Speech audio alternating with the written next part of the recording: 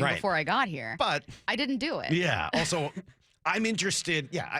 They didn't have the resources to trade into the top 10. Yeah. They didn't have a second-round pick. They had 1 third-round pick. Next year's draft is supposed to be incredible, and there's not a lot of reason to trade from it. So I got to tell you, I'm sure that they called. I absolutely believe they called into the top 10 like, hey, what would it take to get there? We might be interested in taking a quarterback. And then I'm 100% sure that they were like, whoever answered the phone was like, you don't have enough to do it. Okay, goodbye. Mm-hmm. Click. So, yeah, they need a quarterback still. And they need a franchise quarterback. They don't have that yet. I'm not saying that day 3 quarterback is going to be a franchise quarterback, though that's certainly happened for many teams. I mean, Dak Prescott has been that. Russell Wilson has been that. Oh, no, he was a day 2. Obviously, Tom Brady, the most obvious example. Brock Purdy has been that. It happens. It happens. It's not especially common. There are quarterbacks available today. I believe Spencer Rattler remains on the board. It's not who I'd want Seattle to use some of those earlier picks in round 4 on. I think they still have positions of need, whether it's linebacker, whether it's tight end, a couple different names that we're going to look at a bit later. But if we're, once again, taking, a step back and not focusing on just these positions, I like your point about, look, it's not that I think Geno's bad. It's just that if you're going to have a roster with so many holes and so many question marks, your quarterback should be absolutely phenomenal and make up for this. And Geno just isn't that kind of quarterback. Is there a chance that outside of the picks that they make, this roster can improve? Because when I think about how this team gets to a championship caliber team, I think of continued development from the picks they've already made. Your 2022 class was great. It only remains great if you get continued development. Your 2023 class was really promising. It only remains so if you have continued development. You had a step back for week 1, and that's okay because in his rookie season, he was a defensive rookie of the year candidate. But what next for him? So I look at him, I look at Boye Mafe, I look at Zach Charbonnet, I look at Ken Walker, I look at Charles Cross, Abe Lucas, all of these names. You don't stop making it count once they get here. You start looking at the recipe of how they get to a Super Bowl, and all of those guys are part of it. Yeah, it takes a lot of growth. Yeah. We went nuts about that 2022. Oh, my gosh. It's amazing. Yeah, they were good. Yeah. And I don't know whether I would sit here today and say they're amazing. Yeah. And last year's class, I think you really liked your 2 first-round picks. Mm-hmm. Really didn't love the production you got out of your 2 second-round picks. And some of the defensive, Cameron Young didn't do much, and Bradford didn't do much, and Mike Morris got hurt. And all of a sudden, those late-round picks that everyone was kind of excited about really didn't do jack squat. We didn't see Kenny McIntosh at all. And then, as you mentioned, Tariq Woolen took a huge step back last year. So all of a sudden, it went from looking like you had a huge nucleus of players to being like, all right, there's 3 guys here I really like. Mm-hmm. 3. 3's different from like 7. Yeah. And that's not to say that 3 or 4 other guys aren't going to find themselves back up in that category. But when you look at it today, you love Cross, you love Jackson Smith and Jigba, and you love Witherspoon. Need Boye Mafe to continue to develop. Need Derek Hall to show up and look like an NFL player. Need Zach Charbonnet and Ken Walker to continue to be better than they've been. Like, there's some big growth steps that need to occur, and maybe unlocking those guys will be the job of this new coaching staff, and they get it done. I was just going to say there's an X factor we're not talking about at all on draft day, and that's going to be coming up. We're also going to take a look at some names that we're paying attention to for rounds 4 through 7. Again, you guys, this draft day 3 starts at 9 a.m., not 8 a.m., Stacy. Seahawks are on the board with pick 102, which is the second pick of the day. So we are getting started pretty quickly at the top of the 9 a.m. hour, 30 minutes away from that, from learning who the next Seahawk is. Don't go anywhere. Seattle Sports, your home for Brock and Salk. Byron Murphy, the number 16 pick in the draft of your Seattle Seahawks, joining us. When did you know that you could be a first-round pick in the NFL? I knew before the season, if I just do good and dominate this season, which I did, I could possibly be a first-round draft pick. So I let that resonate in my mind, the whole time, the whole season. So that's all I was really just, thinking about. That's what I was striving for, and I did it. Hear the rest of this interview on demand at seattlesports.com and on the Seattle Sports YouTube page. You want more speed? Well, then you're in luck, because Xfinity just increased their internet speeds, and they're faster than ever. And with super fast internet and a reliable connection, you could do more of what you love whenever you want. More gaming, more downloading, more video chatting, and more cozy nights on the couch streaming your favorite movies and TV shows. If life with more speed is sounding pretty awesome, Well, that's because it is. And it's time to get more out of your internet with faster speeds from Xfinity. Now through June 21st, get 150 megabit Xfinity internet for only $19.99 a month for 12 months with a 1-year contract. That's double the speed for the same great price. Go to Xfinity.com, call 1-800-XFINITY, or go visit a store today. Requires paperless billing and auto pay with stored bank account. Restrictions apply. Equipment taxes and other charges extra. After promo, regular rates apply. Actual speeds vary and not guaranteed. So make the call today to 1-800-XFINITY. You go into your shower feeling, but as soon as you reach for the Irish Spring, your day immediately gets better. That crisp, fresh, unmistakable Irish Spring scent zings your brain and awakens your senses. So when you finally emerge from the shower, 37 minutes later, because you pay the water bill so you can stay in there as long as you want, you're ready to take on the day and smell great doing it.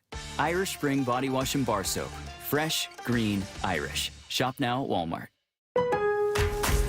Free! Who doesn't love free? With Milo's Rewards, you get the member-only treatment that's actually worth it. Enjoy free member gifts you'll love. And once you reach Silver Key status, you can get free standard shipping. Because Lowe's knows nothing feels better than free. Learn more about our new loyalty program at Lowe's.com/Milo's Rewards today. Program subject to terms and conditions. See Lowe's.com/terms for details. Member gifts may be subject to additional terms and restrictions. See Lowe's.com/shipping terms for details. Subject to change.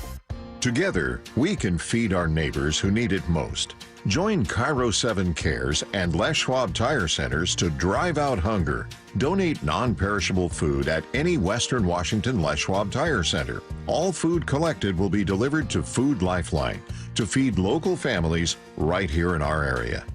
Join us for the Drive Out Hunger Food Drive, happening right now. Brought to you by Les Schwab Tire Centers, Cairo 7 Cares, and QFC. What do you get when you assemble 18 competing dealers? With over 400 new and used RVs, plus manufactured homes on 20 acres, you get the best chance to save all year. The Puyallup RV Show, May 2nd through 5th. Free parking. Get tickets at PuyallupRVShow.com. At aimyourdigital.com, we'll help you target the right audience, build your leads, and crush your quota. Take your business to the next level. Our digital marketing strategies help grow awareness of your product or service, all while building trust in your business. Our approach involves leveraging multiple tools and strategies to deliver exceptional results that are customized to your unique business needs. Don't wait to run out of sales leads. Keep your business growing. Get started with aimyourdigital.com today. It's Cookies Country Chicken Lunch Fry Time Reminder. Need a hot wing and a cold drink? You'll find it in Pioneer Square or Ballard at Cookies. That's real good chicken. And tell them, make it spicy. Fresh fried chicken any way you like it at Cookies. CookiesCountryChicken.com. The Mariners are all about giving you more baseball for your buck. Snag seats for as little as $10 on select dates all season long with Mariners Value Games. Plus, be sure to check out the Mariners Value Menu, available at every game and featuring 11 items priced from $2.50 to $4. Enjoy ballpark classics like hot dogs and peanuts, new treats like churros and chocolate chip cookies, and more. To get your value game tickets and check out all the value options at T-Mobile Park, go to mariners.com/value. Some people just know the more you protect, the more you save with Allstate, because they know insurance math. Like if you protect your home and auto, Allstate can save you up to 25%. So it's like losing money if you don't bundle. Save more when you protect more. Bundle home and auto with Allstate today. Bundled savings vary by state and are not available in every state. Saving up to 25% is the countrywide average of the maximum available savings off the home policy. Allstate Vehicle and Property Insurance Company and affiliates, Northbrook, Illinois. eBay Motors is here for the ride. 120,000 miles of night drives, daily commutes, and who knows how many. Are we there yet? Through countless fixes, elbow grease, and a new radiator, you kept your ride alive. With eBay Motors, you have over 122 million parts to keep it running. And with eBay Guaranteed Fit, they'll be the perfect fit every time. Plus, at these prices, well, we're burning rubber, not cash. Keep your ride or die alive at ebaymotors.com. Eligible items only. Exclusions apply. You're listening to the 2024 NFL Draft. Hear reaction to every Seahawks pick on Seattle Sports and streaming live on the Seattle Sports app. You are less than an hour away from round 4. You're actually less than 30 minutes away from the start of round 4. The Seahawks are on the board with the second pick of the day. They're going to have 5 picks total today, 2 in the 4th round, 2 in the 6th, 1 in the 7th. I'm Stacy Rost here with Mike Salk, and we are getting you guys ready for the start of day 3 of the NFL draft, taking a look at Seattle selections with some live reaction. Coming up at 11, you want to stay put and don't go anywhere because we're going to hand coverage off to Lefko, Maura, and Curtis Rogers. Before we talk draft specifically, Mike, I wanted to talk about what I called an X factor in all of this, and I'm a little upset because you spoiled my tease. Oh, no. By mentioning this new coaching staff. That, to me, is the X factor in all of this. We start, it's okay. I can move on. We got to work on our chemistry. Yeah, we can try. It's actually great, though, that you and I are both kind of considering the same thing because that's kind of the next step in this process, right? It's, yeah, I remember I'm going to use a quick Mariners comparison. You and I had a conversation where it's like, why did everyone suddenly forget about Luis Castillo and Julio? Like, it was when we were getting ready for the Mariners season and we were talking about questions at third base and the platoon there and questions about defense and can Ty come back and do all of this and, what's this going to look like? And it's like, wait a minute. I haven't said anything about the ace that's going to be on the mound on opening night. I haven't said anything about the best player on your roster. That's kind of how I feel about Mike McDonald and his coaching staff. One of the biggest stories in Seattle, and certainly the biggest story with this team, is that they moved on from Pete Carroll. And that has kind of fallen by the wayside with the excitement of the draft and free agency and all these new players and the needs that this team has. The X factor is, well, we've never seen what Mike McDonald does with these things. We've seen what Pete Carroll does with the pieces he's given by John, how he crafts this team. We haven't seen that with Mike. It's a good point and a good analogy. Must have been told to you by a great genius is all I could think that somebody came up with such an incredible point. No, I think what it's about, and thank you for bringing it back, is we tend to focus on the new, the interesting, and the challenging. Especially in sports radio. Yeah. And I think, we're trying to bring interesting conversations to our listeners. And so we ask questions. We don't generally say things like, do you think this really good player is still going to be good? Because we kind of take that for granted. It's not really a hot take. Right? Like, hey, you think Luis Castillo is still going to be good? Yeah, I do. Okay. All right, well, moving on. And that's sort of the end of the conversation. Yeah. And so they're not very interesting. But Luis Castillo is pretty good, and you got to see the other day the series finale rubber match in Texas. It's a very different series and feels very different if you lose that game. But what does Castillo go out and do against a really good lineup? He's nasty, and they were on it that day, and he still finds a way to get it done. He wins you the series. We'll talk more about Julio, I'm sure, over the course of the season. But it's a good point, right? Those guys end up mattering and making the difference. We've spent hours talking about the change from Pete Carroll to Mike McDonald. We've spent days, we've spent weeks, we've spent what feels at times like an eternity. I think I have said Mike McDonald, let's see what he could, in my sleep, right. Like I'm just talking about. I think I've said Mike McDonald enough times that eventually I'm going to stop calling him by anybody else's name. It's going to be his full name is what I'm going to say. It's just Mike McDonald. Mike McDonald. Yeah, that's sort of how it is in my mind too, actually. Because when I hear Mike, it sort of weirds me out. That's true.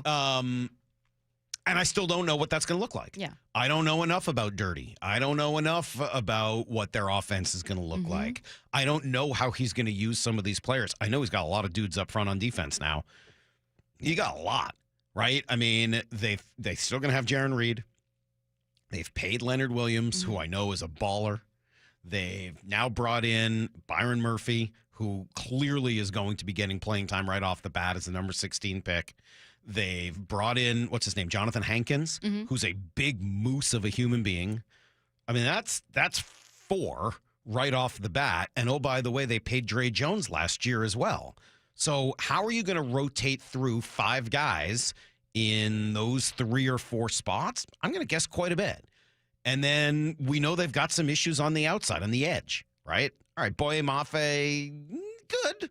At times, especially getting to the quarterback. Does he set an edge the way you want him to? I don't know in this system. I know that one guy can do it, Chenna Nwosu. The other 2 guys that have been around now for a little while, Darrell Taylor and Derek Hall, quite frankly, not good enough. Not even close, especially last year with Derek Hall. So we can see Dre Jones more on the outside, given that they just drafted a similar kind of a player inside. Maybe, right? I mean, so there's a lot of options and unknown of how they're going to handle, some of the newness. What I do know is that they were in the bottom 3 in rush defense the last 2 years. Yep. That's abysmal. you've gone out and done what you think you needed to do to address that. You've changed out your linebackers and gotten faster. You've changed out the front of your defensive line and gotten both bigger and potentially stronger. You're going to be able to make some changes on the edge. You put all of those things together along with some changes in scheme, you better fix the run, right? Yeah. And if you can do that, it opens up a lot more opportunities for you. I'm going to break one of Sheil Kapadia's rules of the draft when applying that same rule to the Seahawks, but I think it's fair. So one of his 6 rules for GMs heading into the draft was don't think you can be like a Mr. Fix-It. So if you see a player that a coach in college couldn't get the most of, why would you think you can? Like, why would you think that you as an NFL coach, as an NFL GM, as an NFL team can unlock talent in someone that a coaching staff that recruited him, that knew him from when he was a teenager, that whatever, just couldn't? And you know what? It's like the line from Frozen, Stacy. I'm not saying you can change him because people don't really change. You can, sure, that works, but... How many times have you seen that movie, do you think, to be able to recognize that? Unbelievable amount I would imagine. It's also one of my favorite Disney lines of all time because it's the opposite of every other romance from the 80s, 90s, and early 2000s where it's like, oh, you'll change them. Yeah, it's almost the too real version of a movie where they're like, hey, if they show you who they are, believe them. And you're like, well, this is a kid's movie? It's different. And there is a huge part of that that's very true, and that's why Sheil says it, and it's a very important lesson for GMs.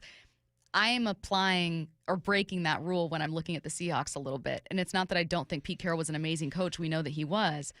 But there are players that I have had question marks over for the last 2-3 years that I am naturally wondering if Mike McDonald can unlock something there, because the thing that we've kept hearing about him is that he's a really good teacher, that he makes things easy to digest. And importantly, and one of the things that we miss when we critique the end of Carroll's regime, there's a lot of assistance in between Pete Carroll and those players.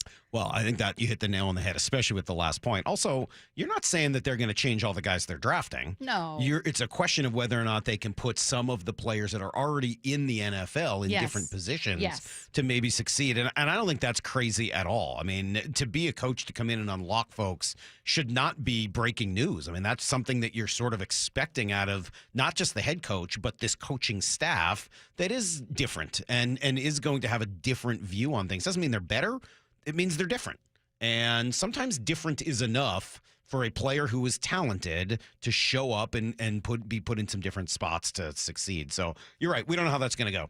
He's also a rookie head coach with a lot of rookie assistant coaches. They may be worse. They might not do a good job at all, right? I mean, it's not like the hit rate on head coaches is significantly better than the hit rate on quarterbacks. We're excited about the newness. And right now, today, and you're hearing all the glowing reports of all the cool things you can do. It's like, heck yeah, this seems great. And they may unlock some of these players. And for other players who have succeeded in the old scheme, after a year, you may be like, ugh, that did not go particularly well at all. That player either isn't a fit or they couldn't reach that guy the same way they could with Pete. So I'm really excited to see what things look like, probably more than I am feeling an excitement that like this team is ready to compete. That doesn't mean they're not taking, as you said earlier, baby steps towards it. I think they do feel like they're addressing things that will get them closer. But I don't know how close they actually are until we see these players with this coaching staff. Right. It's kind of like building a foundation up. If Brady Henderson described this draft for the Seahawks as a meat and potatoes type draft, like address the trenches, address the actual areas of need with a lot of talent. Hardest thing to do in the draft, but to like really try to do it with this one. When you build that way, you're not looking for this missing magic piece, you know, like the Chiefs, you know, getting a wide receiver for Patrick Mahomes, thinking, all right, here we go.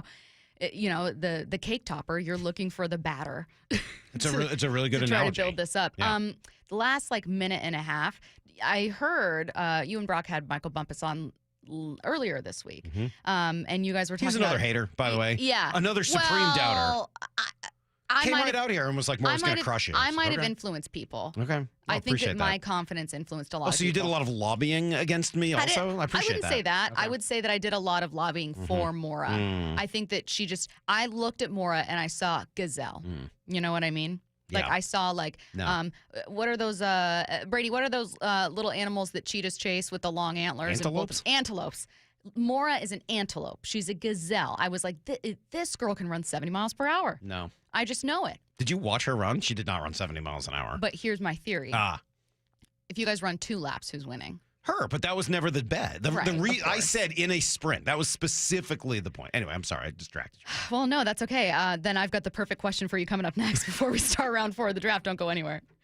With the 16th pick in the NFL Draft, your Seattle Seahawks select Byron Murphy, defensive tackle, Texas. Well, Dave, you got what you wanted, man. You got to help and address your defense, and you were 31st in the league at stopping the run. You build a wall. That is the philosophy of Mike McDonald and this defense. You build a wall, and that means you stop the run. Exclusive analysis of every Seahawks pick on Seattle Sports, your home for the Seahawks and the NFL Draft. Don't pay retail for your diamond engagement ring or gift. Come to CleanOrigin.com. Founded by a leading family in the diamond industry for more than a century, we're experts in lab-grown diamonds because that's all we do. Clean Origin, the only diamond jewelers who give you a 100-day, no questions asked return on your purchase. Head to CleanOrigin.com or one of our retail stores and mention code Radio10 for 10% off your purchase. That's CleanOrigin.com, code Radio10. Whether you own a local business or a global one, you know that these days, generating growth is a challenge. By teaming with Bank of America, you'll not just stay ahead of the curve, you'll move it. With access to experts, award-winning insights, and business solutions so powerful, you'll make every move matter, locally and globally. Visit bankofamerica.com/banking for business to learn more. What would you like the power to do? Copyright 2024 Bank of America N.A. eBay Motors is here for the ride. 120,000 miles of night drives, daily commutes, and who knows how many. Are we there yet? Through countless fixes, elbow grease, and a new radiator, you kept your ride alive. With eBay Motors, you have over 122 million parts to keep it running. And with eBay Guaranteed Fit, they'll be the perfect fit every time. Plus, at these prices, well, we're burning rubber, not cash. Keep your ride or die alive at ebaymotors.com. Eligible items only. Exclusions apply. Lowe's knows pros need the right tools for every job. That's why we sell the largest in-store selection of Klein tools anywhere. Find new items launching exclusively at Lowe's, like the self-leveling laser level for just $159.98. Plus, shop the Connect socket set for just $49.98. Get Klein tools in-store and online today. Because Lowe's knows tools. Lowe's knows pros. Hey guys, do you know your T-level? Revive Men's Health here in Seattle is helping you take that first step toward better health and enhanced intimacy with a free testosterone level test, exam, and consultation. Plus, for this month only, qualified patients can kickstart their treatment with a free supply of ED medication. Revive's customized ED treatments can provide immediate results, restore blood flow naturally, and even bring spontaneity back into your love life. With both in-person and telemedicine appointments available, plus free shipping directly to you, Revive takes the hassle out of treating low T and ED. Having an optimal testosterone level can change your whole life, and it starts with knowing your T level. Take that first step and book your free testosterone test, free exam, and free consultation, and kickstart your treatment with a free supply of ED medication this month only. Call Revive Men's Health Seattle at 206-529-1111.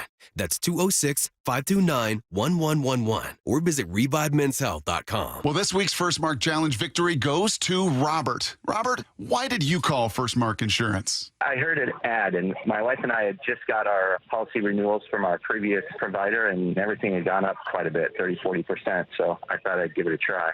It was a pleasant experience, very easy. It only took a couple of days to get the good news back. And were they able to save you money? Yeah, we were able to save well over $1,000.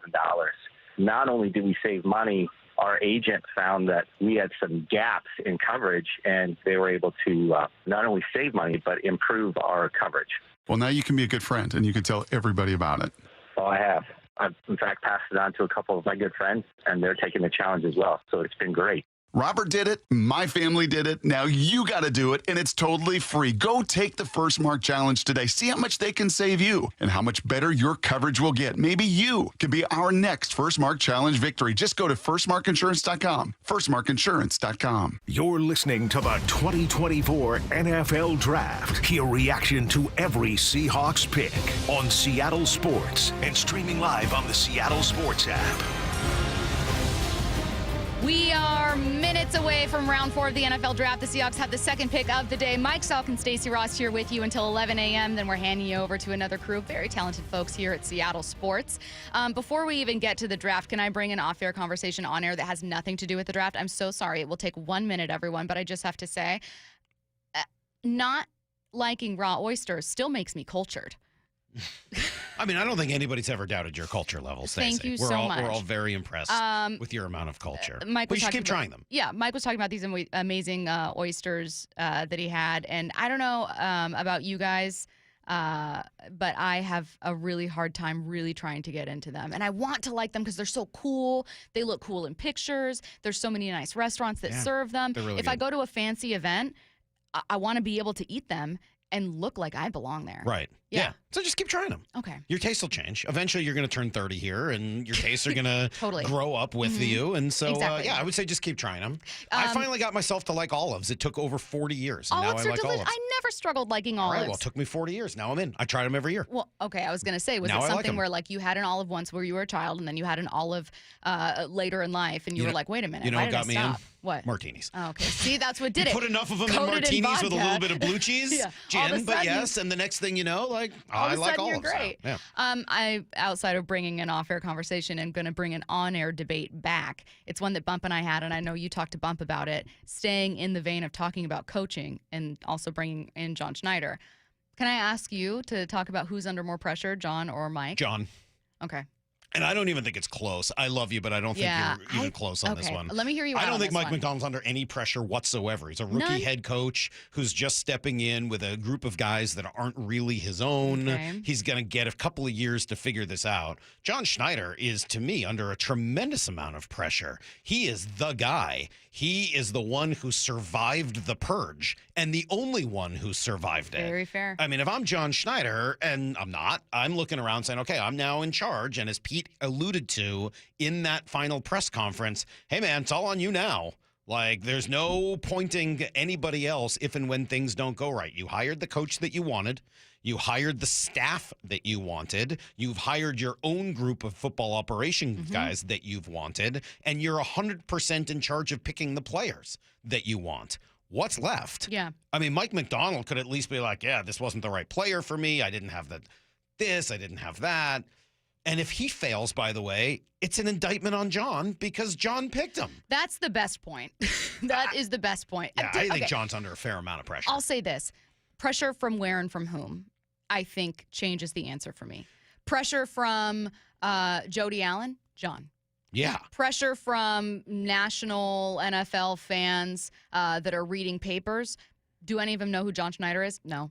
No, but their pressure doesn't really matter. Who cares what the national folks think? Well, Pressure from Seahawks fans? Yeah. I would think it's John Schneider I again. think that you follow up the most successful, the winningest head coach this organization has ever seen, and then by no fault of your own, you start having stories that come out before you get to prove anything on the field about taking pictures down or whatever other stupid things we've been talking about. I thought that he looked great in that one, though. Well, Doesn't I he come did off too. smelling like a rose? I thought so. Yeah. Especially with him and John taking the video ahead of day one of the draft. He doesn't in come front across of like the an tip. embittered ex-player in Not any way. at all. No. But you have these high expectations. You're supposed to be the Sean McVay of defense. You're a genius. You're coming in here and you're going to fix this, right? And the reality is he doesn't have all the pieces to suddenly make this team a Super Bowl team, but I you don't just think gave him that's his readily excuse. obvious. But you just gave him his But excuse. does everyone know that? There are people that would look at Geno Smith and go, oh my God, Geno's losing this game. And it's like, Geno's fine. He's completing 66% of his passes. He's thrown, a touchdown. He's not the problem. I think that we look at quarterback, we look at head coach, gap, GM, everything else. It's a good point. All right, fine. It's a good point. I still disagree because I think eventually he's going to be people like you and me and others in the media who attempt to shape opinion. Oh, don't know how successful we are at it, but well, I attempt had to. someone agree with me and say I'm 60 oysters or a no. So I'm shaping opinion around oysters very successfully. But how often are they trying them? That's the question. Well, I don't know. They should let me know. You got to try it. You got to try it every year. Every year? Every year, you got to try something you don't like over and over. I try coffee every year. You still don't like coffee? Still hate it. You're drinking coffee right now. That's tea. Oh. That's a London fog. I just don't like it. I try it every year because I want to like it. I tried olives every year. Now I like them. Anyway, Mike McDonald's going to get you're a rookie head coach for an excuse for a year. Sure. Like, yeah, he screwed up the end of the game. Yeah, he's learning. That's a good learning experience for him. We'll see how he does it the next time, right? Don't be a mistake repeater, but maybe he's learning a little something more about what it's like to be in that seat, et cetera. He's going to get some growth excuse, a little bit of leeway to figure out how to run a press conference, how to run a 2-minute drill, how to call time, like all of those things, when to challenge. He's going to get a little bit more leeway because he's going to be new to it. John Schneider's been picking the groceries here for 15 years. Sure. Like, you got to get him right. And that piece that came out the other day from, was it Pro Football Focus, that went, or it was Over the Cap, rather, that went through and looked at all of these teams drafting since 2011 and came out with, did you read that? The No. percentage? Oh, whoa, Well, okay, whoa. okay. They ranked teams based on the amount of money their draft picks got in second contracts. Not necessarily with them. Okay. But how much more money did all of their draft picks together get in their second As a contracts marker than of they the did as a success first? of their draft Yeah, like, hey, that you drafted a guy in the third okay. round. He was originally paid $400,000 a year, whatever Okay. the number is. But then in his second contract, he turned out to be really good. He got Sure. $3.5 million. Okay. That's a huge jump. You get 7x for that Yeah. versus a guy who's out of the league, you get 0x. And the Seahawks were second to last behind That the makes Browns. sense. And then and somebody wrote back, hey, we'll take quarterbacks out of it. Because if you hit on a quarterback, they go from making a few $1 million a year to like $40 million. Okay. And the Seahawks were second to last. So that's not the be-all, end-all measurement. The Seahawks had some draft picks that couldn't get on the field during that time because they had Richard Sherman and Michael Bennett and Marshawn Lynch and Russell Wilson and, KJ Wright and the rest of that group. Bobby Wagner. There wasn't a lot of room Until for draft picks. 2015-16. Yeah, eventually those guys started to move out. Yeah. It's 17, 8. Like, okay. I'll give 17. I think 17 was the last year for and that I think defense. and so that's going to affect That's a the good number. point. So this is not a like, hey, they're the worst drafting team or anything like that. But there are some questions and holes about their drafts during that time. And it's not like those players ended up going elsewhere because somebody else was in love with the talent and got paid somewhere else. There's some legitimate question marks there. During that stretch, after the nucleus of the Legion of Boom was drafted, there's kind of like 3 excellent draft picks since then. 3. Yeah. Right? And I think you point to Tyler Lockett, to Frank Clark, and to DK Metcalf until this last kind of group came in. And we're going to wait and see what they are. Those 3, A+. Knocked it out of the park. And there's some other good draft picks in there. I'm not sitting here saying like it was those 3 and nobody else. There's Chris Carson. Like there's a bunch of other guys you drafted along the way that have been pretty darn good players. But 3 like standout A+ kind of draft picks. It's interesting because of those 3, only 2 got second contracts That's or true. third in the case of Tyler Lockett. Yeah, and they probably couldn't afford everybody, right? It was Right. like, how are you going to get these 3 guys and Russell and Bobby Wagner? Like they kind of got caught up in that mix. But I think John's done a pretty good job the last couple of years, and he seems to have sort of made a course correction. That doesn't change the fact that there's a lot of pressure there to get it right. I guess I was thinking of the nature of media, the nature of the NFL, not the nature of what's actually true. And not with important context and nuance, which makes it clearly John. I was thinking of it, if this team starts 0-8, whose name are we reading about in the paper? Whose name are we hearing on our airwaves? It's Mike McDonald. That's a good point. But I think that's going to lead to, hey, who chose Mike McDonald? Sure. It's got to be the guy that's picking the groceries. You would think that it does, but I guess that I have less faith in, I know we're part of media, but in the way that sometimes we talk about sports as a whole, it's just, whose fault is it? Without this pause of, well, wait a minute, who's behind the wheel? Yeah, I also don't think that that's likely to happen. Like, I don't think this team's likely to take a major step back. I don't know whether they take a huge step forward and become a surefire playoff team or anything like that.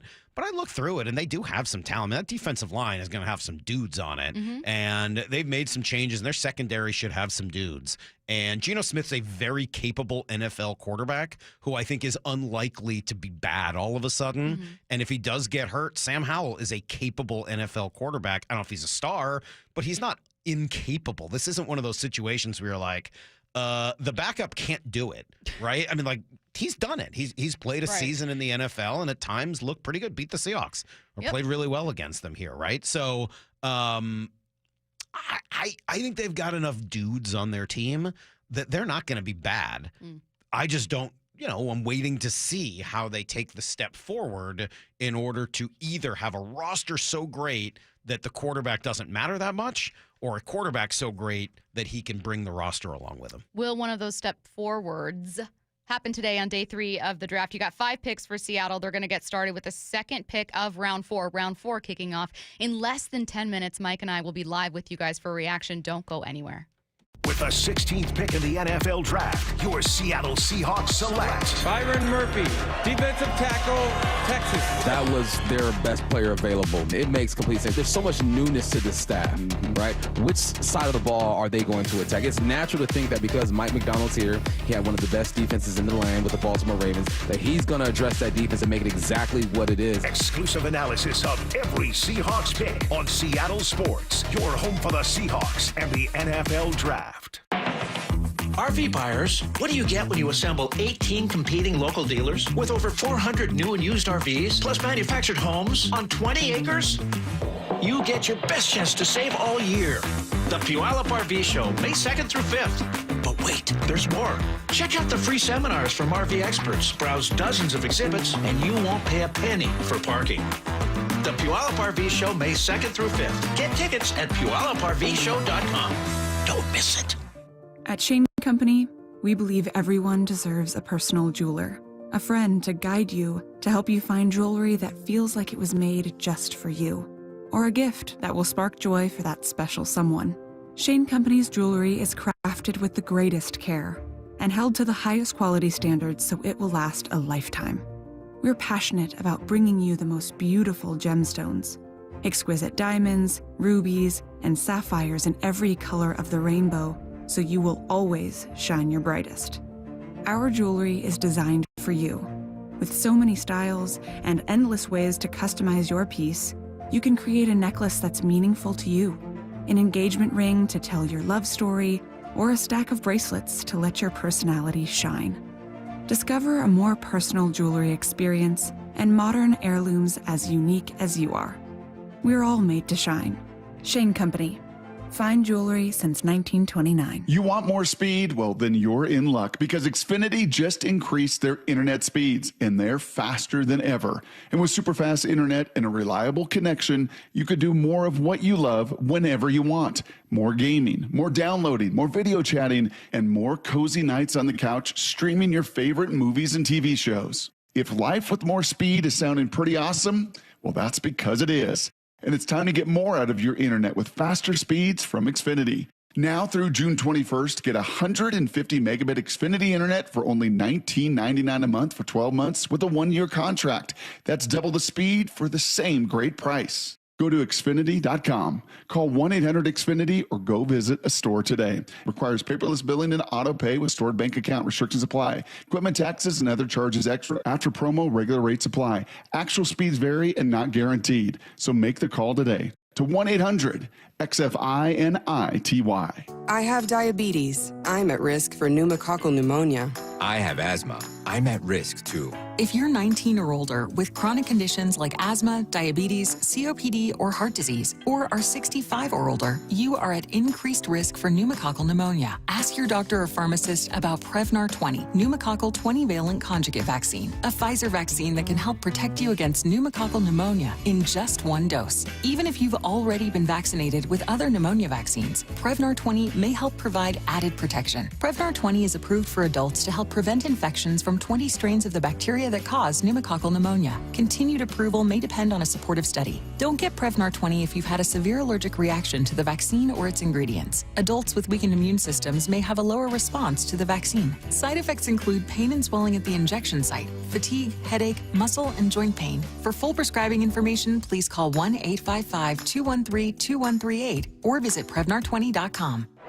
I'm Bradley Johnson with 1-800-DUI-AWAY, and I want to talk to you about baseball. It's game day. The stadium roof is open. Our club's putting up a fight. Their cold brews in hand. But outside, the police are getting ready to spot fans trying to steal their home base. You're out! Maybe the night threw you a curveball, an officer made an error, or perhaps the bases weren't the only thing loaded. At 1-800-DUI-AWAY, we know it's not 3 strikes, it's 1 strike, and you're facing the Grand Slammer. 1-800-DUI-AWAY is here to help, even if we have to go into overtime. So call 1-800-DUI-AWAY or go to 1-800-DUI-AWAY.com to set up your free private consultation. When you're on defense, it's full count, bottom of the ninth. You want your closing pitcher on the mound.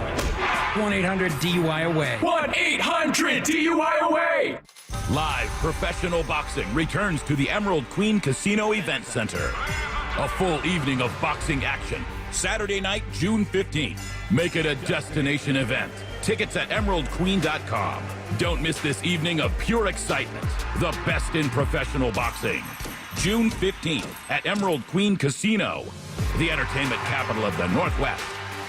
21 and older. Need gambling help? Call 800-547-6133 or visit emeraldqueen.com. The 2024 NFL Draft is on Seattle Sports. 710 KIRO AM Seattle and KIRO FM HD2 Tacoma. Your home for the Seahawks and the 2024 NFL Draft.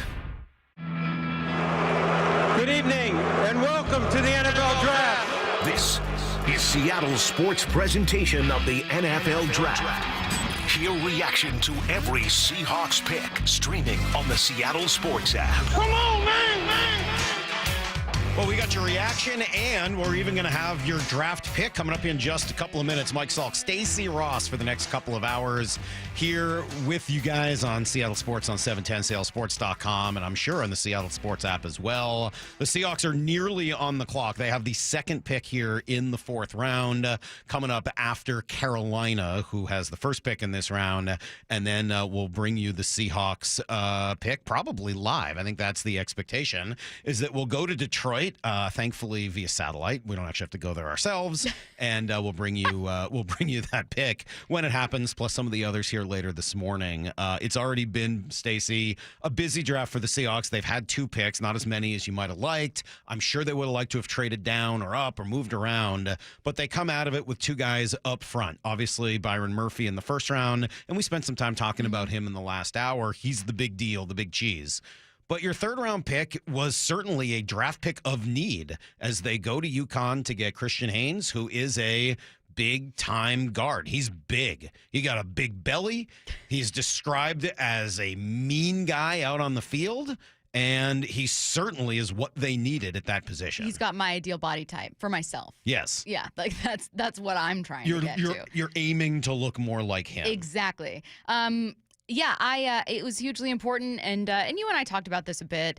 I would have loved to see them, and I'm not an NFL GM, so I don't know what goes into it. I would have loved to see them trade up back into the 2nd, or even earlier in the 3rd, just because that interior line is such a problem, and I don't want to take any credit away from Lincoln Tomlinson, who's got a lot of NFL experience, but if you take him out of the picture and you look at Nick Harris, Tremaine Ankrum, and I'll leave Bradford out of the just look at the 2 free agents with Harris and Ankrum. You've got 4 combined starts over the last 4 seasons. I mean, you have a serious, not just lack of depth, but lack of experience, and so I think that this team knew that, and the gamble that John Schneider was making was, all right, I can get this offensive line right, move a tackle like Troy Fautanu to the inside, interior, maybe overdraft a guard a little too early, which I'm glad he didn't do, or I can get an elite defender. And I like the route that he took, but it was at a sacrifice. It comes at a cost. Everything does, right? Anytime you make a choice like that, it's going to come at a cost, and I think some of those other offensive linemen that we talked about went a little earlier than maybe they would have liked. Yeah. Cooper Beebe is one of those guys, Kansas State guard, that I know Brock was really high on. He ends up going 8 picks before the Seahawks drafted. The guy that I was interested in is Zach Zinter, who is from Michigan, and of course is a Buckingham Brown and Nickel Knight. And got to give him a little shout out for that. He's going to be the first player ever from my high school. Is that why you were interested? Oh yes, 100%. You're the Jackson first player Powers-Johnson. ever from my high school to play in the NFL, or probably to play any professional sport. So I'm There's pretty gotta be darn some- excited about You that. guys are pretty. I feel like this is. It's always given elitist vibes. Yeah. There's got to be some tennis players. There's got to be some golfers. There has to be somewhere a chess player, a professional chess player. You're telling me you Maybe. guys have never had a chess player? We got actors. We got professional actors. We've got Okay. some. That's sort of the Theater. Yeah, we got Broadway. Mindy Kaling and Rachel Platten, singers, actors, that kind of thing. Not a lot of professional football players. And actually, the best team there was usually hockey. But Zach Zinter, nasty Michigan, coming off an injury, so he slips. They elected to go with Christian Haynes instead, and then Zinter fell off the board soon afterwards. So, I don't know who's going to be the best of those three guys. I know that the Seahawks chose this one, a 6-year starter at UConn, or 6-year player at UConn, 4-year starter. He's a little older, 26 years old, so he's been around a little bit, right? Had a redshirt year, had a COVID year that he was able to kind of come, that was skipped. So he's an older player, but he was described as physical. He's described as nasty, which are certainly words you want to hear from a guard. Some people love him and think that he slipped a lot lower in the draft than maybe he should have. There's great value there. On the other hand, I hear Louis Riddick yesterday saying he might be a bit of a project. And when he went up against elite competition, he got bulldozed a little bit. And he saw him as eventually a NFL starter, which is not quite the same as immediately slides in and starts doing damage. So, look, all I could tell you today, Stacy, and I'm sure you would agree with this, is they're addressing the spots on the field that they need to address. Yeah, and I like that marriage of area of need meets best available. That really worked out with them at pick number 16. To them, the best available defender was on the board and addressed an area of need. Obviously, you went with an area of need. Maybe they had players ranked higher than Haynes, but you needed that badly. I wonder if we're gonna start looking at. Panthers currently on the clock, but the Seahawks are going to have the second pick of round 4. I do wonder if they once again start balancing area of need. When would you turn to that if you were a GM? Like, when would you start going, you know what? Look, the best player, Mel's best player available, TJ Tampa, cornerback out of Iowa State. I don't know if that's what you need. Yeah, I think I would say that it's not that I would always be looking at areas of need, but I would have a very strong bias towards particular positions at the top. And I don't know that mine is the same as everybody else's. I don't love wide receivers and corners, and I'm not saying that they don't have a place in the NFL. Obviously they do, but I don't think they're as important as other people seem to. Whereas I think getting those guys up front, tackle, even at guard and center, I probably like guards and centers more than the league does. I think that offensive line is very important, and then obviously quarterback at the top of everything. I just think you got to be good up front. And I would put more value on those players, even if, I think of value more than need. Yeah. But also there are times where you have such a giant hole that you got to fix it. Like you could not go into this season with what you've done on the offensive line pre-draft being it. That just wasn't going to be enough. Right. I mean, you've got undrafted free agency. You've got this next wave of free agency where you have lingering players that have been NFL veterans that remain unsigned. We've seen this team do trades in September and August, obviously, before the season starts. Sheldon Richardson, a prime example of a trade that they did, including Jermaine Kearse, that was like the week before the season started. So they've made trades late to try to improve areas of need for this team. That was obviously following Malik McDowell being done for the season. So they had a sudden need that they didn't have before that they thought they'd address. So we'll see what they do over the next several months. And they do still have some needs. So they're going to pick here in a few minutes. Panthers already have their pick in, which means the Seahawks are on the clock with the 102nd pick in this draft. We'll tell you about the Carolinas here in just a moment, and then be ready for the Seahawks when it comes in. But they do still have some needs here. They still have more needs up front in the interior of their offensive line if they went in that direction. I don't think anyone could be surprised. The secondary, which, I think is in decent shape. You could use another corner. I don't think that would be a huge mistake now that you're in the 4th round. Same with safety. And then the last one is probably tight end. I mean, look at the tight end position where, you paid your number 1 tight end in Fant. And then after that, we'll see. Farrell Brown's on a 1-year deal. You let the other 2 tight ends go. So this may be a spot. Again, tight end is one of those positions where I think you can make a statement about your identity. Do you want Jimmy Graham as a tight end who's a pass receiver, or do you want a guy who can maul, a Zach Miller? And the Seahawks had a very different mentality and a very different identity when they had Zach Miller as opposed to Jimmy Graham. All right, why don't we do this? You guys want to take a real quick break? Yes. We have time? Let's do it right now. The Seahawks are about to be on the clock, so let's take a real quick break right now. When we come back, we'll hear the Seahawks pick. We'll do it live. Stacy Rost, Mike Salk, Seattle Sports on 710. With the 16th pick in the NFL Draft, your Seattle Seahawks select Byron Murphy, defensive tackle, Texas. They go right instead of the left turn. We all thought they were going to take Byron Murphy's grade. Was that good for Seattle? The value of that guy right now on our board, what John has said to you two for the last 2 months, and the way that they grade, the way they evaluate, I am sure Byron Murphy on that board had a grade where like, can't do it, man. I cannot trade. Exclusive analysis of every Seahawks pick on Seattle Sports, your home for the Seahawks and the NFL Draft. I'm Bev. My husband Bill is living with idiopathic pulmonary fibrosis, a type of interstitial lung disease that can scar your lungs and make it hard to breathe. ILD can be hard to diagnose. If you're out of breath with a constant dry cough, ask a pulmonologist if it could be ILD. Bill and I have been married for over 60 years, and we're looking forward to more. If you or someone you love may have ILD, find support, hope, and help at lungsandyou.com. Business. It's all the things that keep this world turning. And behind every one of these companies is a partner helping to keep it all moving. It's why the local flower shop and your favorite pizza joint, the startup and the stadium, hospitals and hotels, banks and restaurants nationwide all choose the advanced network, cybersecurity solutions, and round-the-clock trusted partnership from Comcast Business, the company that powers more businesses than anyone else. Comcast Business, powering possibilities.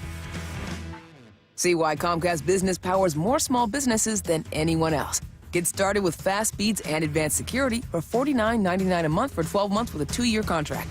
Plus, ask how to get up to an $800 prepaid card with a qualifying internet package. Don't wait. Call or go online to switch today. Ends 5/5/24. Restrictions apply. New customers only with 50 megabits per second internet and security edge. Equal bill and auto pay required. Equipment, taxes, and fees extra.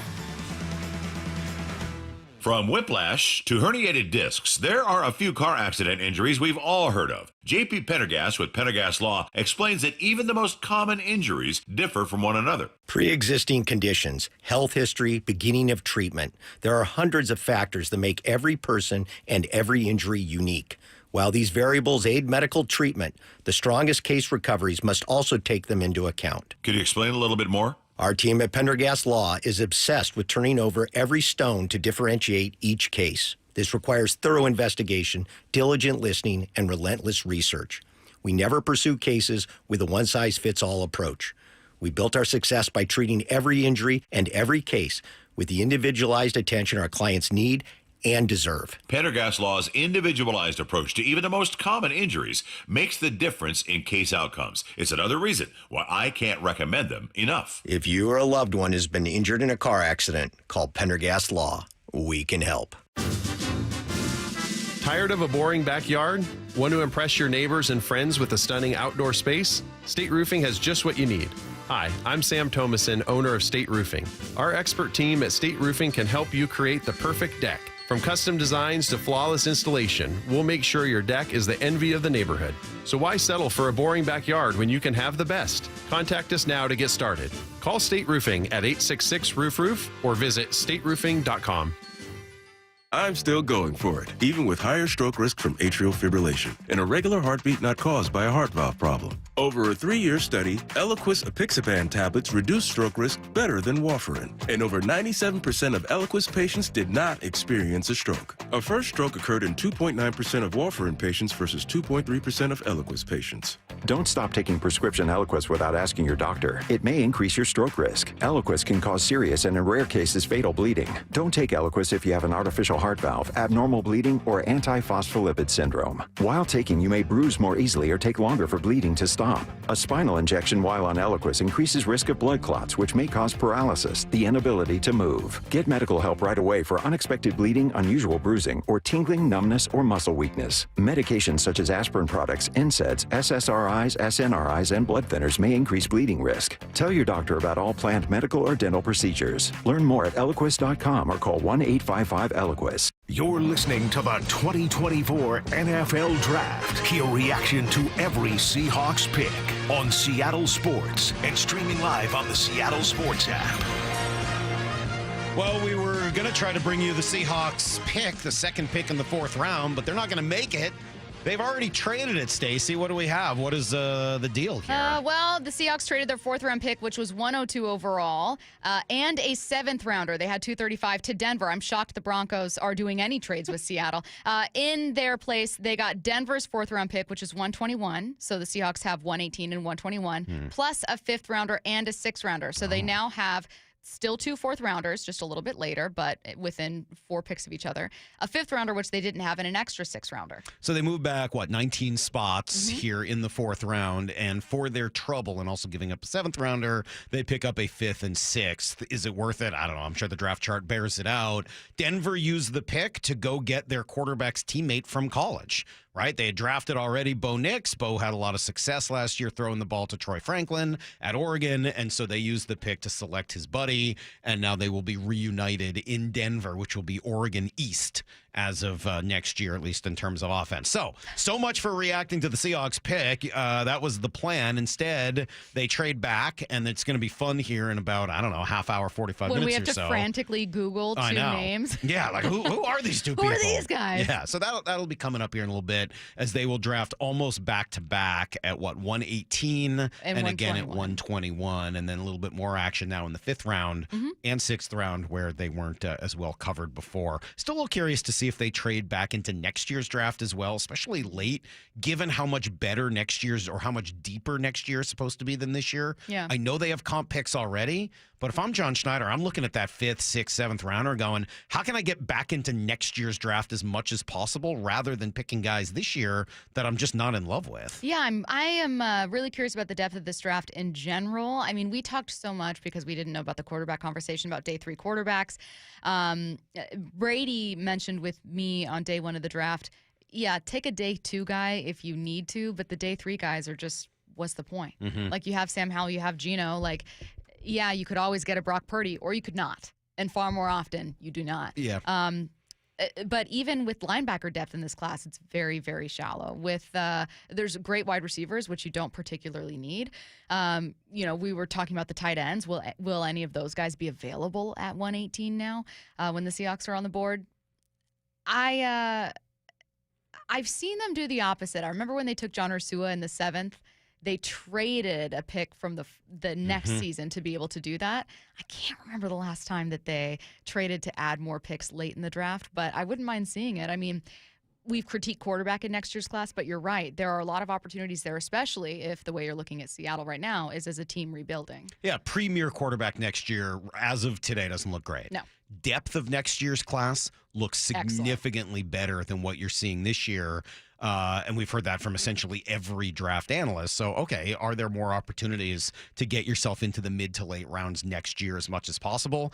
I'm down with that, even if it sort of makes the end of this year's class a little disappointing. But as of now, you're looking at 2 fourth rounders, and, where would you like to see them go? They certainly have needs. Yeah. There are certainly some good players left available. Without necessarily giving me names, because I don't know whether anyone's expecting you and I to have the pulse on each player that's coming out to be a fourth rounder.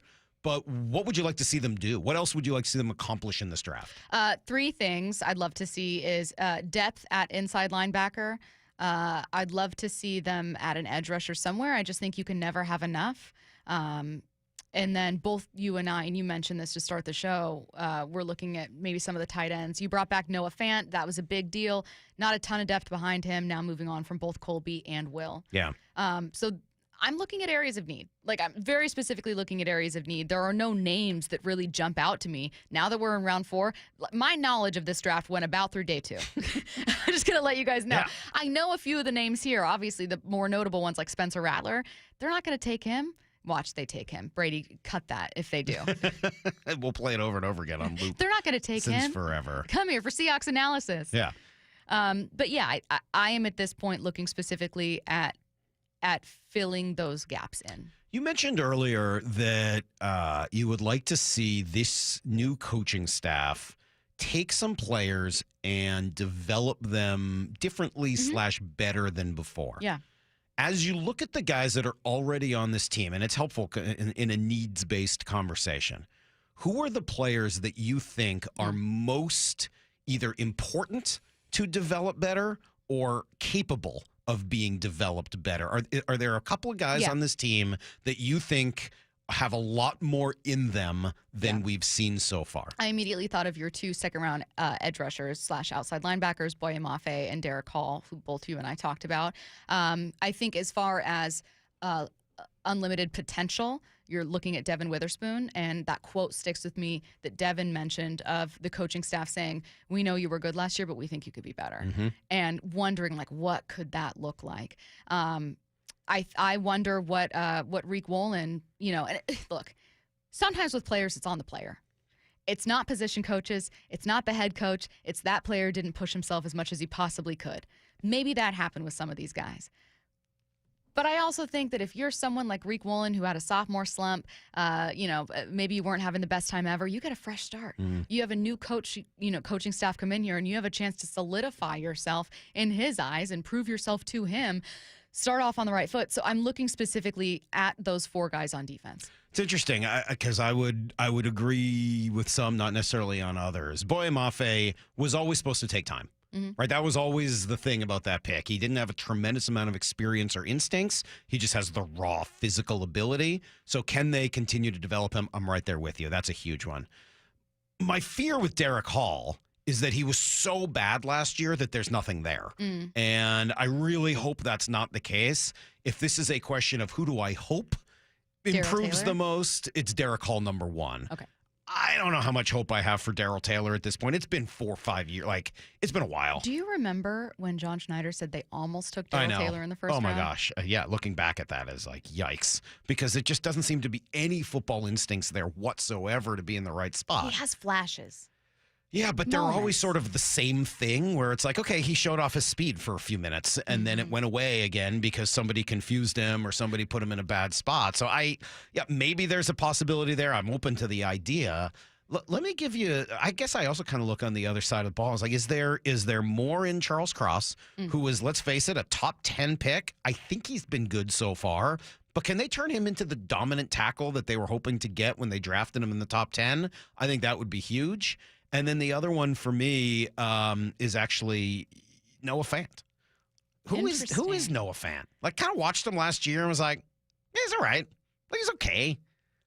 But they paid him. They saw something. I know, and they saw something. And I never watched anything with Noah Fant in his 2 years here that told me that he was going to be like a kind of guy that you want to make sure is still around to build with. So I'm curious to see what they're going to do with Noah Fant. How do you use him better than he's been used before in order to put him in a new position to try to have some success? Yeah, I always wondered with Noah Fant, just like I did with and do with any player who's been with a bad team, maybe who's been with multiple coordinators, if it's that team and not yours. So when Noah Fant was with Denver, I thought the same thing I did with any of the quarterbacks they've had, which is you go, oh, well, maybe he's got a little more potential, but he's been through so many offensive coordinators and a couple of head coaches and some losing seasons. When Noah Fant came here, I didn't necessarily see that very, very obvious step forward, but I did see some moments, namely in that Giants game when Drew Lock came in for a couple series when Geno was hurt. Noah Fant, for a minute there. All of a sudden, right? All of a sudden, like you were glimpse. like, oh, yeah, this is a first-round tight end. That's exactly what he is. Obviously, that didn't remain consistent. And to be fair, it is hard to find that guy. I mean, to find a guy that's big enough, fast enough. You know, we talk about tight ends like it's like, oh, just go find your Travis Kelce. Yeah, you know, Baltimore's got Mark Andrews. San Francisco has George Kittle, and they're different types of tight ends. You know, Kansas City has Travis Kelce.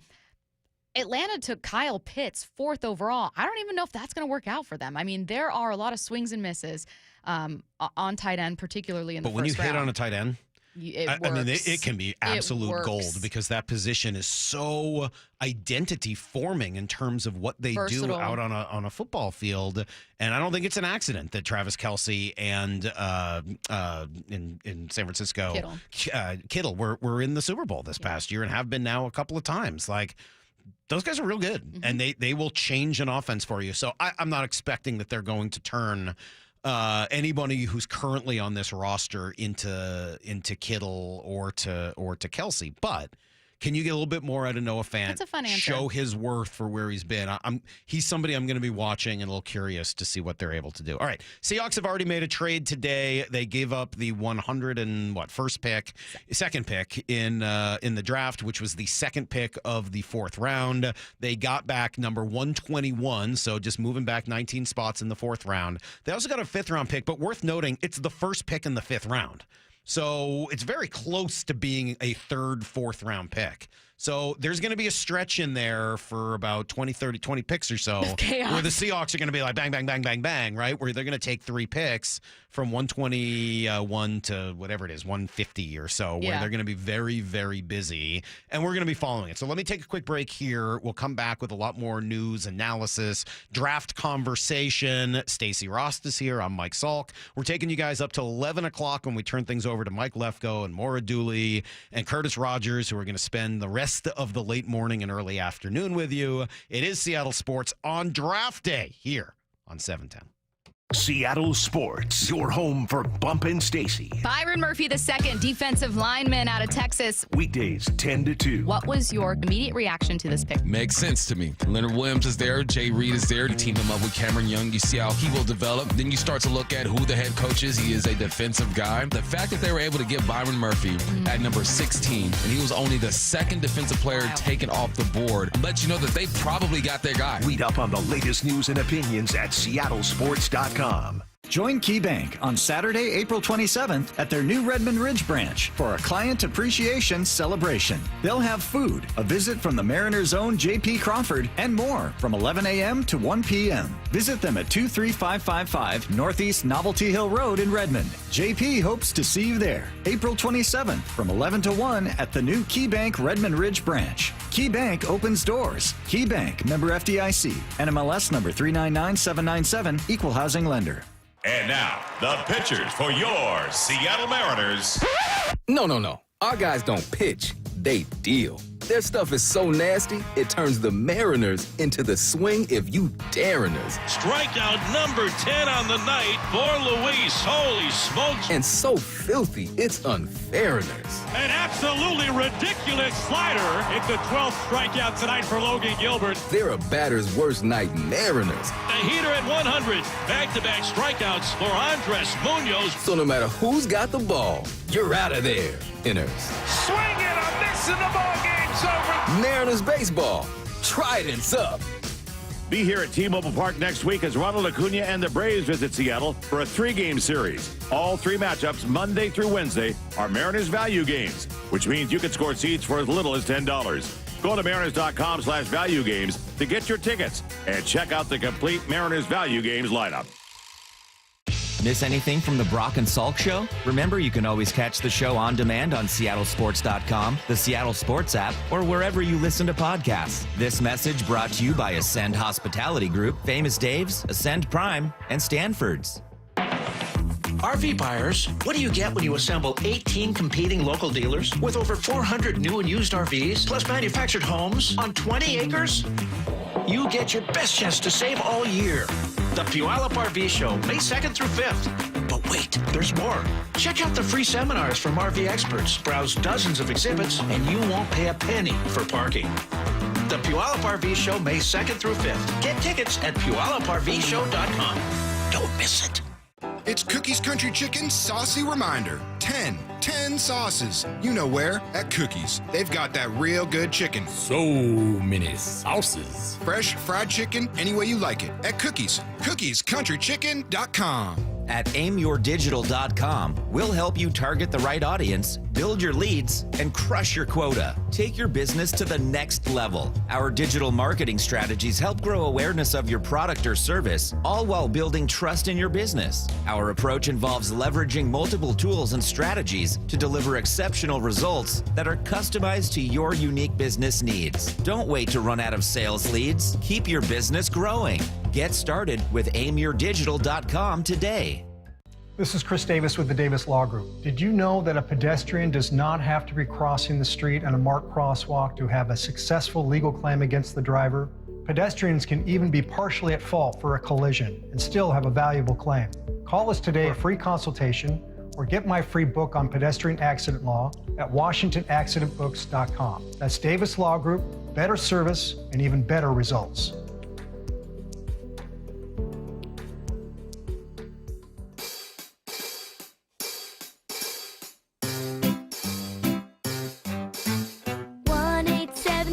Cars for Kids. KARS Cars for Kids. 1-877 Cars for Kids. Donate your car today. 1-877 Cars for Kids. KARS Cars for Kids. 1-877 Cars for Kids. Donate your car today. Donate your car today at carsforkids.org. That's cars with a K. Your car, running or not, can be picked up as soon as the next day. You'll get a maximum tax deduction and a vacation voucher. 1-877 Cars for Kids. KARS Cars for Kids. 1-877 Cars for Kids. Donate your car today. Now accepting donations of land, homes, buildings, or any kind of real estate. Calling all drivers. Here's why Polestar 2 is called the driver's EV. With all-electric performance and a range of up to 320 miles per charge, Polestar 2 has the power and handling to change your perceptions of EV driving. But the best way to find out for yourself is a test drive. Visit Polestar Bellevue to test drive Polestar 2 today. 320 mpg range based on model year 24 Polestar 2 long-range single-motor variant and EPA standard. Visit Polestar.com for full details. You're listening to the 2024 NFL Draft. Hear reaction to every Seahawks pick on Seattle Sports and streaming live on the Seattle Sports app. All right, so the Seahawks decided not to pick. They're not interested in making a pick early today. That was the plan, and they're like, yeah, no, we're not picking yet.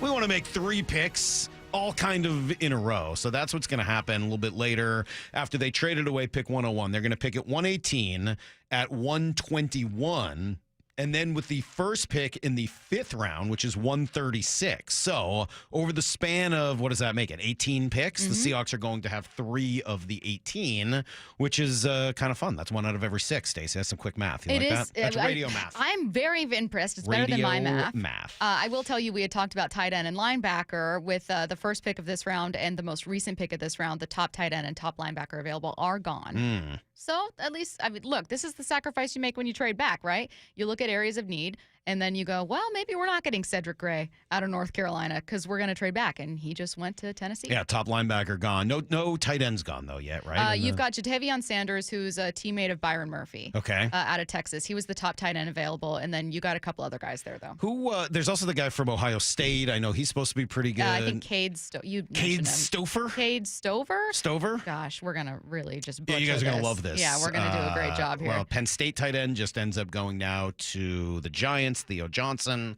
So a couple of the positions that we've been talking about, other teams have interest in those spots as well. Yeah, turns out. So it's not just you.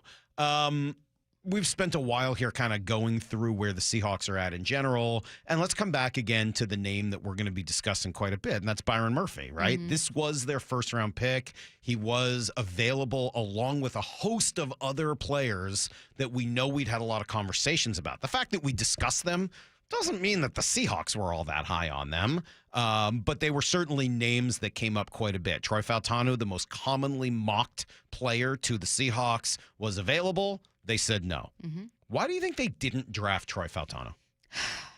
It's a good question. There were late rumors that Troy Fautanu could have a medical red flag from a couple teams over his knee. I don't know that I'm not in that draft room. I don't know that I completely buy that or believe that that was the sole thing.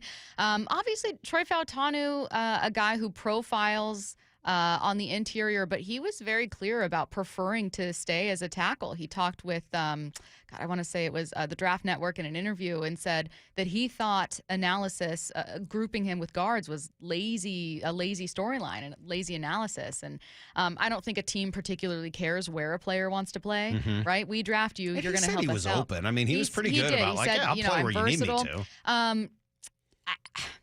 It could be that they looked at it and they said, well, we can take the 3rd or 4th best offensive lineman or the best defensive lineman. Yeah, I think there's probably something to that. I also kind of buy the medical thing. And the one thing we know, Troy Fautano was in their backyard. Yeah. Right? He was right here. Yep. Medical staffs for the Seahawks and Huskies are not that different. There are some crossover guys and doctors who are in both places who might have had a little bit more information than 31 other teams would have. Fair. And oh, by the way, both his offensive coordinator and offensive line coach are now with the Seahawks.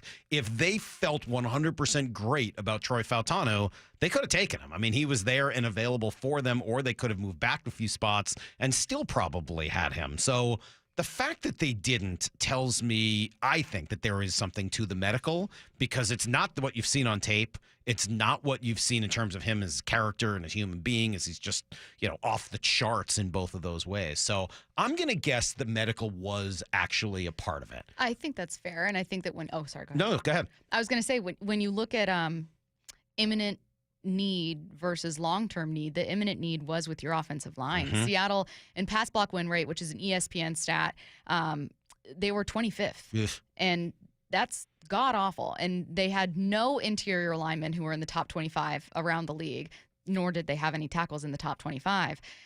This is an area of deep concern. Mhm.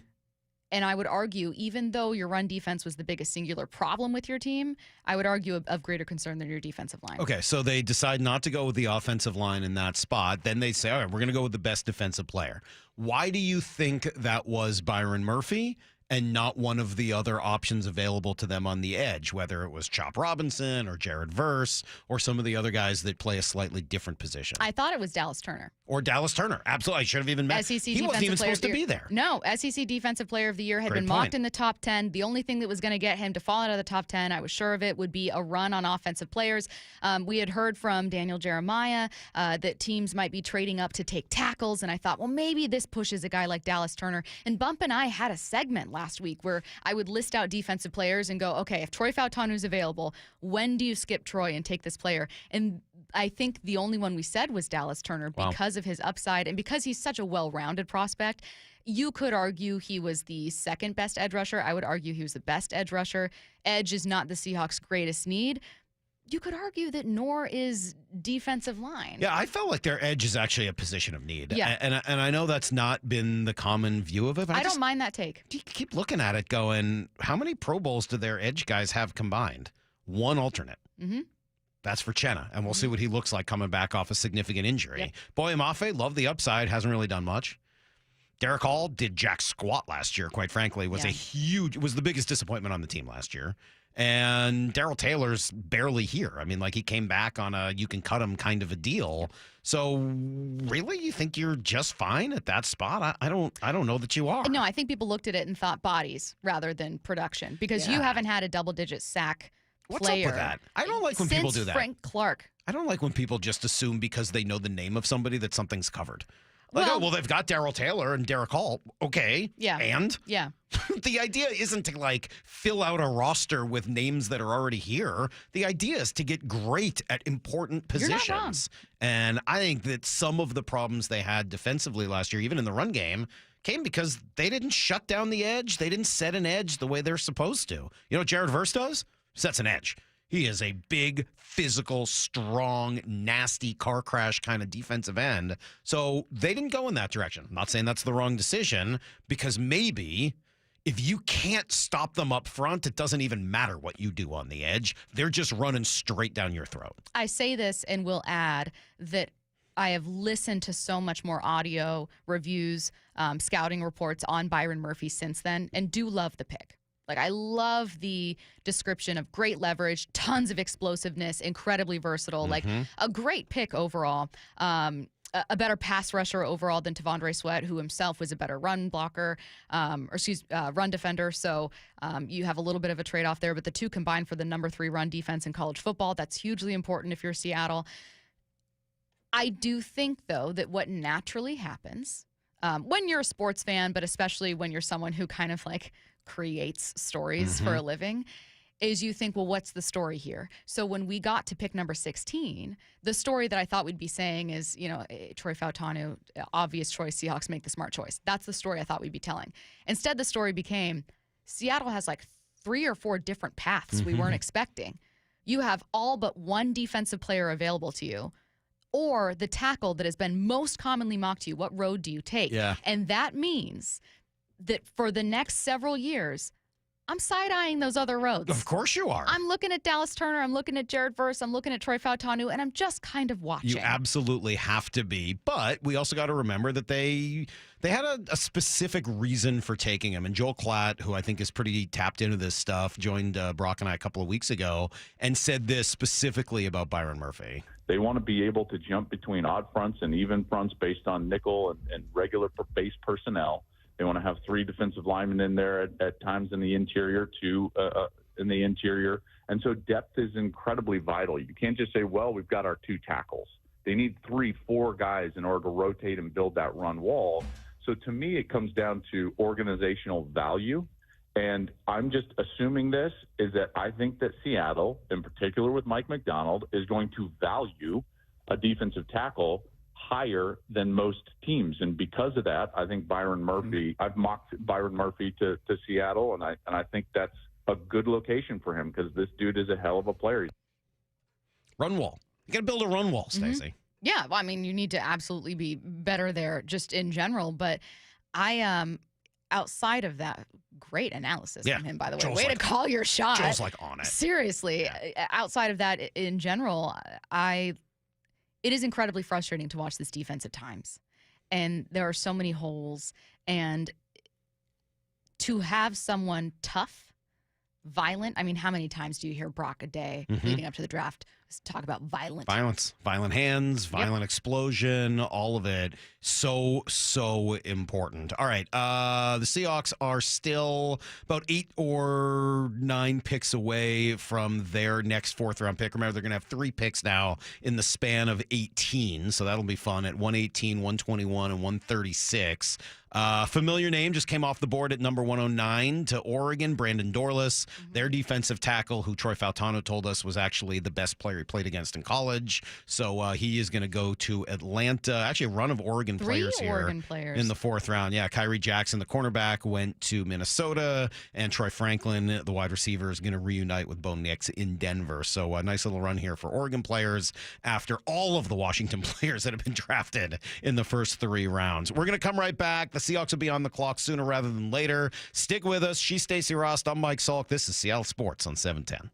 Seattle Sports, your home for Bumpin' Stacy. Let's talk about Michael Penix. He went at number 8 to the Atlanta Falcons. Weekdays 10 to 2. When Atlanta signed Kirk Cousins, you're thinking they got their guy for the next 3 to 4 years. Honestly, I don't mind Michael Penix sitting for a year or 2 and learning. Me personally, if I'm a GM, if I have the time to do so, I want to draft a quarterback, let him sit behind a veteran for a year or 2. Either way, I'm happy for Michael Penix. I'm glad he went in the top 10. Streaming live on the Seattle Sports app.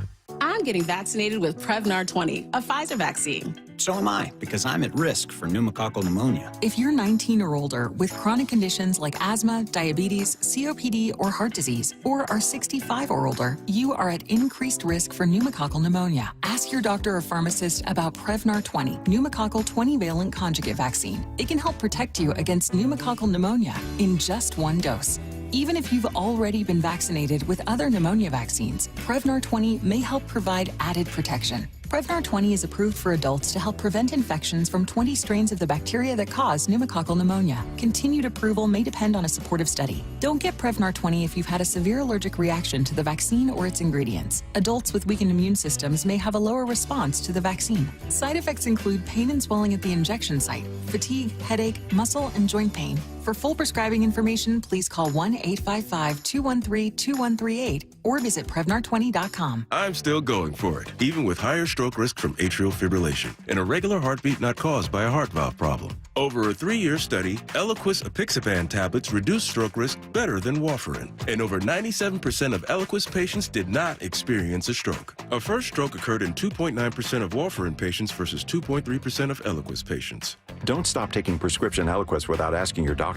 It may increase your stroke risk. Eliquis can cause serious and in rare cases fatal bleeding. Don't take Eliquis if you have an artificial heart valve, abnormal bleeding, or antiphospholipid syndrome. While taking, you may bruise more easily or take longer for bleeding to stop. stop. A spinal injection while on Eliquis increases risk of blood clots, which may cause paralysis, the inability to move. Get medical help right away for unexpected bleeding, unusual bruising, or tingling, numbness, or muscle weakness. Medications such as aspirin products, NSAIDs, SSRIs, SNRIs, and blood thinners may increase bleeding risk. Tell your doctor about all planned medical or dental procedures. Learn more at Eliquis.com or call 1-855-ELIQUIS. Hey, it's Mike Salk here for Window Nation. Now, April's here, and if your windows won't open for some of that fresh spring air or seal tight to keep out pollen or bugs, then it's time for you to call my friends at Window Nation. With proven quality, Window Nation carries customized windows by Milgard, made locally for our climate. And right now, for every 2 windows you buy, you'll get 2 free. Plus, you could save even more with no interest or payments for 24 months. Call 866-90-NATION or visit windownation.com to schedule your free in-home estimate. Business. It's all the things that keep this world turning. And behind every one of these companies is a partner helping to keep it all moving. It's why the local flower shop and your favorite pizza joint, the startup and the stadium, hospitals and hotels, banks and restaurants nationwide all choose the advanced network, cybersecurity solutions, and round-the-clock trusted partnership from Comcast Business, the company that powers more businesses than anyone else. Comcast Business, powering possibilities. See why Comcast Business powers more small businesses than anyone else. Get started with fast speeds and advanced security for $49.99 a month for 12 months with a 2-year contract. Plus, ask how to get up to an $800 prepaid card with a qualifying internet package. Don't wait. Call or go online to switch today. Ends 5/5/24. Restrictions apply. New customers only with 50 megabits per second internet and security edge. Equal bill and auto pay required. Equipment, taxes, and fees extra. Visit Shane Company for uniquely designed jewelry crafted with the greatest care. Timeless Mother's Day gifts to remind her of your love. It's Mom's Day to shine. Shane Company. Fine jewelry since 1929. I started Davis Law Group 30 years ago with the goal of bringing the highest quality of legal representation to accident victims. Contact Washington's best personal injury team today at 206-727-4000 or visit us at davislawgroupseattle.com. You're listening to the 2024 NFL Draft. Hear reaction to every Seahawks pick on Seattle Sports and streaming live on the Seattle Sports app. Well, the Oregon players are certainly flying off the board here in the 4th round. I just mentioned 3 of them. Let's add Evan Williams, a safety, to that list. Mike Salk and Stacy Rost with you guys for another hour plus as we are covering the 4th and probably into the 5th rounds here of the draft before turning things over to Maura and Lefko and Curtis, who will take you from there starting at 11. Seahawks are going to draft 3 times in 18 picks, so we're getting ready for that. I mentioned all the Oregon players. What Washington did in the first couple rounds of this draft is insane, right? God. You know what I found myself thinking? We're talking Commanders, right? Or are we talking Huskies? Well, like what the Huskies Commanders have been did was able to really good, too. Because I like both conversations. Commanders are having a heck of a draft. Can we have both conversations? Yes. Let me start with the Huskies. Okay.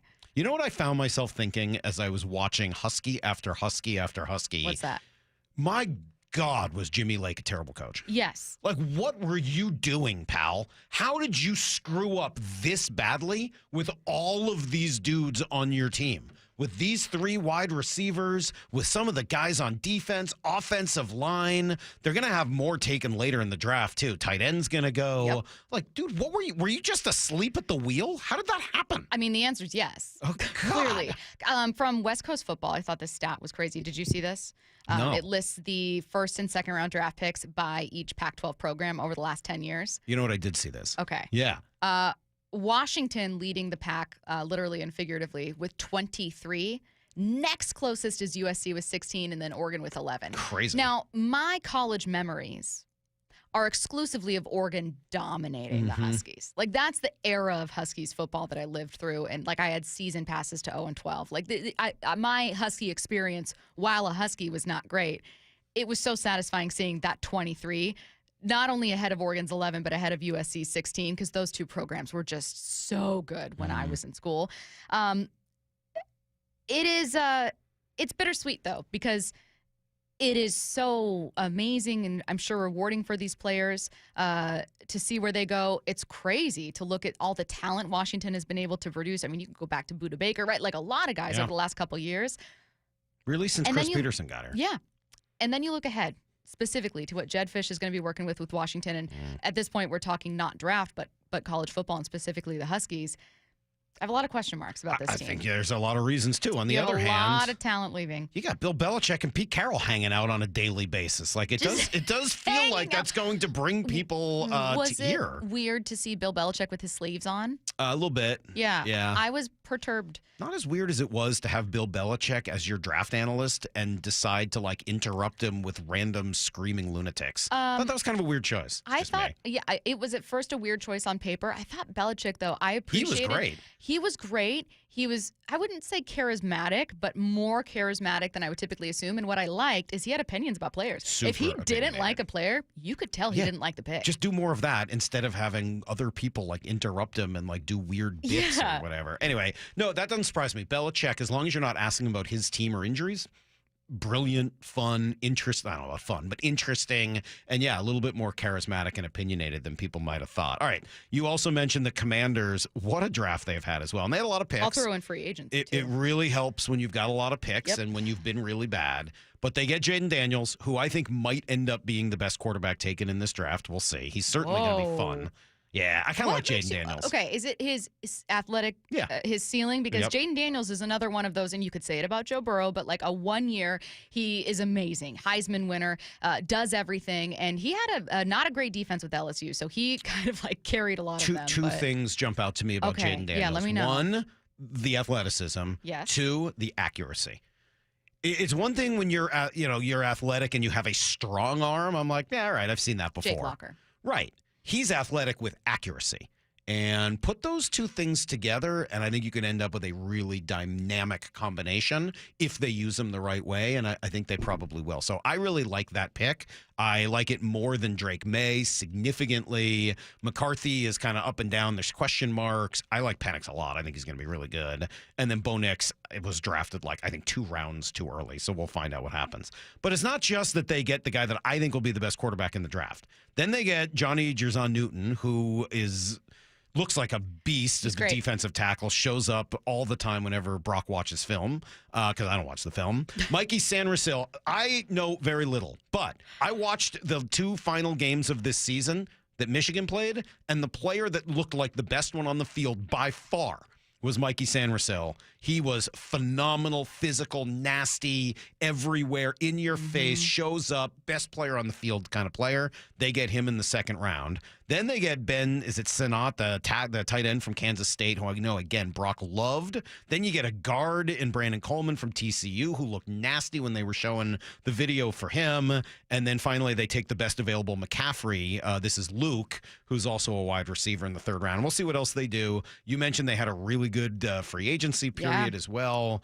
Heads up, what if the Commanders are like real good? I am looking at 2 NFC teams. I hate that both are in the NFC. One of them obviously being the Commanders. You and I talked about that before the show, talking about it now. And if it were any other logo, like if you plopped up like the Eagles logo up there and told me Howie Roseman was making these moves, I'd be like, man, watch out. Watch out, guys. This is going to be amazing. But I am going to look at, again, it's only because Washington has had some failures that I go, okay, what are you going to do here? I'm going to stay in the NFC East, though. The Eagles are having a pretty good draft. Not as many picks. They couldn't do quite as much in free agency, but they needed to make their defense better. They started out so strong. And it's not that they didn't have questions on offense, but remember when they didn't quite know who their defensive coordinator was? Yeah. They were cycling through Matt Patricia and I forget the other, Sean Desai. Yeah. Cycling through those guys. It was just a hot mess, and it fell apart. It is the biggest reason in terms of which half of the ball that they kind of fell apart at the end of the season, outside of some other clear issues with the team. Back to back address the defense, including one of the best corners in the draft with Quinion Mitchell out of Toledo. That guy looked miserable. It's just... Did you see him in the draft? They drafted, my whole family was like, what's wrong with that guy? He's just focused. He was just like, no, it didn't look focused. He looked depressed. Maybe he did. I don't know why you wouldn't want to go to Philadelphia. He looked like somebody had just stolen his puppy. Well, you're immediately going to a really competitive team in the NFC. He doesn't want that. They end up getting Cooper DeJean out of Iowa, and then go ahead and add an edge rusher in the 3rd round on day 2. So I kind of have my eye on them. And that is also assuming Howie Roseman, who I think is a great executive, sees a lot of things that other people don't. So I'm looking at those two teams as like, woo, they are really improving here. Let me tell you where we're at as we're getting ready for like a Seahawks run of picks. We just had Jacksonville pick an offensive tackle out of Missouri named Javon Foster. Baltimore went with a North Carolina wide receiver named Devontae Walker. DeCameron Richardson out of Mississippi State went to the Raiders. So we're at 115. So Bengals are making a pick. Then we got Jacksonville, Indy, Seattle, Pittsburgh, Philly, Seattle.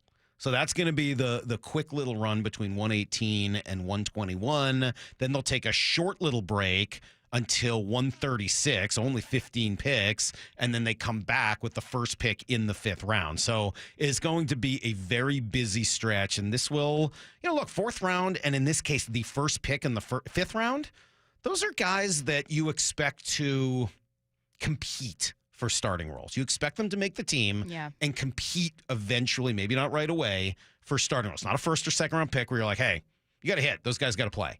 3rd rounder is where I think you can get some exciting upside talent that maybe isn't perfect. 4th round is like, can you find a starter?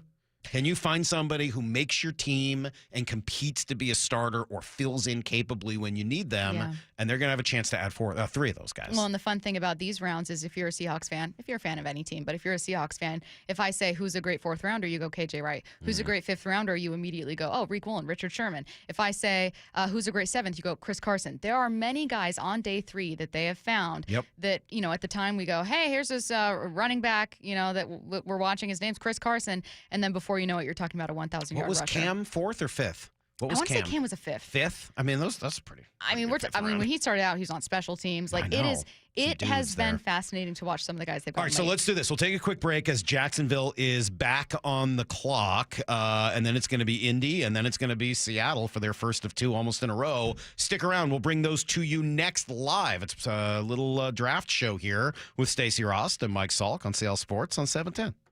With the 16th pick in the NFL Draft, your Seattle Seahawks select Byron Murphy, defensive tackle, Texas. Well, Dave, you got what you wanted, man. You got to help and address your defense, and you were 31st in the league at stopping the run. You build a wall. That is the philosophy of Mike McDonald and this defense. You build a wall, and that means you stop the run. Exclusive analysis of every Seahawks pick on Seattle Sports, your home for the Seahawks and the NFL Draft. You want more speed? Well, then you're in luck because Xfinity just increased their internet speeds, and they're faster than ever.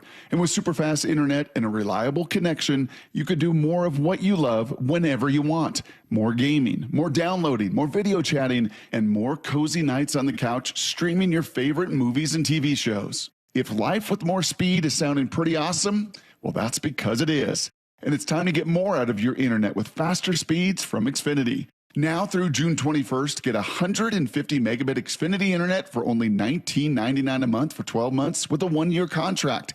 That's double the speed for the same great price. Go to Xfinity.com, call 1-800-XFINITY, or go visit a store today. Requires paperless billing and auto pay with stored bank account. Restrictions apply. Equipment taxes and other charges extra. After promo, regular rates apply. Actual speeds vary and not guaranteed. So make the call today to 1-800-XFINITY. This week at Jet City Harley, buy any pre-owned Harley and get a $1,500 gift card. With access to the country's largest Harley inventory, Jet City Harley has hundreds of Harleys on site. Get a $1,500 gift card with the purchase of any pre-owned Harley at Jet City Harley. Finance specialists on site to get you approved. 100% of credit applications considered. Get a $1,500 gift card when you purchase any pre-owned Harley at Jet City Harley now through Sunday. Gift card cannot be used towards the purchase of a new Harley motorcycle. Hey guys, do you know your T level? Revive Men's Health here in Seattle is helping you take that first step toward better health and enhanced intimacy with a free testosterone level test, exam, and consultation. Plus, for this month only, qualified patients can kickstart their treatment with a free supply of ED medication. Revive's customized ED treatments can provide immediate results, restore blood flow naturally, and even bring spontaneity back into your love life. With both in-person and telemedicine appointments available, plus free shipping directly to you, Revive takes the hassle out of treating low T and ED. Having an optimal testosterone level can change your whole life, and it starts with knowing your T level. Take that first step and book your free testosterone test, free exam, and free consultation, and kickstart your treatment with a free supply of ED medication this month only. Call Revive Men's Health Seattle at 206-529-1111. That's 206-529-1111, or visit ReviveMen'sHealth.com. At State Roofing, we don't just install roofs, we build peace of mind. Hi, I'm Sam Thomason, owner of State Roofing, and we stand firmly behind our work, protecting your investment for years to come. Backed by warranties that offer you protection, reliability, and trust long after the project. Take advantage of our zero down, zero payments, and zero interest today. Call 866-ROOF-ROOF or visit stateroofing.com for a free estimate. State Roofing, the last roof you'll ever need. Bonneville International radio station contests are open to participants 18 years of age or older that are residents of Washington State unless otherwise specified. Employees or agents of the station, Bonneville International Corporation, other area radio stations, or any entity associated with the contests are not eligible to win unless the station otherwise specifies at its own discretion. Persons who have won in the last 60 days from a station contest or event may not be eligible. Full general contest rules are available on seattlesports.com or in person at the station during regular business hours. Hey everyone, Tom Nelson for Cressy Door. If you own or manage a commercial building, please look to my guys at Cressy Door. They've been around the sound long enough to know that when the rain arrives, so do the problems. Cressy Door, your commercial door experts. Seattle Sports has your chance to win 2 tickets to see Hans Kim at Snoqualmie Casino on May 25th. Just head to seattlesports.com/win to enter and to see contest rules. That's seattlesports.com/win for your chance to win. The 2024 NFL Draft is on Seattle Sports. 710 KIRO AM Seattle and KIRO FM HD2 Tacoma. Your home for the Seahawks and the 2024 NFL Draft. Good evening and welcome to the NFL Draft. This is Seattle's sports presentation of the NFL Draft. Hear reaction to every Seahawks pick, streaming on the Seattle Sports app. Come on, man! It is day 3 of the NFL Draft, and the Seahawks are on the clock. We are going to, and the pick is in. We are going to take you to that once they announce it in just a couple seconds. Mike Salk, Stacy Rost here with you for some live reaction to see the Seahawks selection at pick number 18. As a reminder, they have a pick coming up in 3 picks from now. We're going to get basically back-to-back selections. Let's, when do we go live to the pick? Jordan Jefferson, yet another Bayou Bengal headed to Duval to play for the Jags. Yeah, hopefully there's a direct flight from Baton Rouge to Jacksonville because they're going to all be on it. Well, that's fun. They didn't even announce it. TV not helping me out at all. TV not excited about the Seahawks Not pick. helping me out. So it's Tyrese Knight, linebacker out of UTEP. We talked about linebacker and tight end being 2 glaring needs for this team. They found some short-term options at linebacker in free agency, both 1-year deals, though. So this gives them at least a guy that they can coach up. This is very clearly someone you're bringing in for depth. Maybe there's some ceiling there. Described by Lance Zierlein on his NFL draft profile as a tackle monster, which I can get behind, but nice. Also apparently is a freestyle. He says a freestyle or a loose track of his run fits. This is a guy who is going to need to be coached up for sure. Yeah, it's interesting. There were just looking at Mel Kiper's and ESPN sort of best available. He was the 7th best available linebacker. That doesn't mean that he's not going to be better than the 6 who they still had listed ahead of him. That was Jeremiah Trotter and Curtis Jacobs from Penn State. Ulofoshio here from Washington, a guy from Mississippi State, Nathaniel Watson, Jalen Ford from Texas, Jordan McGee from Temple, and then he has Tyrese Knight. So, again, this is somebody that they must like a little bit more than maybe the draft analysts had him valued. But as we said, 4th round is where you want to get guys that are going to add depth, maybe compete for starting roles eventually, and probably add to your special teams. And if he becomes a standout in any of those 3 areas, obviously you've kind of done what you're looking to do here in the 4th round. And they need a linebacker. They do. I am also surprised not to see Jeremiah Trotter, who is projected a little earlier, be the pick. I'm not a scout. I haven't done a deep dive on all these linebackers, so I couldn't tell you, here's the thing with Trotter Jr.'s game. But he's a name that I, at least, because of his father or not, was already familiar with and had kind of been keeping my eye on. We did a profile on him leading up to it, Bump and I. Look, if we're talking about addressing needs, I think it's also worth mentioning what you already have there. Brady Henderson pointed out the contracts that they have for Baker and Dodson are not like take a flyer on this guy contracts. They're starter contracts. Yes, they're short term. It's a 1-year deal. But these are two guys Seattle is looking at to be contributing starters, not just bodies out there. Mm-hmm. So if you are worried about linebacker depth and you see this guy taken and you go, well, Tyrese Knight, like he could be great. He could be really awesome. He racked up a ton of tackles at UTEP, really physical guy. That's great. Well, if there's some red flags, hey, he's a day 3 guy. Yeah, I also and kind these of are like, two though, starters. 6'1", 233, wears number 10 in the middle of that UTEP defense. I don't know. For some reason, that gives me a little Bobby Wagner vibe. Are you gonna? Is he gonna be your random pick and favorite? No, I'm just watching some of the highlights of him, and the Seahawks are just about back on the clock here with the number 121 pick. So we're gonna get another Seahawk here in just a moment or two. But yeah, I'm just kind of looking at him, going, there's a little Bobby Wagner there to me. 6'1", 233. Tackle machine, as you said earlier, middle of the defense, smaller school, in this case UTEP instead of Utah State, but kind of in the same, NFL or college football mid-major kind of program.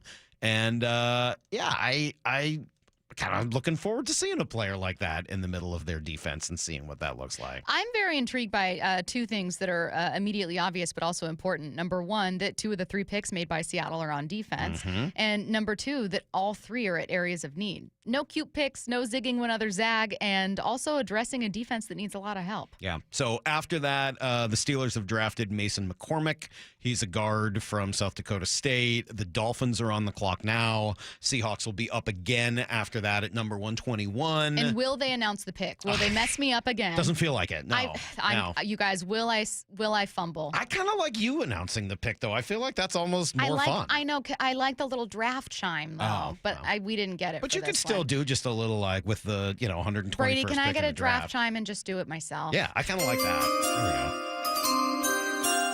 Pick number 118 overall, the Seattle Seahawks select linebacker Tyrese Knight out of UTEP. Yeah, 6'1", 233. I'm preparing myself for pick 121. I thought you did a pretty good job. Dolphins on the clock, Seahawks next up. You did a good job. KJ Thank did that a you. few years ago. Kind of screwed it up.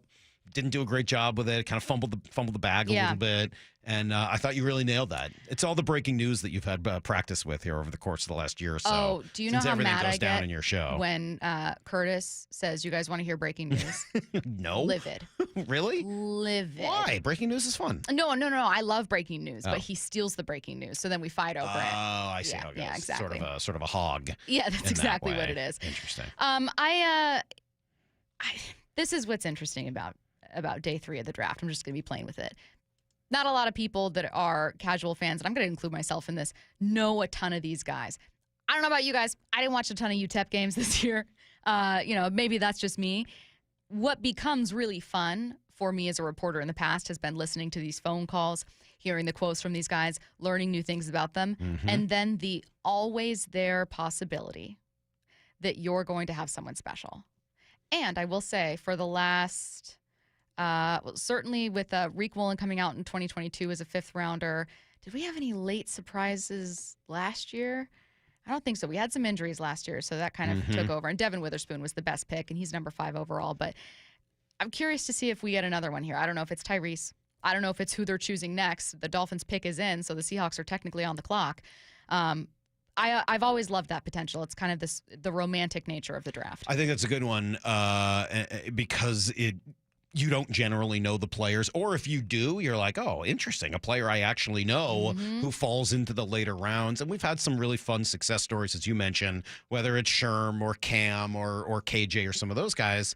But also even, a story like a few years ago when they drafted Shaquem Griffin late in the draft. Yeah. And look, he never materialized into being the kind of player that he was in college. But what an incredible story and an inspiration and everything that he just kind of brought to the table.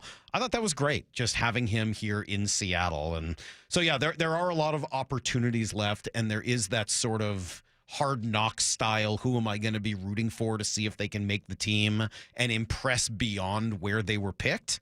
that is a fun part to the draft. I totally agree with that. Remember when he and his brother combined for a sack of Aaron Rodgers? Yes. That was such a cool It moment. really was, wasn't it? An amazing moment. The Seahawks drafted a guy without a hand. It's unbelievable. I know. It really is an incredible thing that happened here in Seattle a few years ago. I will say there is a name that I see a ton on the Mac and Jack's text line, including this morning, which is Jaden Hicks, safety out of Washington State. He remains available. He's ESPN's second best player. I don't know if he's been taken. I'm avoiding spoilers, so we'll see what happens with Miami. And of course, it's the don't go to commercial on the Seahawks pick challenge that the draft is just absolutely failing. So we'll see what happens. But Seahawks are set to make another pick here, technically on the clock. We'll see what happens. I'm curious to see if they go defense again. I don't know. It feels to me like they're going to need a tight end. And I mentioned that earlier, and it does seem like the logical spot for them to go. Maybe this is a time where you rely on Mike McDonald's experience. Maybe it's staying, with the Michigan guy, A.J. Barner, who's available. Maybe it's the Ohio State guy who he would have coached against. Yeah. And his name is Cade Stover. So there's like a couple of dudes from the Big Ten that he would have had some real experience with. And if it's me, I would just want to see him go with somebody that is going to complement what you already have at the position. And tight end, I always say this, is one of those positions where you can set your identity. Do you want to be a Jimmy Graham type, or do you want to have a, big blocking, physical, nasty? And they don't really have that right now. Certainly not with the first guy on your roster, which is Noah Fant. Do you get that with Farrell Brown? Maybe a little bit. But if you can find another tight end who can almost be like another tackle out there, who can help you move people, that seems like a really, really helpful thing to have. Well, we are going to get this pick. The pick is in for the Seattle Seahawks. And now I do have a spoiler. Oh, you do? Should I go ahead of the TV broadcast? Or should I stay in line with it? Tay, give me a thumbs up to stick with TV or not. Go ahead of it? Go ahead. Okay. Brady, hit me with the chime. With the 121st pick of the 2024 NFL Draft, the Seahawks reportedly select Michigan tight end A.J. Barner. So you got the tight end you were hoping for, Mike Salk. Look at that. He is, Lance Zierlein has his prospect profile 6'6", 251. Immediately, one of your, I guess I'm blanking on Noah Fant's height. I was going to say one of your taller guys, but I forgot Colby Parkinson was 6'8". Yeah. You needed a tight end, period. And this had been a position that you were hoping that they would select with their first choice of the fourth round. Yeah, so they end up moving back and getting him with their second pick a lot later. So let's compare the two guys I just mentioned, Cade Stover and A.J. Barner. And if you're trying to figure out why you go with, first of all, Michigan guy, so he's coached him, he's been around him a little bit. He would have some real good knowledge about him. Stover, described as a former running back. He shows his skills through runs after the catch, instinctive open field runner. He breaks tackles. That's the description of Cade Stover, who they did not select. A.J. Barner, who they did, reliable check down with the frame to post up and box out defenders. Size and strength to overwhelm defenders as a move blocker in space. Competitive inline blocker who gets his hands inside, moves his feet, tough over the middle, runs hard. Sounding like the type of guy you'd like to see at tight end to try to set the identity of who you want to be. Should compete for early playing time on special teams. All things that you hear about A.J. Barner. So to say that I would be excited about that would be an understatement. I really love that idea. Again, just going based on other people's descriptions of him, those are all things that I would be looking for. And he played in an offense at Michigan that wanted to move people. He played for Harbaugh. He played for guys that wanted to just out-physical you. Yeah, kind of like the selection of A.J. Barner at number 121. All right, well, we're going to come back with a little more analysis about what what the Seahawks need moving forward. They've got a couple more picks today, including one right at the top of the fifth round. Don't go anywhere. With the 16th pick in the NFL Draft, your Seattle Seahawks select Byron Murphy, defensive tackle, Texas. Well, Dave, you got what you wanted, man. You got to help and address your defense, and you were 31st in the league at stopping the run. You build a wall. That is the philosophy of Mike McDonald and this defense. You build a wall, and that means you stop the run. Exclusive analysis of every Seahawks pick on Seattle Sports, your home for the Seahawks and the NFL Draft. Join KeyBank on Saturday, April 27th at their new Redmond Ridge branch for a client appreciation celebration. They'll have food, a visit from the Mariners' own J.P. Crawford, and more from 11 a.m. to 1 p.m. Visit them at 23555 Northeast Novelty Hill Road in Redmond. J.P. hopes to see you there April 27th from 11 to 1 at the new KeyBank Redmond Ridge branch. KeyBank opens doors. KeyBank, member FDIC, NMLS number 399797, equal housing lender.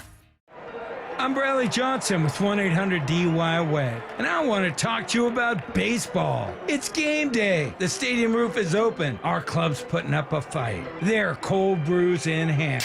But outside, the police are getting ready to spot fans trying to steal their home base. Maybe the night threw you a curveball, an officer made an error, or perhaps the bases weren't the only thing loaded. At 1-800-DUI-AWAY, we know it's not 3 strikes, it's 1 strike, and you're facing the Grand Slammer. 1-800-DUI-AWAY is here to help, even if we have to go into overtime. So call 1-800-DUI-AWAY or go to 1-800-DUI-AWAY.com to set up your free private consultation. When you're on defense, it's full count, bottom of the ninth. You want your closing pitcher on the mound. 1-800-DUI-AWAY. 1-800-DUI-AWAY!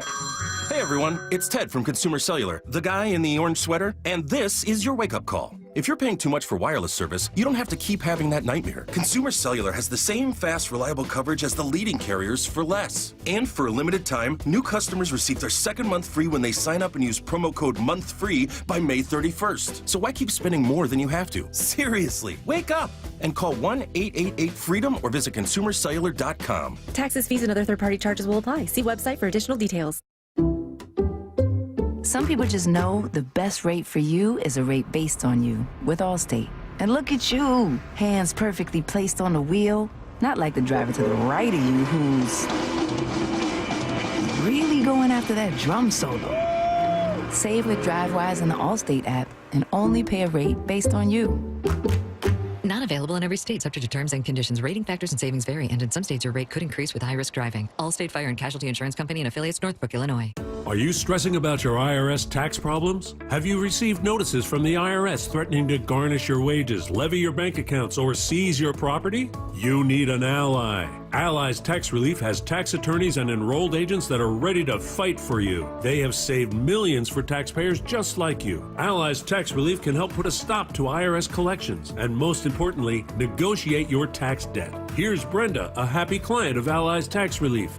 I owed the IRS around $57,000, and they're about to start garnishing my paychecks. I heard a commercial on the radio about Allies Tax Relief, so I thought I'd give them a call. After a day, they were able to at least stop the garnishments, and after a few months of negotiations, I walked away owing the IRS only $301. If you owe the IRS, call Allies Tax Relief right now for your free consultation. Call 800-230-5174. 800-230-5174. That's 800-230-5174. So, how's your research going? Surprising! After I figured out the top-rated TVs in our price range, I went shopping for deals. And who's the best? It wasn't the internet, and it wasn't the warehouse club. But? It was video only. They had better deals on the Samsung, LG, and the Sony TVs that got the highest scores. Better than online and at the club? I know! Video only beat them all. And now we can afford an even better model for the same price. My research really paid off. If we buy it video only. Exactly. Otherwise, we'll be sorry.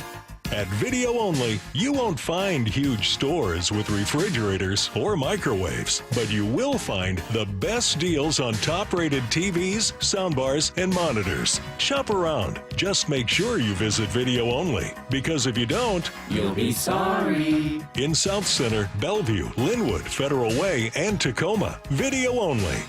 Spring is here. If you've got windows that are cracked, leaking, won't stay open, or won't open, it's time for you to call my friends at Window Nation before their schedule fills up. For every 2 windows you buy, you'll get 2 windows free, plus 0 down, 0 interest, and no payments for 24 months. Call 866-90NATION or windownation.com. Lead generation is one of the most important aspects of any marketing campaign. So let us help you identify your target audience and market your products or services to them. Go to aimyourdigital.com today. Aimyourdigital.com. You're listening to the 2024 NFL Draft. Hear reaction to every Seahawks pick on Seattle Sports and streaming live on the Seattle Sports app.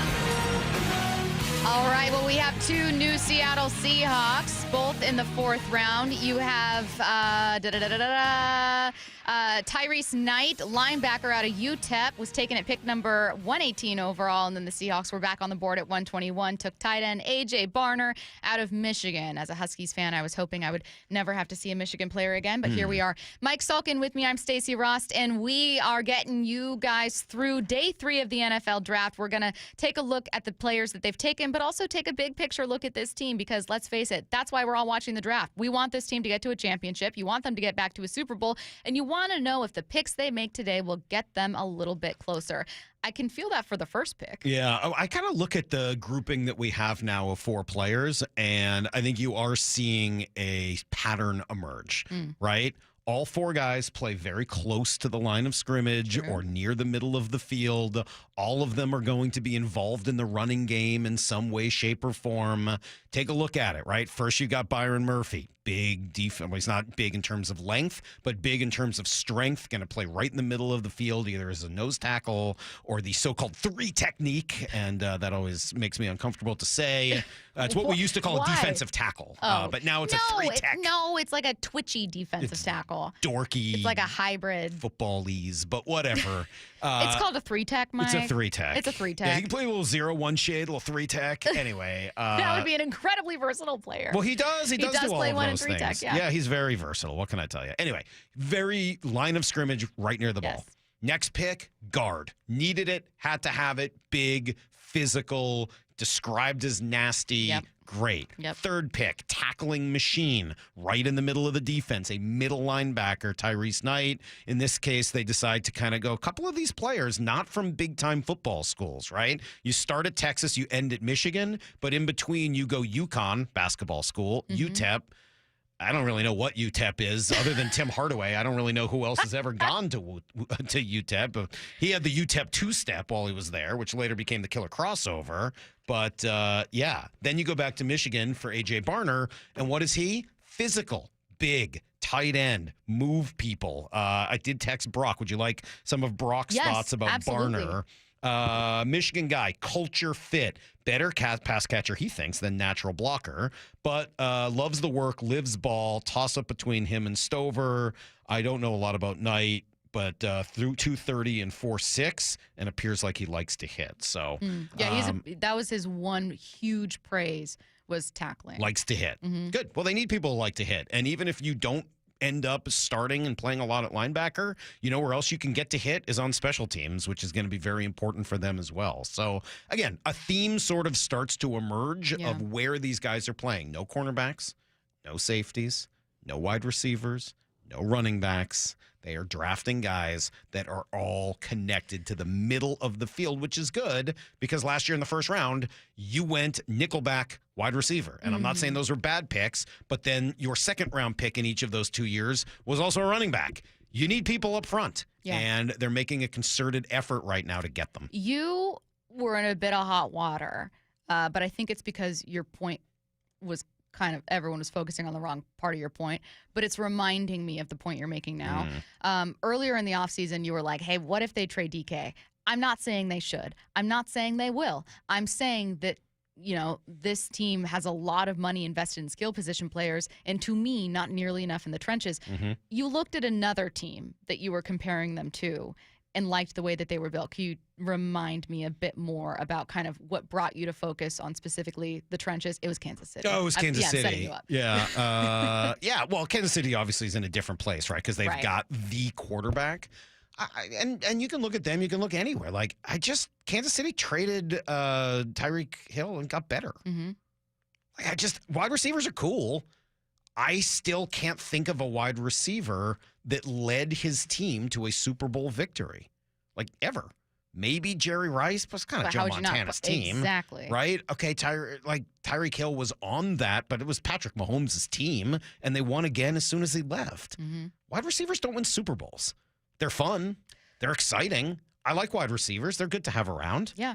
But they don't win Super Bowls for you. They're, let's go back to the best Seahawks team of all time. This is unfair to do. What was the biggest label about them? That they had pedestrian wide receivers. It turns out those guys were better than people thought at the time. And Doug Baldwin was a great player, which people didn't realize necessarily in 2012 and 13. And Kearse was very underrated. Mm-hmm. And Golden Tate was a pretty good ball player. They had some good players. But that wasn't the strength of their team, because wide receivers shouldn't be the strength of your team. I don't care what's changed with the rules. I just think that is a position that gets overdrafted and is overrated. I'm happy that Jackson Smith-Njigba's here. He's a good player. I'm happy that DK Metcalf is here. He's a really good player. I think Tyler Lockett's a really good player. Mm-hmm. Do I think that building a team around 3 wide receivers while you have major holes up front is a recipe for winning a Super Bowl? No, I do not. And I think we saw that play out last year as once again they didn't make the playoffs. It's really a quarterback issue with the example I'm about to say, but if you could have Brandon Marshall in Chicago with 7 Pro Bowl seasons, not touch the postseason, Mm-hmm. it didn't matter what he did. He was playing out of his mind with bad quarterback play, and it still wasn't enough because you need to build pieces around them. That's what Seattle's trying to do today.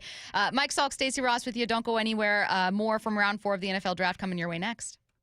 With the 16th pick in the NFL Draft, your Seattle Seahawks select Byron Murphy, defensive tackle, Texas. That was their best player available. It makes complete sense. There's so much newness to this staff, right? Which side of the ball are they going to attack? It's natural to think that because Mike McDonald's here, he had one of the best defenses in the land with the Baltimore Ravens, that he's going to address that defense and make it exactly what it is. Exclusive analysis of every Seahawks pick on Seattle Sports, your home for the Seahawks and the NFL Draft. Calling all drivers. Here's why Polestar 2 is called the driver's EV. With all-electric performance and a range of up to 320 miles per charge, Polestar 2 has the power and handling to change your perceptions of EV driving. But the best way to find out for yourself is a test drive. Visit Polestar Bellevue to test drive Polestar 2 today. 320 mpg range based on model year 24 Polestar 2 long-range single-motor variant and EPA standard. Visit Polestar.com for full details. Hey, it's Les Schwab Tires. Right now, save up to $80 instantly, plus $50 with financing for a total of $130 off a set of 4 select tires. Our spring tire sale is a gift to say, congrats, you made it through winter. Now you can swap out those winter tires for a fresher set at a lower price. Book an appointment online today. Les Schwab Tires, ranked #1 by Forbes for customer service and auto repair and maintenance. Limited time offer while supplies last. Terms and conditions apply. See leschwab.com/sale for details. Made to shine. Real stories from Shane Company customers. The other day, my dad asked me and my sister if we had any ideas for a sweet gift for Mom for Mother's Day. And I told him we should go check out Shane Company because they've got these cool styles. You can pick out your own gemstones. To make her necklace extra special, my sister and I picked out our birthstones, amethyst and citrine. Mom's definitely gonna cry when she sees it. Fine jewelry that feels like it was designed just for you. Shane Company. Fine jewelry since 1929. I started Davis Law Group 30 years ago with the goal of bringing the highest quality of legal representation to accident victims. Contact Washington's best personal injury team today at 206-727-4000 or visit us at davislawgroupseattle.com. It's a Cookies Country Chicken reminder. Dine in, call in, delivery, and cater in. That's right, we cater too. At Cookies, that's real good chicken. And tell them, make it spicy. Fresh fried chicken any way you like it. At Cookies, Ballard, Pioneer Square, cookiescountrychicken.com. Well, this week's First Mark Challenge victory goes to my buddy Richard. Richard, why did you call First Mark Insurance? The lady I'd been using for a couple years left, and I had no representation. I heard the advertisements on the radio, and I just said, I got to do this. So I did, and I'll tell you, it's been happy days ever since then. Were they able to save you money, Richard? Yeah, it saved me about $3,500 is all. Wow. Wow. But I also picked up some other things. I got a personal umbrella because I've got a rental house in Idaho as well. So what do you tell others, your friends, your family, your people you trust? You need to call First Mark because they have top-notch customer service. Most companies offer customer no service nowadays. First Mark has the most top-notch customer service I've ever experienced, bar none. Richard did it. My family did it. You got to go do it. It's totally free. Take the First Mark Challenge. See how much money they can save you and how much better your coverage will get. Maybe you will be our next First Mark Challenge victory. Just go to firstmarkinsurance.com. I'm Bill, and I'm living with idiopathic pulmonary fibrosis, a type of interstitial lung disease that causes scarring of the lungs and makes it hard to breathe. ILD can be hard to diagnose. So if you're out of breath with a constant dry cough, ask a pulmonologist if it could be ILD. My wife, Bev, and I have walked every step of this journey together. I couldn't have traveled this road alone, and neither should you. Get help. Find hope. Go to lungsandyou.com. At State Roofing, we don't just install roofs, we build peace of mind. Hi, I'm Sam Thomason, owner of State Roofing, and we stand firmly behind our work, protecting your investment for years to come. Backed by warranties that offer you protection, reliability, and trust long after the project. Take advantage of our zero down, zero payments, and zero interest today. Call 866-ROOF-ROOF or visit stateroofing.com for a free estimate. State Roofing, the last roof you'll ever need. Need an accounting degree that prepares you for Seattle's job market? Think Western Governors University. Regularly updated with input from industry experts, Western Governors University online accounting bachelor's and master's degrees are built to train you for a lucrative career. Whether you dream of being a CPA or CFO, the timely, cutting-edge curriculum of a Western Governors University accounting degree can help you get there. Employers love Western Governors University grads because they're well prepared. Learn more at wgu.edu/Seattle. This week at Jet City Harley, buy any pre-owned Harley and get a $1,500 gift card. With access to the country's largest Harley inventory, Jet City Harley has hundreds of Harleys on site. Get a $1,500 gift card with the purchase of any pre-owned Harley at Jet City Harley. Finance specialists on site to get you approved. 100% of credit applications considered. Get a $1,500 gift card when you purchase any pre-owned Harley at Jet City Harley now through Sunday. Gift card cannot be used towards the purchase of a new Harley motorcycle. You're listening to the 2024 NFL Draft. Hear reaction to every Seahawks pick on Seattle Sports and streaming live on the Seattle Sports app. Mike Salk and Stacy Rost with you guys for another 30 minutes, and then we are going to hand live draft coverage on Seattle Sports off to Mike, Lefko, Maura, Dooley, and Curtis Rogers. We have another pick that's coming up shortly. Let's see if Mike and I can get to it. Maybe the next show we'll be able to. They're about 11 picks away. I'm hoping we can. Yeah. Fingers crossed. We've had 2 picks today so far for Seattle with Tyrese Knight, linebacker out of UTEP, and then A.J. Barner, a tight end out of Michigan, both addressing areas of need. And these are depth pieces. These are guys that are going to be competing on special teams. Maybe you find something special you have in years past. Really, though, the stories that we've had coming out of this draft focus on your first 2 picks, and largely, and you talked about this, Mike, addressing the trenches. This is a team moving forward that badly needed to do that. You look at how San Francisco and Los Angeles have been able to separate themselves from Seattle, and that's where it is. You can say as much as you want about Deebo Samuel being super fun to watch, and he is, and Kyle Shanahan being brilliant in his versatility, his ability to work these versatile players on his offense is a big part of that. It's also talent. It's also hitting on that talent. I mean, this was pointed out by, I was doing a podcast with Jackson Bevins, and he was like, the 49ers made a horrible trade to get Trey Lance and didn't even feel it. Right. They still went to a Super Bowl. Yeah, and honestly, Seahawks fans aren't going to like me saying this.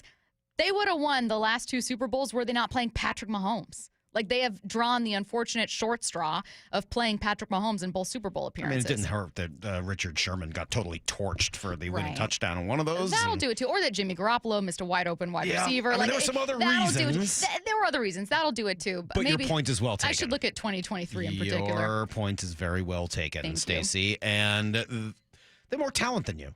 Yeah. The Rams have done a better job with more talent up front and sometimes finding it in places that are not as obvious. They had their first-round pick this year in like a decade and a half. Like, they're not just drafting at the top. They've been finding ways to make the people they have and the people that they are able to get a lot better, kind of similar to what you did early in the Pete Carroll, John Schneider tenure. So this is an opportunity now to kind of change things up and make it look new again. And again, what have they done? 4 picks. All 4 guys are large. All 4 guys play, a relevant interior kind of game. It's a tight end, it's a middle linebacker, it's a guard, and it's a defensive tackle.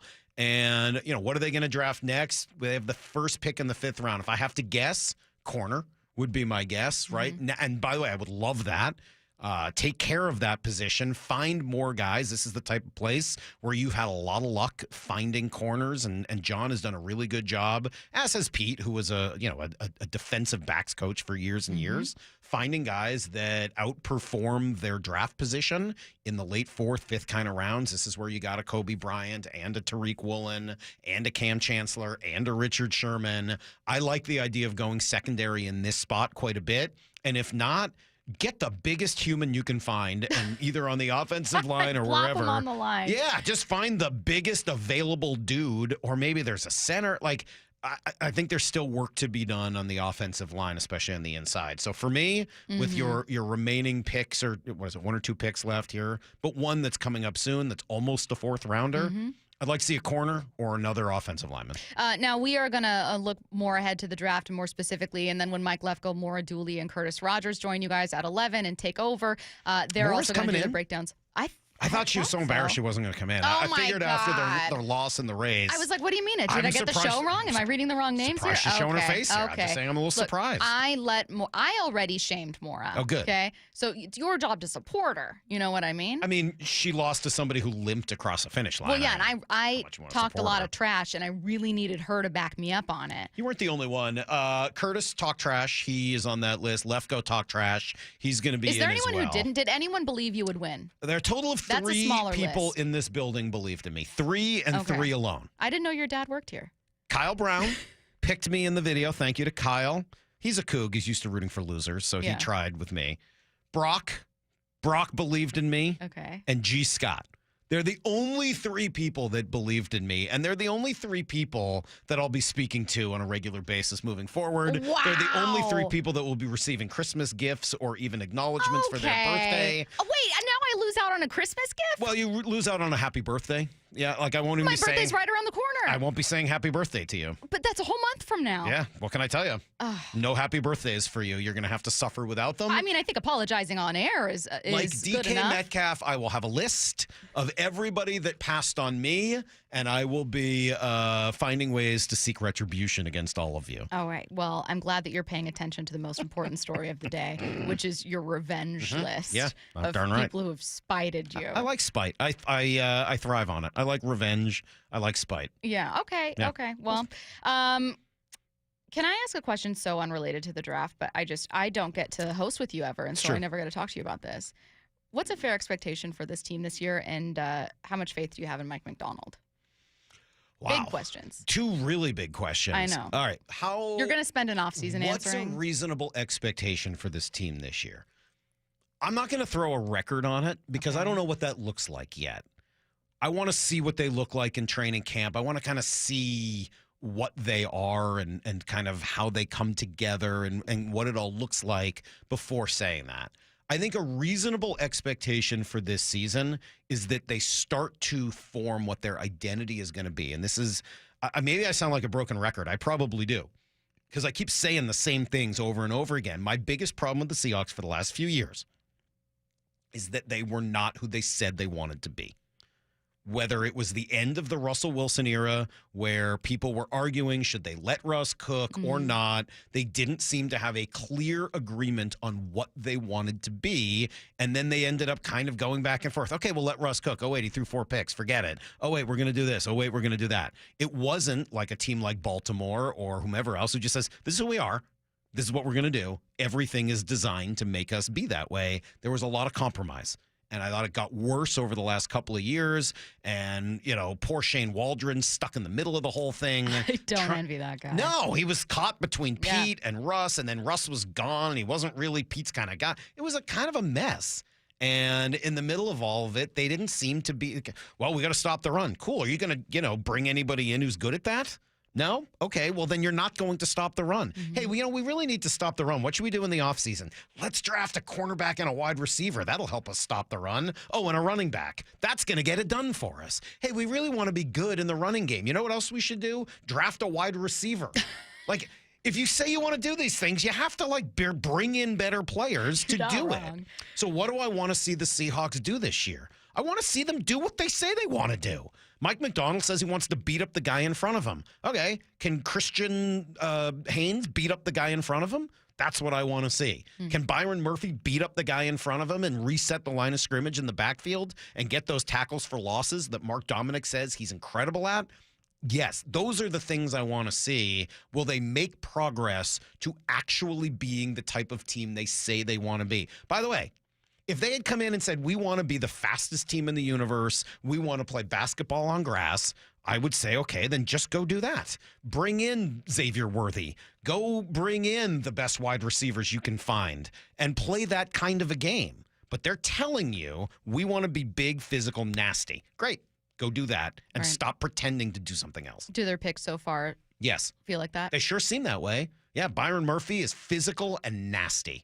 The guard, I mean, look, I don't know whether he is or not, but it's certainly a position of it. And as Brock will point out over and over again on Monday, he's got the largest belly button anyone's ever seen. I don't know whether he's hoping to engulf some of the defensive tackles in the belly button or what the plan is there, but it's very large. Brock said size of a cantaloupe. That's an exaggeration. I think a lime. A golf ball. You know what? A golf ball. It's bigger than a golf ball. I I'm going to say bigger than a golf ball, smaller than a cantaloupe. I think it's the fold of the jersey. Yeah, I'm going to say that thing is a cavern. Probably, it's like not quite baseball size. Let's go with like a super pinky. Did you It's like the size of a super pinky. The video Scott Huff, offensive line coach for the Seahawks, who by the time he was on the call with Christian Haynes, he was like, so what are you having for dinner? Really? Yeah. Haynes is like, well, I do like to eat. I'm just going to shovel stuff straight through the belly button. So, yeah, they went guard. They went with a tackling machine, a linebacker who, I don't know, has a little Bobby Wagner look to him. We'll see how that pans out. And then you go with a tight end, a guy who hopefully can move people in space and help your running game. Those seem like the kind of plays you want to make if you're going to try to be that kind of team. And, oh, by the way, they're all guys who seem to be culture guys. Right? And Byron Murphy and his whole DeSoto thing. And he's been playing football since birth. And, you know, I do tend to like the UTEP linebacker type who's like kind of fought and scrapped and has a little chip on his shoulder and something to prove. And then a Michigan guy who and is supposed to be there to help with the culture. Yeah, those are all the types of things that I think will help them. So maybe that's a really long roundabout way of answering your question. No, it's a great answer. But that's what I expect out of them this year is to get closer to being who they want to be and set the standard, set the standard of who they want to be and start to build a foundation for getting there. Well, they might be worse.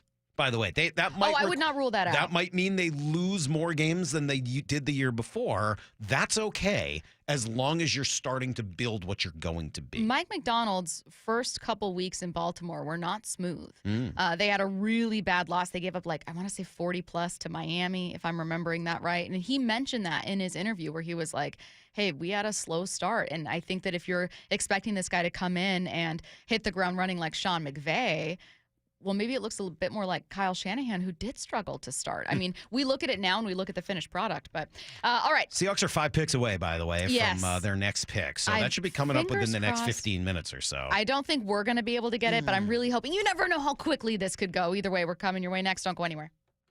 With the 16th pick in the NFL Draft, your Seattle Seahawks select Byron Murphy, defensive tackle, Texas. They go right instead of the left turn. We all thought they were going to take Byron Murphy's grade. Was that good for Seattle? The value of that guy right now on our board, what John has said to you two for the last 2 months, and the way that they grade, the way they evaluate, I am sure Byron Murphy on that board had a grade where like, can't do it, man. I cannot trade. Exclusive analysis of every Seahawks pick on Seattle Sports, your home for the Seahawks and the NFL Draft. Join KeyBank on Saturday, April 27th at their new Redmond Ridge branch for a client appreciation celebration. They'll have food, a visit from the Mariners' own J.P. Crawford, and more from 11 a.m. to 1 p.m. Visit them at 23555 Northeast Novelty Hill Road in Redmond. J.P. hopes to see you there. April 27th from 11 to 1 at the new KeyBank Redmond Ridge branch. KeyBank opens doors. KeyBank, member FDIC, NMLS number 399797, equal housing lender.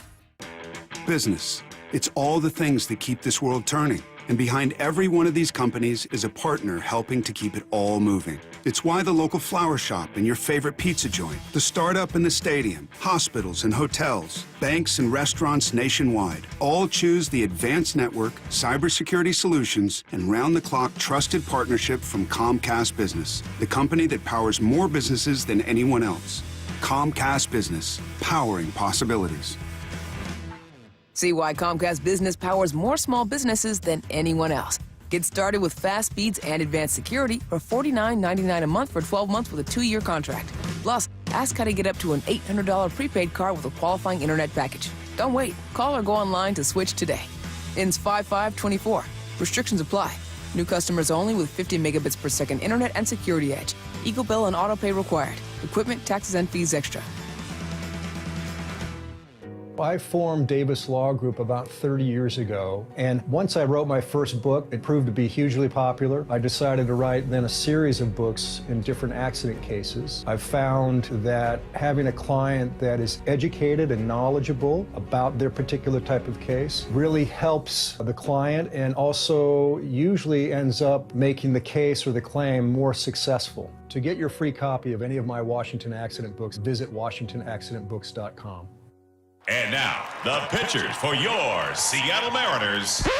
No. Our guys don't pitch, they deal. Their stuff is so nasty, it turns the Mariners into the swing if you dariners. Strikeout number 10 on the night for Luis. Holy smokes. And so filthy, it's unfairness. An absolutely ridiculous slider. It's the 12th strikeout tonight for Logan Gilbert. They're a batter's worst nightmariners. The heater at 100. Back-to-back strikeouts for Andres Munoz. So no matter who's got the ball, you're out of there, inners.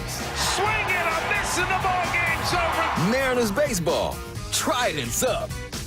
Be here at T-Mobile Park next week as Ronald Acuna and the Braves visit Seattle for a 3-game series. All 3 matchups, Monday through Wednesday, are Mariners value games, which means you can score seats for as little as $10. Go to Mariners.com/value games to get your tickets and check out the complete Mariners value games lineup. 1-877 Cars for Kids. KARS Cars for Kids. 1-877 Cars for Kids.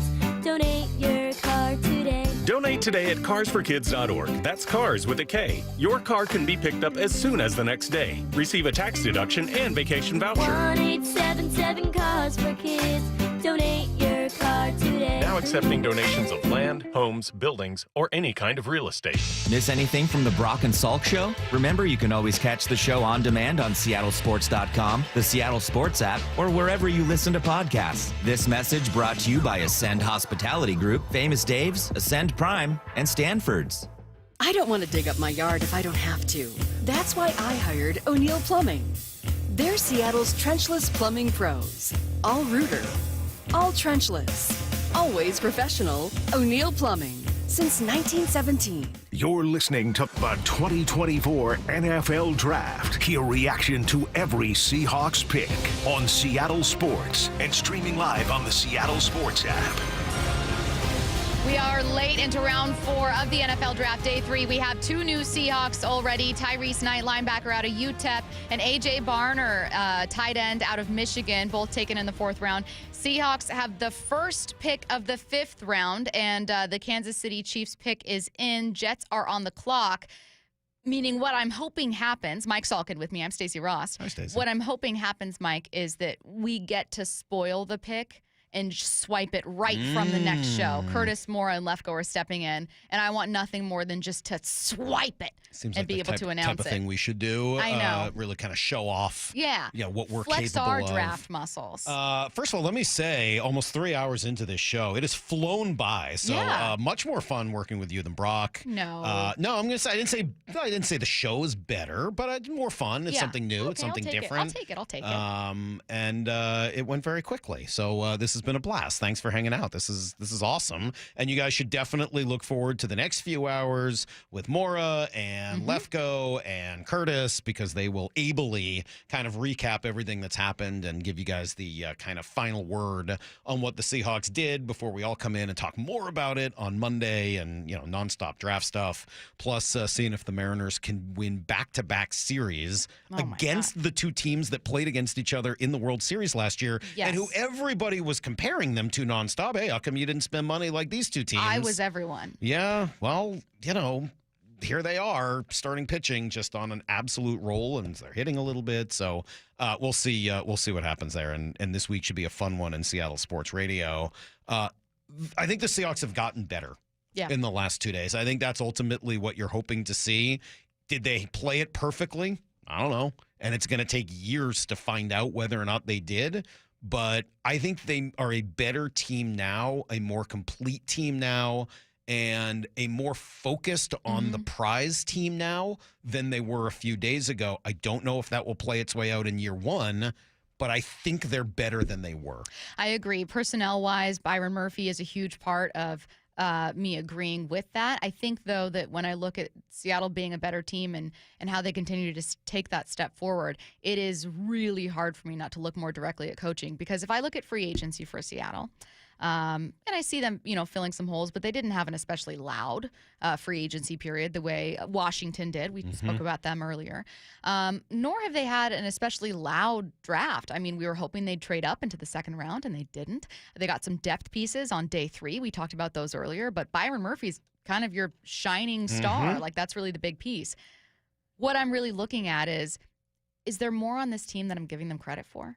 Like, is there untapped talent and potential on this team that I'm not recognizing because maybe it hasn't been tapped into just yet? Like what? Well, earlier you asked a great question, which is, hey, when you talk about Mike McDonald and, him being able to get more out of players, maybe that can happen with a new head coach. Not to say that Carroll wasn't great with that. What players are you looking at? And I said, well, I mean, God, I immediately go to defense, and I look at Devin Witherspoon. I look at your edge, both outside linebackers with Derek Hall and Boye Mafe. But I think you could apply that to many people on this team. You could look at veterans coming in here, Chenna Nwosu. You could look at Julian Love at safety. This is a team that I am wondering if they might have more talent than I'm giving them credit for. I'm being very silver lining right now. It's a Saturday. Well, it's a draft. You're supposed to be. It's a draft. This is a time You're for talking hope. about optimism. Exactly. Optimism and hope.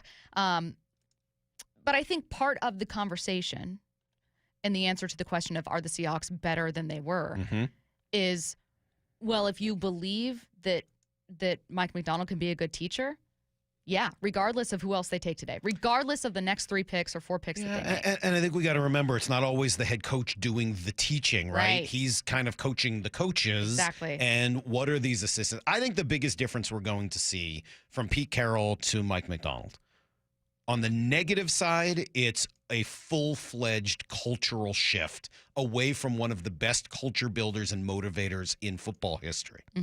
On the positive side, should be a significant upgrade in the defense or in the assistant coaching staff on both sides of the ball, with guys that should teach better than we had before here in Seattle. So usually you're going to get trade-offs. Life's all about them. They are making some trade-offs and getting away from a guy in Pete that knew every inch of that building and had everything pulling in the right direction. But in place of that, they should get some really tremendous teachers. Yeah, and I am really, really hoping that some of our assumptions about that being where some of the message was lost is right. Because I would rather that than the players be the issue, because the players aren't gone. The players are still there. You don't have the same position coaches or same head coach. Seahawks are back on the clock, by the way, while Yeah, we've been I know. I'm trying to look up chit-chatting spoilers. here. Looks like the Niners have made their pick. They added another wide receiver. And so the Seahawks are now back on the clock with the first pick in the 5th round. We'll spoil it. We don't care. We're here on the radio. But here's We're the getting thing. off soon. We're going to spoil it. You haven't had a chance to throw the draft chime yet. Oh, you want me to do that? All right. Well, once we know. I've done it twice today. You're pretty good at it, though. I know, but I just think, kind of like the way you did it, to be honest I with you. insist. Yeah. Well, we'll we're see. going to hand this off based on the name. What would I like them to do here? I would like them to draft somebody in their secondary, probably a corner, or the biggest offensive lineman you can find, somebody else who can compete.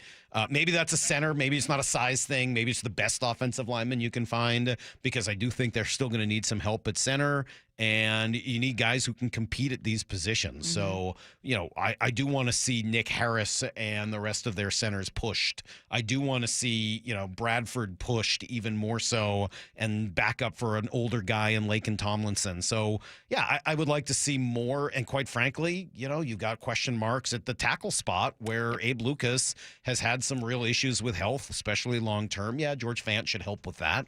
But, yeah, I think offensive line and corner are the two spots that I would be looking at here with the first pick in the 5th round. I'll take the opposite approach and talk about just the spots I don't want to see. I know that they are happy to draft running backs all the time, and that has been a snake-bitten position group, not just for Seattle, but for any NFL team. I would be okay with not taking a running back here.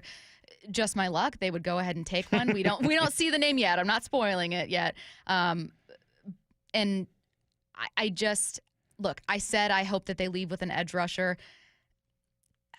I think that you're right about, wanting to continue to add to the offensive line or add a defensive back here. It was a good defensive back class. I don't know why.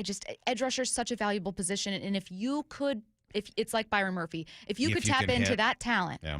You save millions of dollars. I think the time to do that was earlier, unfortunately. If you were going to do that, it had to be earlier in the draft. Yeah, that's why I'm kind of hesitant. I'm willing to spoil. You ready for a spoiler? Let's hit it. I'm ready to spoil.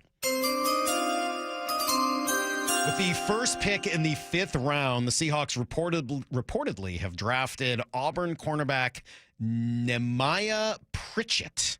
He ran a 4.36 40. Dude's fast.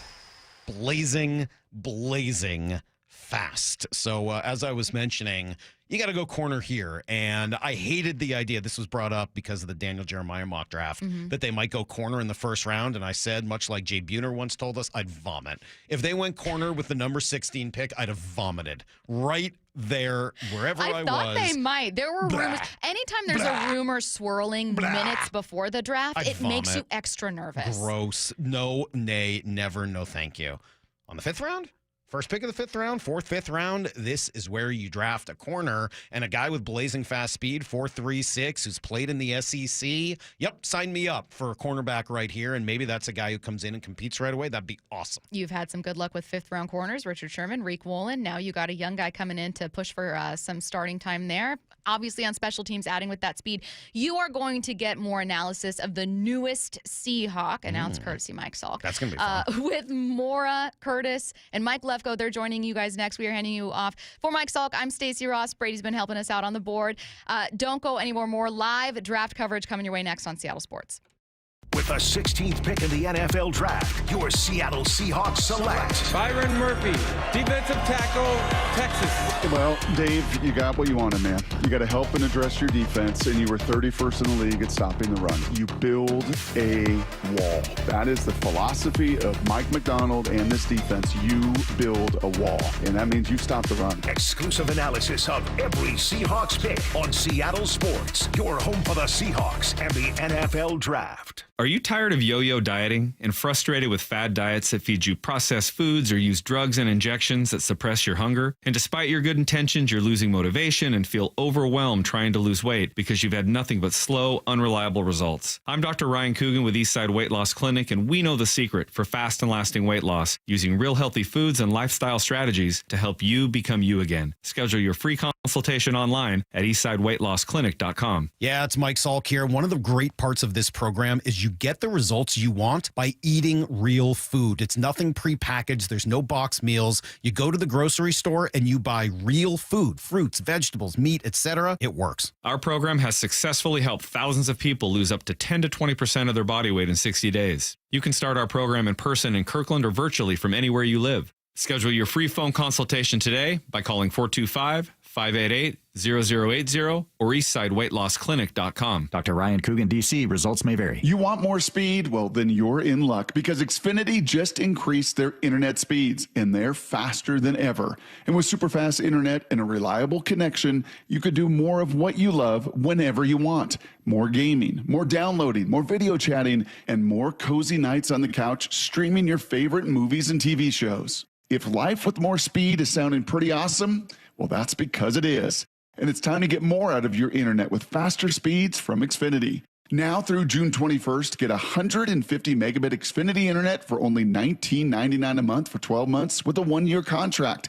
That's double the speed for the same great price. Go to Xfinity.com, call 1-800-XFINITY, or go visit a store today. Requires paperless billing and auto pay with stored bank account. Restrictions apply. Equipment taxes and other charges extra. After promo, regular rates apply. Actual speeds vary and not guaranteed. So make the call today to 1-800-XFINITY.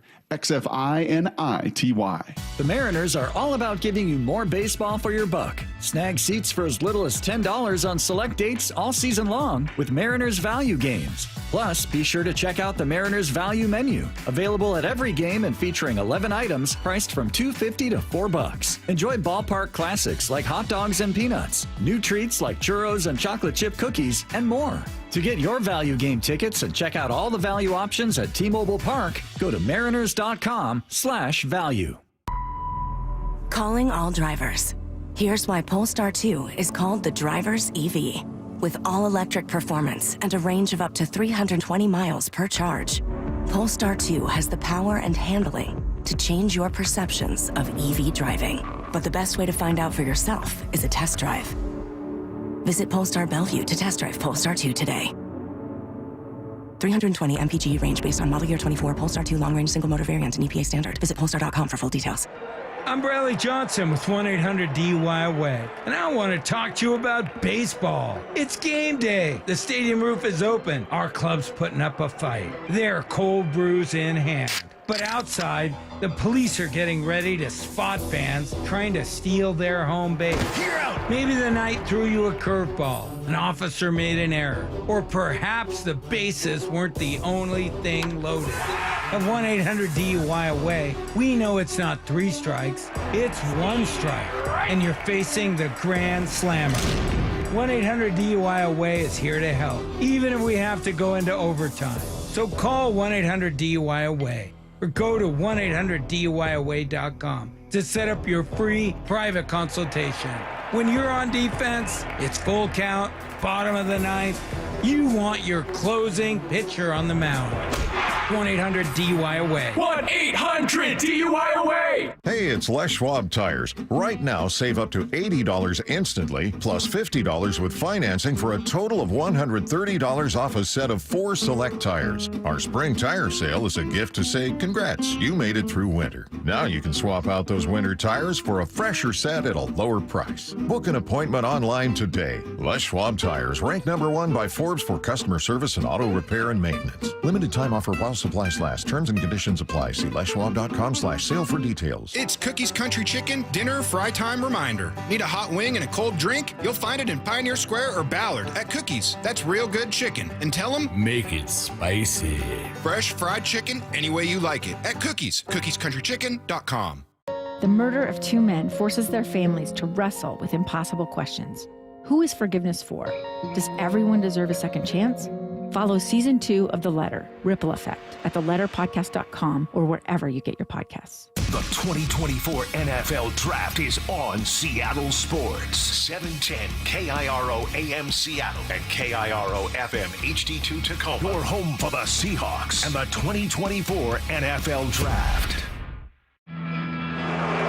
Good evening and welcome to the NFL Draft. This is Seattle's sports presentation of the NFL Draft.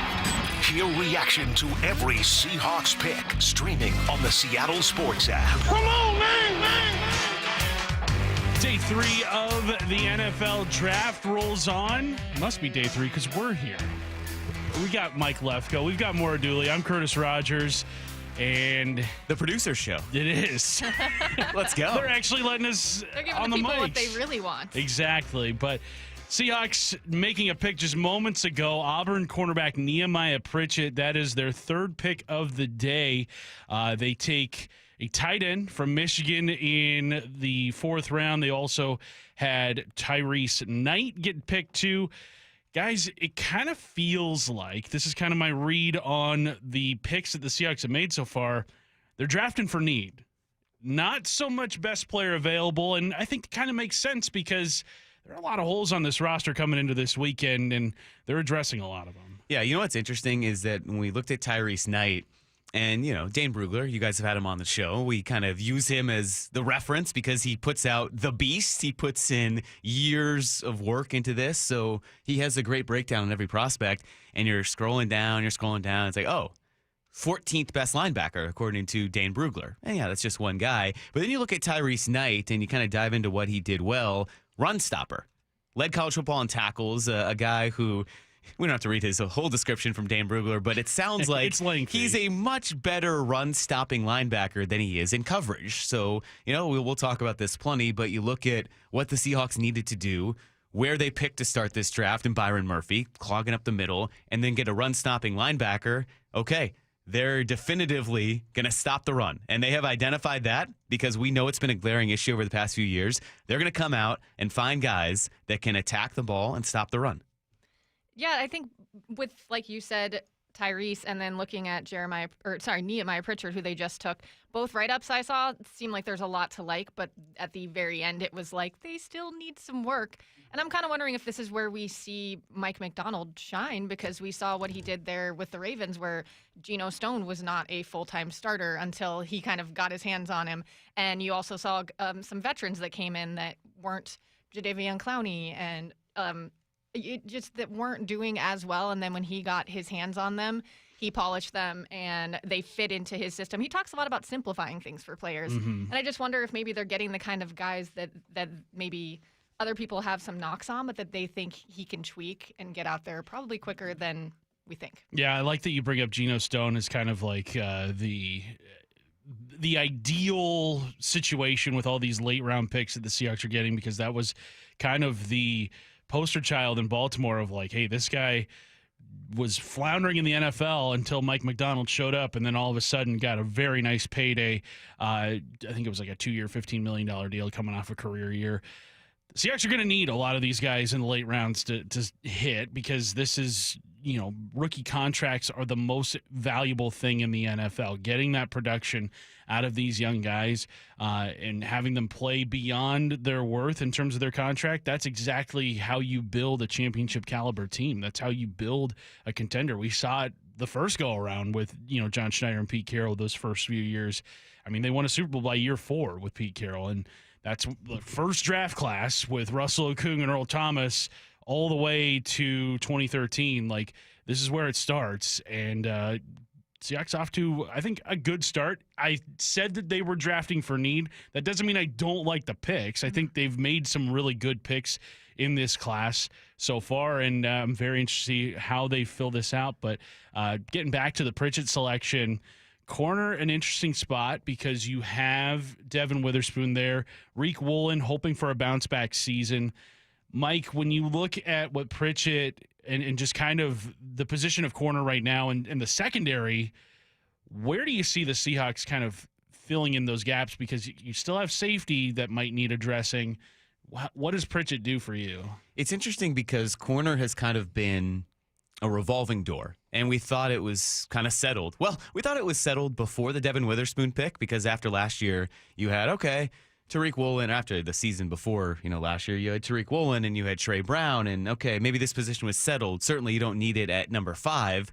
But then the uncertainty of Trey Brown kind of getting back from the injury, Tariq Woolen regressed a little bit. And, I don't think it's fair to say he regressed, because he was still very raw. And what he did in his rookie year maybe artificially inflated expectations. So he's still developing, and that's the key with him. But you might have some questions at corner where we didn't think they would, because you have Mike Jackson and Trey Brown and Tariq Woolen, and now a pick like this where they've had some success in these middle rounds here, the 4th and 5th round. Think about their corners. Now, over the past couple of years, they've drafted Trey Brown, Nehemiah Pritchett, Tariq Woolen, all 4th or 5th round picks. So this is the guy that can add to the mix, and maybe we see a lot more of Devin Witherspoon in that nickel. And now I'm just assuming that they're going to play him like that. We really have no idea how Mike McDonald wants to line up this defense. So we could see a variety of looks, and that's something that I think you heard them mention after round 1 when they took Byron Murphy. And then it was asked, well, how are you going to play him and Leonard Williams and Draymond Jones, all these guys? And Mike McDonald said, we have a variety of ways to play them. We're going to confuse offenses. We know that's his mantra, is they want to give them different looks. So it just adds to the versatility there. And I think more importantly, guys, we have some time to breathe now because they're not picking again until the 6th round. So I know it got a little hectic there when our show came on with Salk and Stacy, and they thought, okay, they're going to pick right away in the 4th round. Well, not so much. And then they moved down a little bit, and you had 2 picks jammed in together, this first pick of the 5th round. So now we have some time to breathe. 3 more picks today, all in the 6th round, and we'll have plenty of time to kind of dive in and hear from some of these guys as well. Yeah, and the Seahawks not selecting again, like you said, Mike, until round 6 at the very start of it, pick number 3. So we got to settle in. We got to break down the 3 picks that we have already seen today. Speaking of Pritchett, Matt Miller of ESPN on their draft coverage had this about minute-long profile on the kind of player that the Seahawks are getting in the Auburn cornerback. Nehemiah Pritchett out of Auburn, the first pick in the 5th round, going to the Seahawks. Yeah, 4.36 at the NFL Scouting Combine. That was the 4th fastest by any defensive back this past year. Missed the first 3 games of the 2023 season with an injury, but if you're looking for a press coverage corner, this is your dude. He's got the length of the line of scrimmage, a ton of reps, 329 of them playing up and press at the line of scrimmage. That's the 10th most among Power 5 players in the last 4 years, So he can play, he's comfortable up. He knows how to redirect guys at the line of scrimmage, using that length, using that speed, attacks the ball well. He can run in phase. So you're looking at this long, slender corner. Look at that. Like, see, this is Seattle's type. In a long, slender corner. They've got Nate Bullen. You go back in the days to Richard Sherman. This is what John Snyder likes at the corner position. Yeah, I was just going to say, maybe the scheme will change a little bit. It seems like the preference of players, they're just looking for a guy that's long and he can run. You had the guy in my opinion. Now, one thing about Can we keep that music going? Oh, everybody loves the NFL Films music. Maura, I want to get your take on this because I'm reading Dane Brugler of The Athletic, his profile on him. He makes mention that he was a kick returner as a junior. We're going to see new rules on kickoffs this season. And it's been a while since the Seahawks have had a really good kick returner. How important is that aspect to you in just kind of rounding out this roster? Because to me, it's been frustrating watching the return game over the last few years. That's a great point. And I think this year, more than any, it's a good area to focus on because you hope with the rule changes that there's going to be more opportunity to do something in that area. And I know as much as they liked Dee Eskridge initially for that, I just don't know that you want to rely on him for anything. Like, yeah, you can try him there and he can compete for it in camp, but I really like that. I didn't think about that aspect because Nehemiah Pritchett is super fast. Yeah, 4.36 40-yard at the combine. Yeah, that would be amazing if they could get someone to fit that role. Absolutely, and I think Godwin Igwebuike, probably the last good returner the Seahawks have had. I was bummed to see him leave. Yeah, I don't know why they didn't try to keep him around because that would it's not like he would have cost them anything. Right. And, I mean, that was under the old kickoff rules. When you were covering the Sea Dragons in the XFL and that version of the kickoff, what we saw, I mean, what did you make of it when that was burst onto the scene? Because a lot of NFL fans are probably going to watch it for the first time this year and be kind of weirded out about it. How did you view it when you were down there on the sidelines? Yeah, I felt in-game it didn't really – it may sound weird when you describe it. In-game I didn't feel like it really looked that crazy or different, but it does just leave a little bit more room for a play to happen and make things more exciting. I thought they actually got a lot of things right that the NFL could borrow from, and I'm glad to see that they're kind of starting to do that. What I really wish they would do is do that where you can hear this guy judge listening to, and going through the thought process of whether they're going to overturn a play or not, but the NFL never will be that transparent. You know, as we look at the bigger picture of the Seahawks roster, and we'll certainly do that as the draft winds down when you get past the 6th round, and we'll know the Seahawks draft class and how it fits in with the rest of this.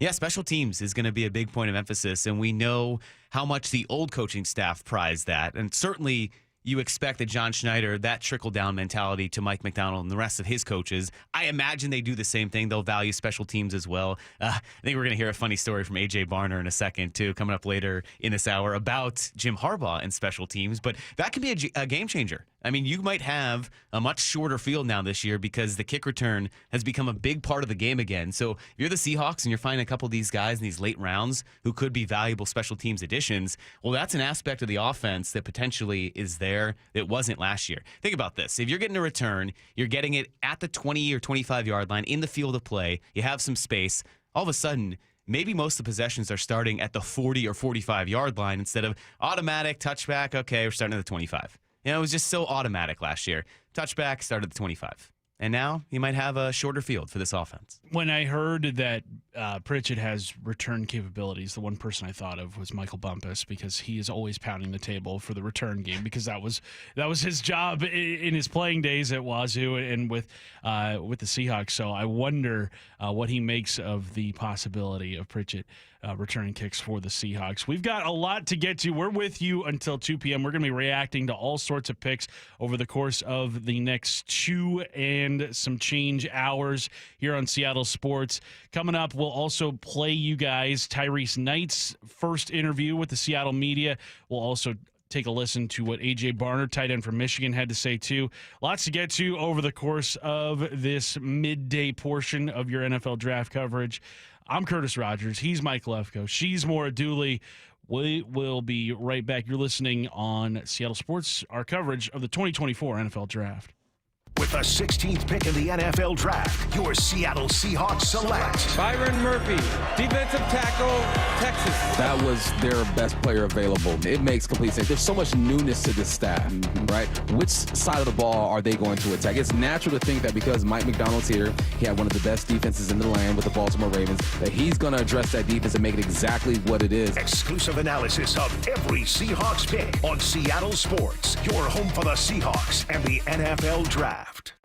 Okay, guys, we got to put our trays up for takeoff. Where's Dad? Oh, he's in the back. We could only get 3 seats together. Daddy has my pillow. We'll get it later. Can you not put your feet up, please? Why aren't we going? We must be in line for takeoff. Like security? Well, that was a different line. I have to go. We just sat down. But I have to go. The seatbelt sign's on. Why aren't we moving? Hey, no kicking. We're just 15th in line for takeoff. Son of a... Don't go there. Go on a real vacation. Go RVing. Learn more at GoRVing.com. Some people just know the best rate for you is a rate based on you with Allstate. Not a rate based on Terry, who keeps and makes the car behind them. Oh no, they're about to. Save with DriveWise in the Allstate app and only pay a rate based on you. Not available in every state, subject to terms and conditions. Rating factors and savings vary, and in some states your rate could increase with high-risk driving. Allstate Fire and Casualty Insurance Company and affiliates, Northbrook, Illinois. Are you curious about who offers the best deals on top-rated Samsung, LG, and Sony TVs? The answer is surprising. It's not online, and it's not the warehouse clubs. The best deals on top-rated TVs are at Video Only. Don't believe it? Then check out the trade-in deals at Video Only. How about $500 for your old TV? Try doing that online. Before you buy that new TV, drop into Video Only. If you don't, you'll be sorry. The IRS finally caught up with Louie. I hadn't paid my taxes in 8 years. I owe the IRS a lot of money. Louie was in deep trouble. We're going to take your house, put a lien on your bank account, garnish your pay. They don't care. They're going to take your paycheck. Louie found out about Optima Tax Relief, the leading tax resolution firm. A-plus rated by the Better Business Bureau, they've resolved over $1 billion for their clients. Optima Tax, they help me. They calm me down. They make me feel comfortable, and I trust them. Louie has a lot to be thankful for. I don't owe the IRS anymore, and I'm able to live a comfortable life, a lot better life. It was because of Optima Tax. For tax help you can trust, call Optima now for a free consultation. Take it from Louie. If you owe the IRS, don't go it alone. Give Optima Tax a call. They can help you. Call 800-343-6460. 800-343-6460. 800-343-6460. Optima Tax Relief. Testimonial from an actual client. Some restrictions apply. For complete details, please visit OptimaTaxRelief.com. Made to shine. Real stories from Shane Company customers. I set a career goal a few years ago, and I just reached it. I wanted to celebrate with a high-quality piece of jewelry, a classic that I'd have forever. So I went to Shane Company. I found the most gorgeous pair of sparkly diamond hoops. When I put them on, I can feel how well made they are. And they're just beautiful. And you know what? I deserve these. Fine jewelry crafted with the greatest care to last a lifetime. Shane Company. Fine jewelry since 1929. 1877 Cars for Kids. KARS Cars for Kids. 1877 Cars for Kids. Donate your car today. Donate today at carsforkids.org. That's cars with a K. Your car can be picked up as soon as the next day. Receive a tax deduction and vacation voucher. 1877 Cars for Kids. Donate your car today. Now accepting donations of land, homes, buildings, or any kind of real estate. This is Chris Davis with the Davis Law Group. Nothing can prepare you for the sudden death of a loved one, especially when it has been caused by someone else's negligence. The stakes are simply too high to risk going it alone. It's important to speak with an experienced wrongful death attorney, so call 206-888-8888 for a free consultation with my team.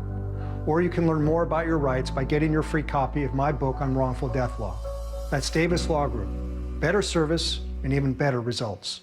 You're listening to the 2024 NFL Draft. Hear reaction to every Seahawks pick on Seattle Sports and streaming live on the Seattle Sports app. A few Seahawks picks have been made today. Tyrese Knight, linebacker from UTEP, that was the first one made by Seattle in the 4th round. A.J. Barner, tight end from Michigan, and then Nehemiah Pritchett at the start of this hour, cornerback from Auburn. They have all been selected. They are the newest Seahawks. Still 3 more picks in today, or that are scheduled at least for the Seahawks, all coming in the 6th round. So we're going to have plenty of reaction when that round comes through. They've got pick 3, pick 16, and pick 31. Start, middle, and end of the 6th round. That's how you want to do it. And there's perfect balance for us. Exactly. Thank you, there's guys. enough time in between picks to where we can kind of get our feet under ourselves. Thank you, Seahawks, for thinking of us. I appreciate that. But the first pick of the day, Tyrese Knight, he spoke to the media at the VMAC just moments ago, his first interview over the phone. Let's take a listen to what Tyrese Knight had to say about getting that call from John Schneider. Congratulations, Tyrese. What does it mean to be a Seahawk and to get that call today? You know, it meant everything to me. You know, I've been waiting for this call my whole life. So to finally get it, you know, you never thought how the moment would feel until it happened. But, you know, I'm blessed to happen. I'm blessed to be here. I'm ready to be a Seahawk. Tyrese, you had an opportunity to meet with the Seahawks on one of your official visits. How did that go, and what was it like getting to work with Mike McDonald and his staff?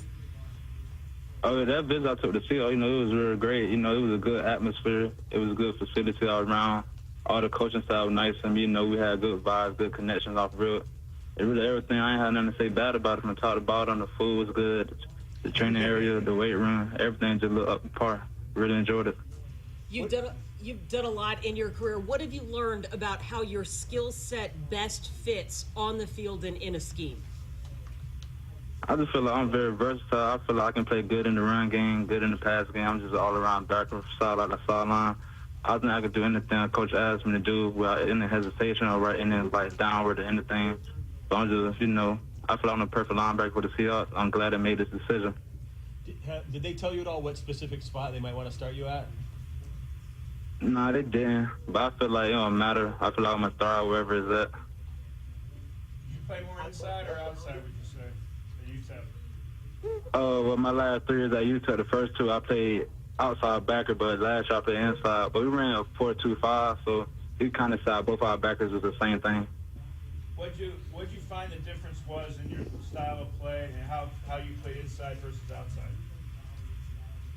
Well, for sure, I know inside, you know, I was always over the ball. They couldn't really run for me like that. And just, you know, I was able to make all the plays that came my way, whether they went left or right. You know, I played outside 2 years ago. Teams were able to scheme against me, you know, just go 2 by 2 and put me to the field or to the boundary, just keep running the ball in the middle. But last year, I might, you know, it just put me in better positions to showcase my ability. I'm glad I made a choice. You look at the number of tackles that you have, it's a little bit of a trick question. How much of that is your tenacity versus how well the scheme played into allowing the linebackers to make those plays? I feel like that's more my tenacity because, for sure, I know I had 100+ the last 2 years, including this year, but it's 140. I think that's really just how you know, the game just transformed for me. and just where I prepared myself for the spring and the off season. We saw you had 33 tackles for losses, Tyrese, in the 4 years at UTEP. Were you allowed to get into the backfield on your own quite a bit, or was that part of the scheme, or were they sending you quite a bit? Really, that was all me. We blitzed a lot, but we didn't really blitz like that. So that's just really most of my instincts. That's really most of my instincts, and just, just diagnosing the ball and just trusting what I see, just triggering it. You began your career at a junior college and then ended up at UTEP. It sounded like you didn't have a lot of offers, I guess, out of high school. Just can you take us through real fast kind of that road and what it means like now to be in the NFL after doing that? Well, I was always under-recruited coming out of high school, and it stayed with me while I got to junior college. So, I always took the hard route or the long route since I was young. So, just the way things kept unfolding, I really got used to it and just, they had to set this a route I was meant to take. So, really just a whole little process. I'm just blessed, but God just, everybody got their own clout. So I just my clout with God just was slower than everybody else's. Tyrese, what was the toughest adjustment for you going from playing off the edge to going back to that off-ball linebacker position? Where do you feel like you grew the most in that first full season playing that role? I just feel like mostly just, the game just started slowing down for me from top to bottom, so that took a bit of stuff for me just adjusting and playing better. And really, I just think everything just, just my preparation and just doing everything the right way and just coming to work every day. So I feel like it was a lot of things for A to Z that prepared me to, be my best. In your path, Tyrese, when did you start realizing the NFL was realistic for you? I honestly say probably my 2021 season, just name just started looking good, and just the way I was performing was just getting everybody's attention. So I know from that year, that was a huge possibility. And I'm just glad my last 2 years, just was better than my first. Just made scouts and people just realized that I deserved to have a chance like everybody else. Who did you talk to from the Seahawks? I talked to Headquarters McDonald. But that was we had a good conversation in our meeting. Just everything just went good. We had a good connection. I just feel like, we were talking before we even met that day. On your path to the NFL, how important was getting that invite to the Senior Bowl and being able to show what you can do against top competition coming from UTEP?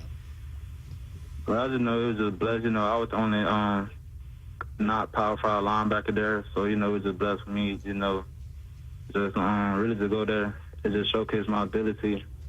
And just, everybody deserved to be there. So, it was just blessed for me to do that. I took full advantage of it. Sorry about that.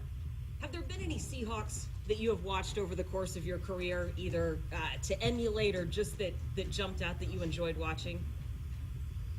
Well, for sure I was watching Babel Radner his whole career there. So, it would be blessed if I just go there and, continue what he did, just make the defense play the right way. Going back to your meeting with the coach, what connected with you when you were talking to him? It's not even tolerant. Hello? Yeah. Well, going back to your meeting with the coach, with Mike McDonald, what is it that connected, that resonated with you? Really, just, he was a straightforward man. He didn't sugarcoat none. He showed me what I felt like. He felt like I was good at. He showed me the things I need to work on. I really respect that. Because you don't really want no coach not to, get on you or just show you or just really point out the bad things. So with him just doing all that, it just made me, felt like he really respected me. Where are you at right now, and who's there with you? I'm in Kissimmee right now. It's like 40 minutes from my home, but I got a lot of family here. I'm sorry, you're where? I'm in Kissimmee right now. It's like 30 minutes from my home, but I got a lot of family here. How many are with you right now? I'm not in the house right now, but it was loud. I had to walk out and get some distance just to talk. How many family members or friends do you have with you? So over 35. Oh, okay. So a whole lot. What do you know about Seattle? Well, I don't know a lot, but for sure when I took my visit, it was good vibes there from top to bottom. I ain't had nothing bad to say about it. I just wish I would have stayed longer than that one day. Now you get to. Hey, congratulations to you, sir. Thank you. Thank you so much. That was Tyrese Knight, his first comments with the Seattle media following his selection in the 4th round. Today, Tyrese Knight out of UTEP, a linebacker. We were talking about him and just kind of – it's funny because all these picks in this portion of the draft, they could come from anywhere. Like any school you could see guys come from. Mike, you pointed out that this is the first defensive player that UTEP has had selected since 2008. But, I mean, the Seahawks looking far and wide, near and far to find talent to round out this roster. Very productive. I think, didn't he lead the country in tackles this season? Yeah, last year, yeah. Yeah, so, I mean, dude's a tackling machine. Which they needed last year. Yeah, absolutely they did. And, look, the Seahawks linebacking core, they did make the 2 additions in free agency, but he's going to get opportunities to play right away. I think what's interesting, too, is that you look at a guy like this, and it certainly looks like he is well-equipped to jump in. And maybe, it's tough to kind of identify what they did with their linebackers last year because none of them are here anymore, and you have a different coaching staff. But it feels like if you can come in and be a Devin Bush type, hopefully more impactful than Devin Bush. And, I don't even know if Mike McDonald and this defensive staff wants to use linebackers the same way. We've seen kind of a de-emphasis on off-ball linebackers with the way safeties have come down and played in the box and the way the defenses are evolving in the NFL. But if this guy just comes in and adds a physical presence to this defense and can stop the run, just basic foundational piece right there. Go in, stop the run. Don't let Pittsburgh running backs run all over you for 300-plus yards like they did. There's a good starting point, and it's a guy that you don't need to be a starter right now. That's what you have with those one-year deals. You have 2 linebackers that are in here on one-year deals. This guy can get some good experience, and then Knight maybe can evolve into that starter. But, just go back to what Dane Brugler said. Dismissing he has some coverage issues, but he called him a rabid dog against the run. That this guy will hunt down ball carriers and get them to the ground. And that's what's been missing from some of the Seahawks over these past few seasons. So that's a good starting point right there. That's something that I'm excited about. A tackling machine sounds amazing to me. And like I have the Our Lads book here, and like the thing that I saw that's the negative is it says he sometimes looks as if he's playing his own defense or guessing. But that's where I have some confidence in the way Mike McDonald's described the way he teaches defense. It seems very much like he tries to simplify it so each player knows their specific job and doesn't feel like they're taking on too much. And so if he can just be that tackling machine, I think McDonald can get him more comfortable and not feeling like he has to guess. Yeah, and you heard from Knight, he was asked about his switch from off-ball linebacker to the Mike linebacker, and you can see the production just absolutely take off in his senior season at UTEP. 140 tackles, 15.5 tackles for loss, 4.5 sacks. I mean, this guy was a force, led Conference USA in tackles and TFLs, first team All-Conference USA. The previous season just had 95 tackles, 6.5 tackles for loss. So this is a guy that really took off in his senior season. I do kind of wonder, though, shortly before we go to break, or maybe we can pick this up after the break, but there are those guys you kind of wonder, like, what was it that didn't click with them before their senior season? And I know a lot of people are kind of hesitant about guys who have the one good season in college compared to the rest of their production. Like, you want to see consistent production throughout, but I think maybe this is a guy that was played out of position, and maybe the coaching staff at UTEP the coaching staff at UTEP is a brand new one. Maybe it was coaching because they were fired, and UTEP's been pretty bad at football. So that makes hopefully it was sense. a lack of coaching, and he just didn't get the development that he needed. Yeah, hopefully that's the case here. And, I mean, you're going to who many people considered to be the best defensive coordinator in football last year, and Mike McDonald. Hopefully he can get enough or more out of Tyrese Knight to make him a big factor going forward with this Seahawks defense. Coming up in this hour, we'll take a look at the quarterback position. The Seahawks have not yet addressed it. There's still some big names out there, namely Spencer Rattler. We heard from one NFL insider why that might be the case that Rattler's still out there. We'll talk that coming up in a little bit, but we'll also continue to react to some of these picks that we're seeing, not just with the Seahawks, but around the NFL. More to come. You're listening to our coverage of the 2024 NFL Draft right here on Seattle Sports.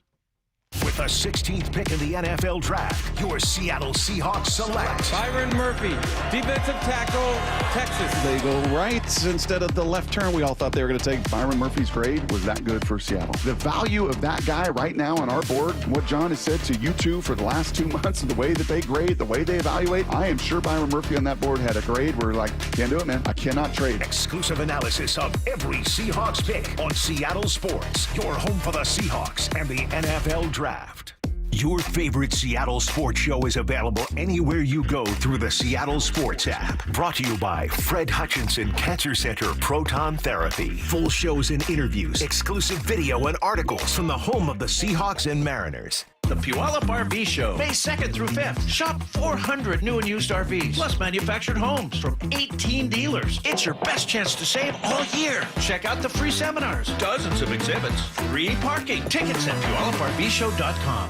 At aimyourdigital.com, we'll help you target the right audience, build your leads, and crush your quota. Take your business to the next level. Our digital marketing strategies help grow awareness of your product or service, all while building trust in your business. Our approach involves leveraging multiple tools and strategies to deliver exceptional results that are customized to your unique business needs. Don't wait to run out of sales leads. Keep your business growing. Get started with aimyourdigital.com today.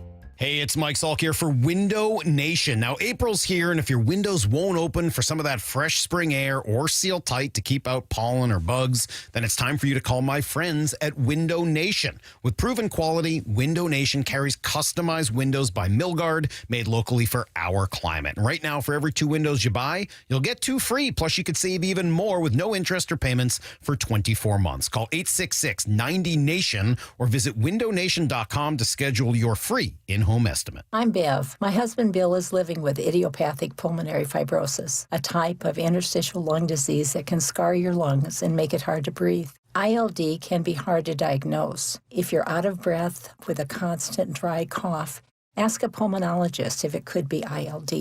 Bill and I have been married for over 60 years, and we're looking forward to more. If you or someone you love may have ILD, find support, hope, and help at lungsandyou.com. Hey guys, do you know your T level? Revive Men's Health here in Seattle is helping you take that first step toward better health and enhanced intimacy with a free testosterone level test, exam, and consultation. Plus, for this month only, qualified patients can kickstart their treatment with a free supply of ED medication. Revive's customized ED treatments can provide immediate results, restore blood flow naturally, and even bring spontaneity back into your love life. With both in-person and telemedicine appointments available, plus free shipping directly to you, Revive takes the hassle out of treating low T and ED. Having an optimal testosterone level can change your whole life, and it starts with knowing your T level. Take that first step and book your free testosterone test, free exam, and free consultation, and kickstart your treatment with a free supply of ED medication this month only. Call Revive Men's Health Seattle at 206-529-1111. That's 206-529-1111 or visit ReviveMen'sHealth.com. Are you planning to go to more than one Mariners game this season? Consider a Mariners Flex membership. It's a great option for fans who want the flexibility to choose their games and seats all season long while still enjoying the perks of being a member. With a Flex membership, you'll receive benefits like savings of 10% or more on tickets with no fees, access to exclusive pre-sales, year-round discounts at the team store and the box yard, and so much more. Go to mariners.com/flex to learn more about becoming a part of the Mariners family. Are you curious about who offers the best deals on top-rated Samsung, LG, and Sony TVs? The answer is surprising. It's not online, and it's not the warehouse clubs. The best deals on top-rated TVs are at Video Only. Don't believe it? Then check out the trade-in deals at Video Only. How about $500 for your old TV? Try doing that online. Before you buy that new TV, drop into Video Only. If you don't, you'll be sorry.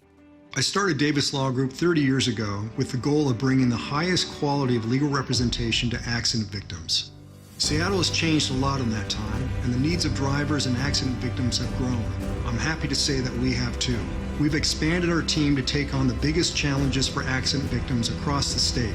Contact Washington's best personal injury team today at 206-888-8888 or visit us online at davislawgroupseattle.com. Calling all drivers.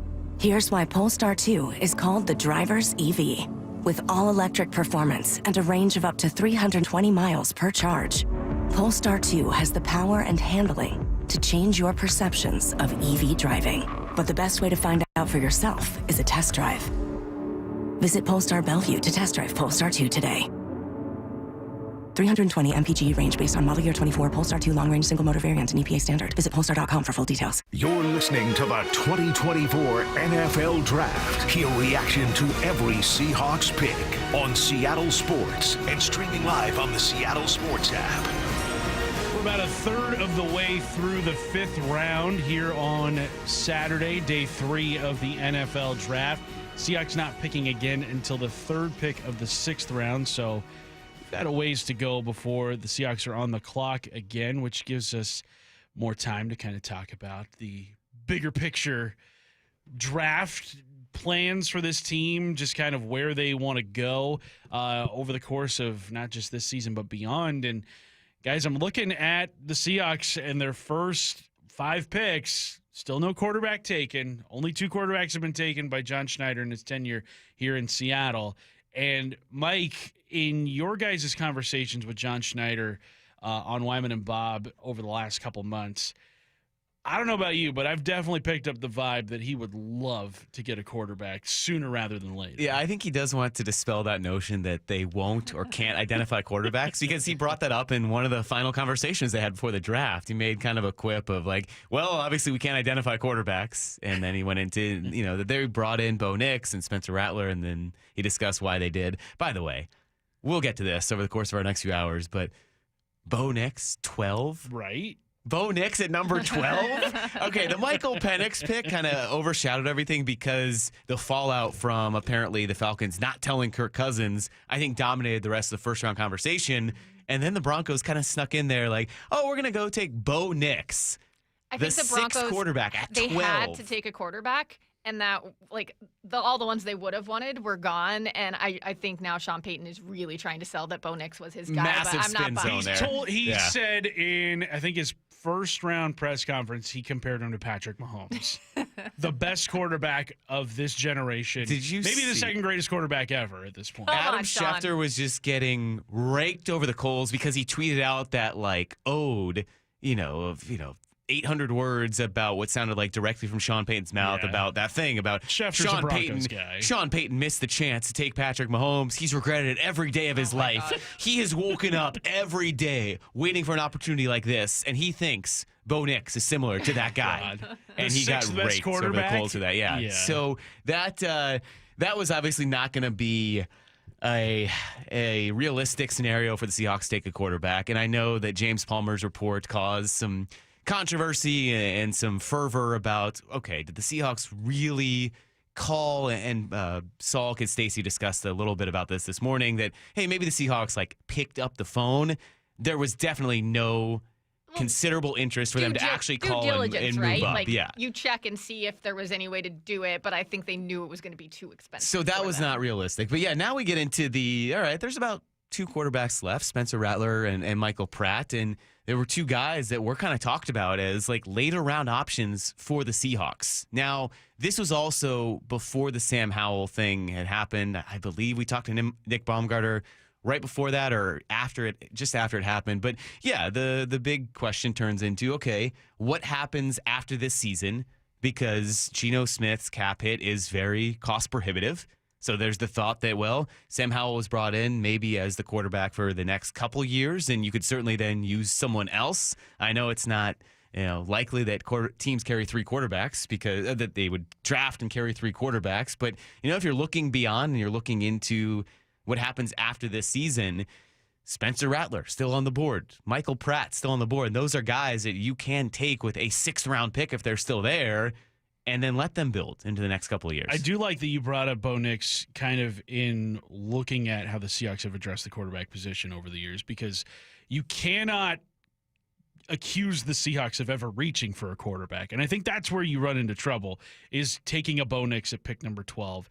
is taking a J.J. McCarthy at pick number 10 when their value is probably mid to late first round, or in Nick's case, probably late first round, second round. And I get that the Broncos were in a desperate spot because they didn't have any other quarterbacks available to them, and that is their biggest need. You're not going to go into a season with Jarrett Stidham as your starter, or at least not you might not. Yeah, well, the layman might, but like the Seahawks have I think that is one thing that they have done well in not, getting blinded by quarterbacks and being like, we have to get one here, even though we're in a spot that this pick doesn't really make sense. The value doesn't really make sense.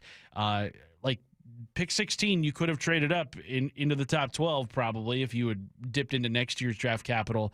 But I like that they didn't do that. And I know they had interest in Bo Nix. They brought him in on a top 30 visit. Ryan Grubb went to his pro day. Like, there was interest there. But at pick number 12, it just doesn't make sense. And now, looking at the Russell Wilson pick back in 2012, that was a third-round pick. Like, you didn't have to go and take Russell Wilson in the first round. You didn't have to take him in the second round. He came to you. And as we've seen, first-round draft picks at quarterback does not guarantee success.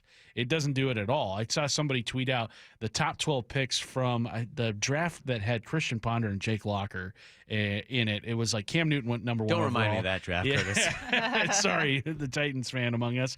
But Cam Newton went number 1 overall. That top 12 had like Alden Smith in it. It had all these guys that went to the Pro Bowl and became all-pro players. And in fact, the only 2 guys in the top 12 that did not go to a Pro Bowl were Jake Locker and Christian Ponder. And with the benefit of hindsight, we know that was a reach. Yeah. Like this, I don't want to, put the cart before the horse here on Bo Nix's career, but I don't think he ends up being the best quarterback of the 6 that were taken. Well, and real quick, and look at 2021, too, comparing the same way. All those quarterbacks, we've talked about this on our shows, all those quarterbacks have been traded that they took in the first round, essentially, except for Trevor Lawrence. You look at some of the picks outside of that in the first round, Jamar Chase, Penei Sewell, Pat Surtain, Devontae Smith, Micah Parsons taken 12th. Imagine if you hadn't gone and reached for Zach Wilson and you take Micah Parsons. So, yeah, teams just fall in love with quarterbacks. That's why we thought it was maybe a little bit weird at the time, but I think trading for Sam Howell was a move that ensured that they didn't have to reach.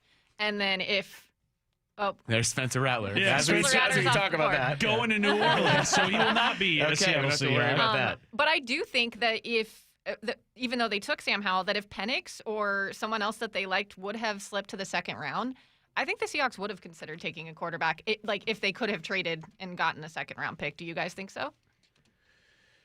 Yeah. John Schneider mentioned that they were going to trade. They tried to trade up. They wanted to trade up into the second round to address some need yesterday. They ultimately did not. So if someone like that's there, it becomes very enticing. But then I think you see this accumulation of racing against other teams, and you have to really give up more draft capital than they were comfortable with. So I think it worked out perfectly for the Seahawks to not have to worry about that situation that, hey, what would have happened had a quarterback been available at 16? Yeah, that would have been and then you pass on the guy, and then it always becomes like, well, what if this guy turns out to be something of note? But you don't have to worry about that. That what if does not have to come into play here. Seahawks, no quarterback taken. They will not have Spencer Rattler. He goes to New Orleans. That pick just coming down. There was 138 picks between Bo Nix and Spencer Rattler. Rattler, the 7th quarterback off the board. So, yeah, I guess. Did you just do that radio math on the did. fly? Well, luckily, 150 and 12 and are 50. right there. Not the hardest math problem, but. Still, sometimes when you're on the air. I know. I would have screwed you can it up. mess it up. You are listening to our coverage of the 2024 NFL Draft on Seattle Sports. We've got more conference calls to listen to from these Seahawks draft picks. We have got AJ Barners. We've got Nehemiah Pritchett's to get to. We'll also continue to dive into what the Seahawks will do here in the 6th round with 3 picks. Those are their last 3 picks scheduled to make today. No 7th rounders as of now. We know that they could still trade back in, but we'll get to all of that coming up over the course of the next 2 hours and some change. He's Mike Lefko. She's Maura Dooley. I'm Curtis Rogers. You're listening to Seattle Sports. Seattle Sports, your home for Brock and Salk. Byron Murphy, he's the next Seattle Seahawk, and he is going to be a defensive lineman that everyone else is going to have to deal with. Weekdays 6 to 10. He is strong, man. Off the charts. Freak show. If you blended Aaron Donald and Grady Jarrett, honestly, if you took those two guys and blended them together, you would have physically this guy. You have to then have the immense power and leverage those guys have, and Byron Murphy's got it. Read up on the latest news and opinions at seattlesports.com. Business. It's all the things that keep this world turning. And behind every one of these companies is a partner helping to keep it all moving. It's why the local flower shop and your favorite pizza joint, the startup and the stadium, hospitals and hotels, banks and restaurants nationwide all choose the advanced network, cybersecurity solutions, and round-the-clock trusted partnership from Comcast Business, the company that powers more businesses than anyone else. Comcast Business, powering possibilities. See why Comcast Business powers more small businesses than anyone else. Get started with fast speeds and advanced security for $49.99 a month for 12 months with a 2-year contract. Plus, ask how to get up to an $800 prepaid card with a qualifying internet package. Don't wait. Call or go online to switch today. Ends 5/5/24. Restrictions apply. New customers only with 50 megabits per second internet and security edge. Eco bill and auto pay required. Equipment, taxes, and fees extra. Free consultations, no fee guarantees, 5-star reviews. JP Pendergast with Pendergast Law explains the importance of going beyond these familiar offerings. Accident victims want an attorney, Tom, that satisfies their needs. Someone who handles those needs with the highest degree of care. Pendergast Law offers the no-fee guarantees and free consultations, but these only scratch the surface. Okay, explain more. We make sure that every member of our team is genuinely passionate about helping others. Customer service and communication are our top priority. It's how we take care of our clients so they always feel one step ahead of the insurance companies. Our strong reputation for high standards provides comfort and confidence when it's needed most. Pendergast Law offers the free consultations, the no-fee guarantees, and of course, they are 5-star rated. But what really makes them different is their genuine passion for helping others. I can't recommend them enough. If you or a loved one has been injured in a car accident, call Pendergast Law. We can help. That's PendergastLaw.com. Miss anything from the Brock and Salk Show? Remember, you can always catch the show on demand on seattlesports.com, the Seattle Sports app, or wherever you listen to podcasts. This message brought to you by Ascend Hospitality Group, Famous Dave's, Ascend Prime, and Stanford's. 1-877 Cars for Kids. KARS Cars for Kids. 1-877 Cars for Kids. Donate your car today. Donate today at carsforkids.org. That's cars with a K. Your car can be picked up as soon as the next day. Receive a tax deduction and vacation voucher. 1-877 Cars for Kids. Donate your car today. Now accepting donations of land, homes, buildings, or any kind of real estate. This week at Jet City Harley, buy any pre-owned Harley and get a $1,500 gift card. With access to the country's largest Harley inventory, Jet City Harley has hundreds of Harleys on site. Get a $1,500 gift card with the purchase of any pre-owned Harley at Jet City Harley. Finance specialists on site to get you approved. 100% of credit applications considered. Get a $1,500 gift card when you purchase any pre-owned Harley at Jet City Harley now through Sunday. Gift card cannot be used towards the purchase of a new Harley motorcycle. It's Cookie's Country Chicken Lunch Fry Time Reminder. Need a hot wing and a cold drink? You'll find it in Pioneer Square or Ballard at Cookie's. That's real good chicken. And tell them, make it spicy. Fresh fried chicken any way you like it at Cookie's. cookiescountrychicken.com. Are you curious about who offers the best deals on top-rated Samsung, LG, and Sony TVs? The answer is surprising. It's not online, and it's not the warehouse clubs. The best deals on top-rated TVs are at Video Only. Don't believe it? Then check out the trade-in deals at Video Only. How about $500 for your old TV? Try doing that online. Before you buy that new TV, drop into Video Only. If you don't, you'll be sorry. You're listening to the 2024 NFL Draft. Hear reaction to every Seahawks pick on Seattle Sports and streaming live on the Seattle Sports app. Round 5 continuing on here on Seattle Sports. A lot of good prospects still available. Brennan Jackson of Washington State. That's probably the biggest local name still on the board. He's been listed among Mel Kiper's best available for the last couple of picks here. Jaden Hicks, local guy from Washington State. He was taken by the Kansas City Chiefs in round 4. So good to see him get off the board, because that's a guy who I think a lot of people had projected second round, maybe third round. He was one of the top safeties on the board. You don't want to see a guy like that slip to the 4th round. But late. I think the Chiefs are having a pretty good draft. yeah. Well, goodness. What, Xavier Worthy in the first round? What are the Bills doing? Aiding their biggest competition. Yeah, people are so mad at the Bills. And while it worked out receiver-wise, if they did want a receiver and they were able to trade back in the second round, don't help the Chiefs. Right. I think there was the circumstance. It's like, okay, I get trading back, and there's still a receiver you need and want, and, they got some picks they needed, but don't help the Chiefs, especially when this is the one team. Of the Chiefs' biggest needs, and you give them struggled. a receiver that ran a 4.21 at the combine.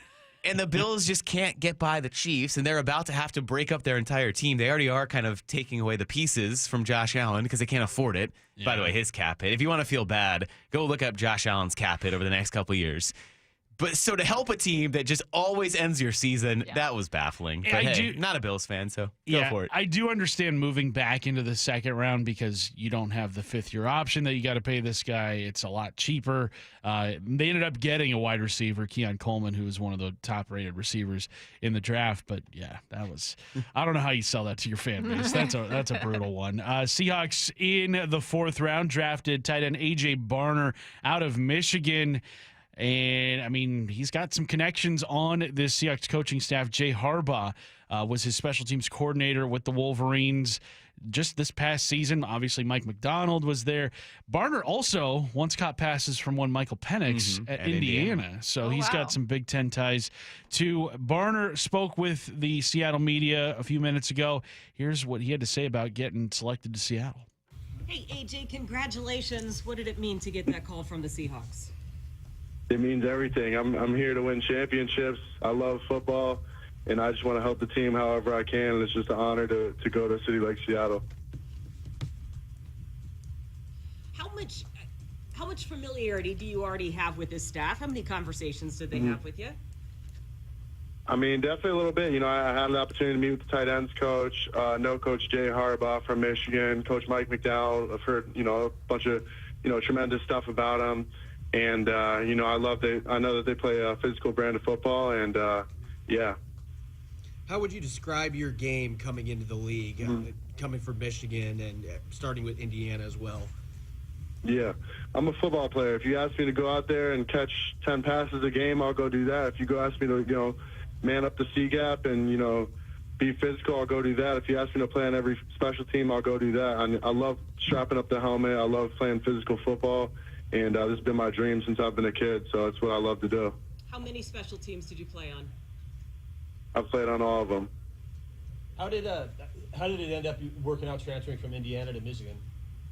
Yeah, it was a really tough decision. I'm a very loyal guy. I love my teammates, and at the end of the day, I was a college athlete. Your eligibility is only so long, and Michigan had an opportunity for me to go there and compete for a national championship. And like I said, I want to win championships, and that made it the perfect fit for me.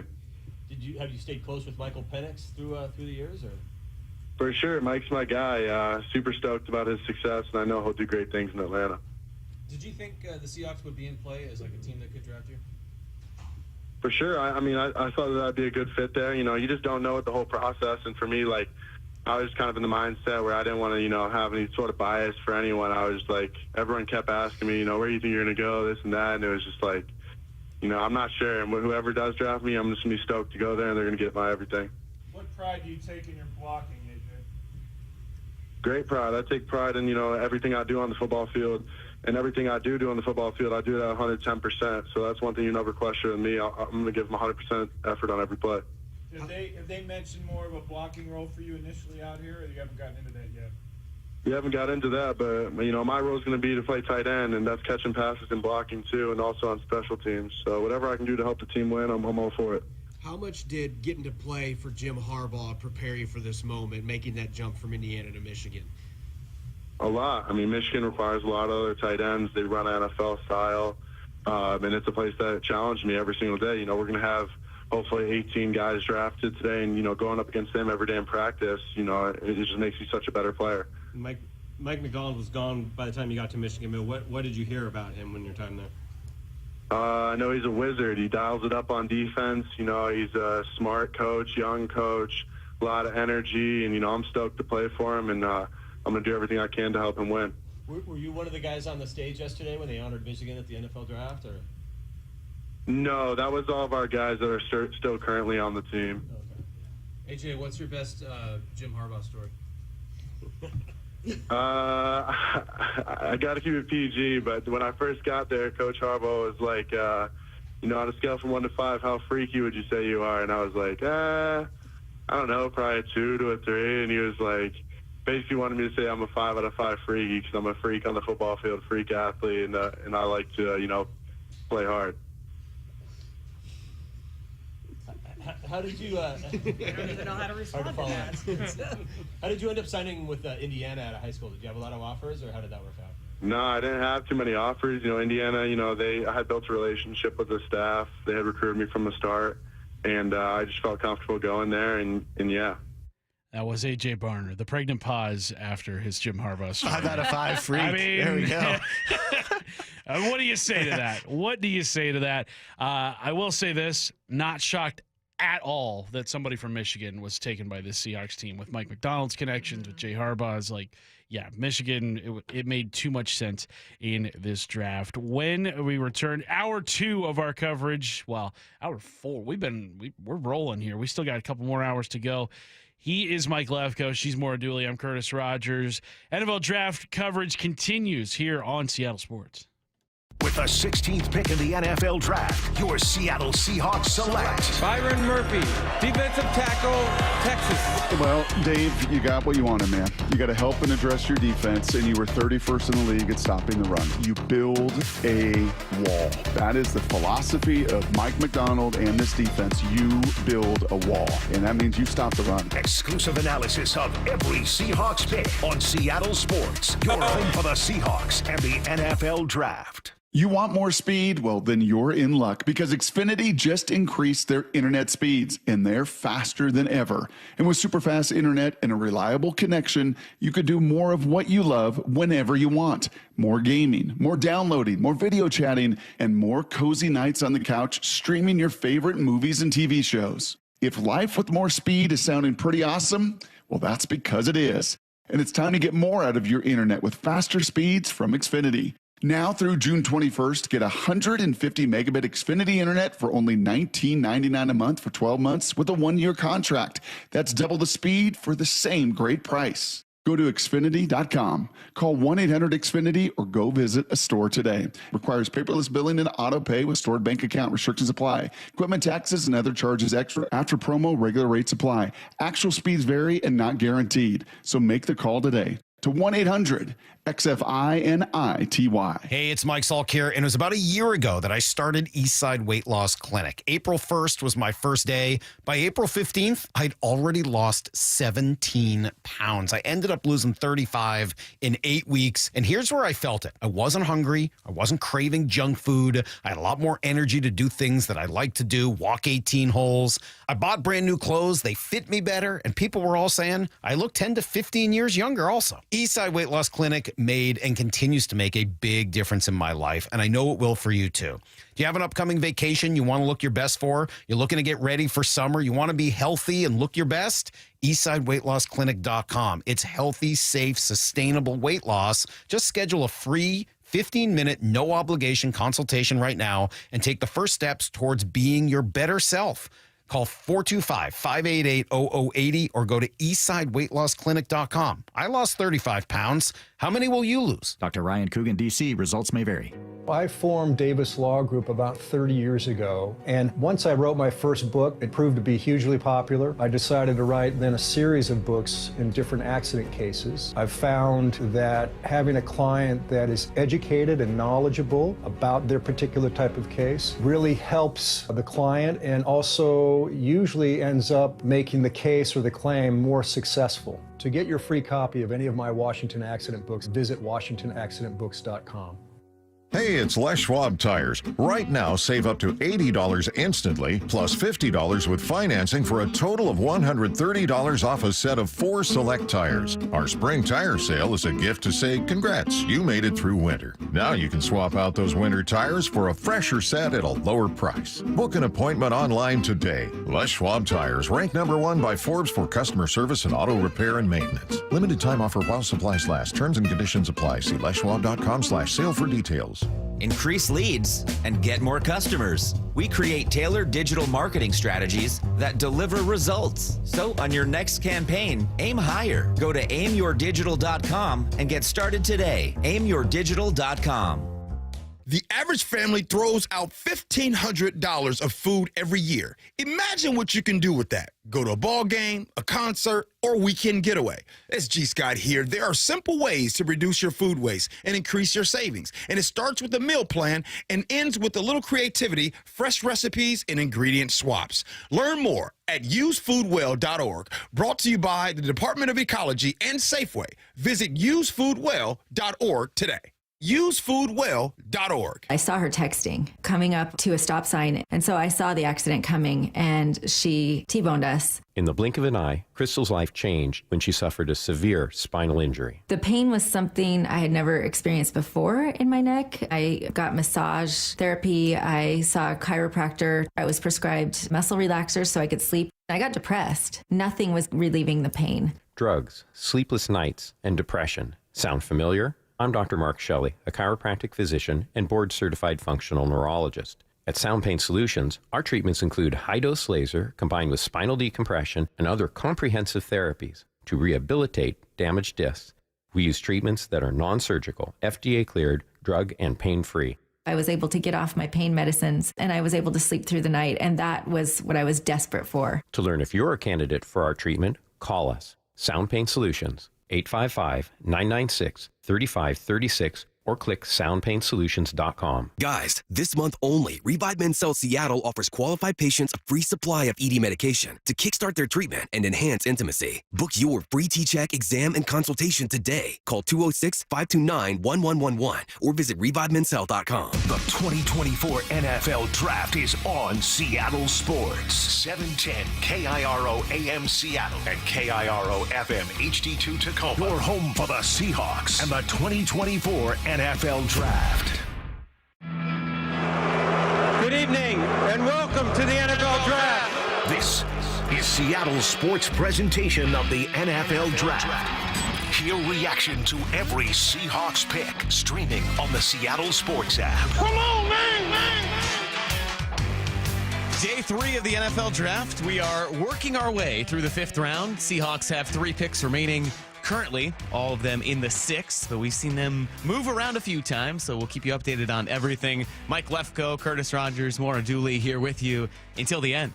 The draft gurus on to break it all down with you until the end of this one. And we actually just saw Brennan Jackson go to the Rams. So Washington State getting some players selected after none through the first couple of days. So Jaden Hicks went to the Chiefs and then Brennan Jackson to the Rams. The Rams making some picks here after the well-known Blake Corum, story of them too. not picking a first-round guy since Jared Goff in 2016, and now they've just kind of loaded up on these major school players here. Yeah, I hate seeing the Rams load up. When we thought that after the 2022 season they were going to fall further and further down. They trade Jalen Ramsey to the Dolphins. It looks like, all right, they're tearing things down finally. And then they go and get Puka Nacua in the 5th round last year, who becomes this superstar that like Jordan Brand just signed. Kobe Turner had 9.5 sacks? Right? He finished top 5 defensive rookie of the year voting. Stop, LA. Stop it. Seek help. And now it almost feels like we'll get into this with the Niners and what they're doing with their wide receivers. They've drafted a couple wide receivers, and maybe the Niners are teetering on okay, we only have a couple years left before all of this implodes, becomes too cost prohibitive to keep all of these players, this talent-loaded roster, maybe the most overall talented roster in the NFL, but it gets very, very expensive. So the Niners are an interesting situation. And, as our draft coverage continues, we'll take you to the very end here. We will kind of look at how these teams stack up in the division, because I think so often we just look at, all right, who is this guy?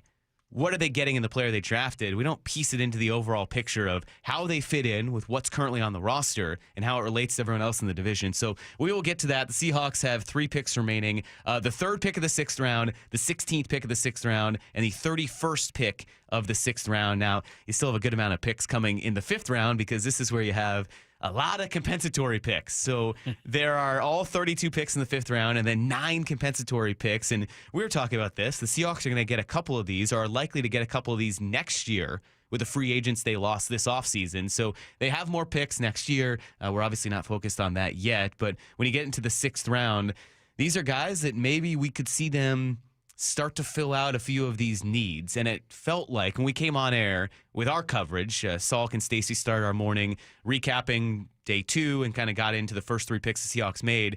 We started and we said, hey, it looks like the Seahawks have started to identify needs.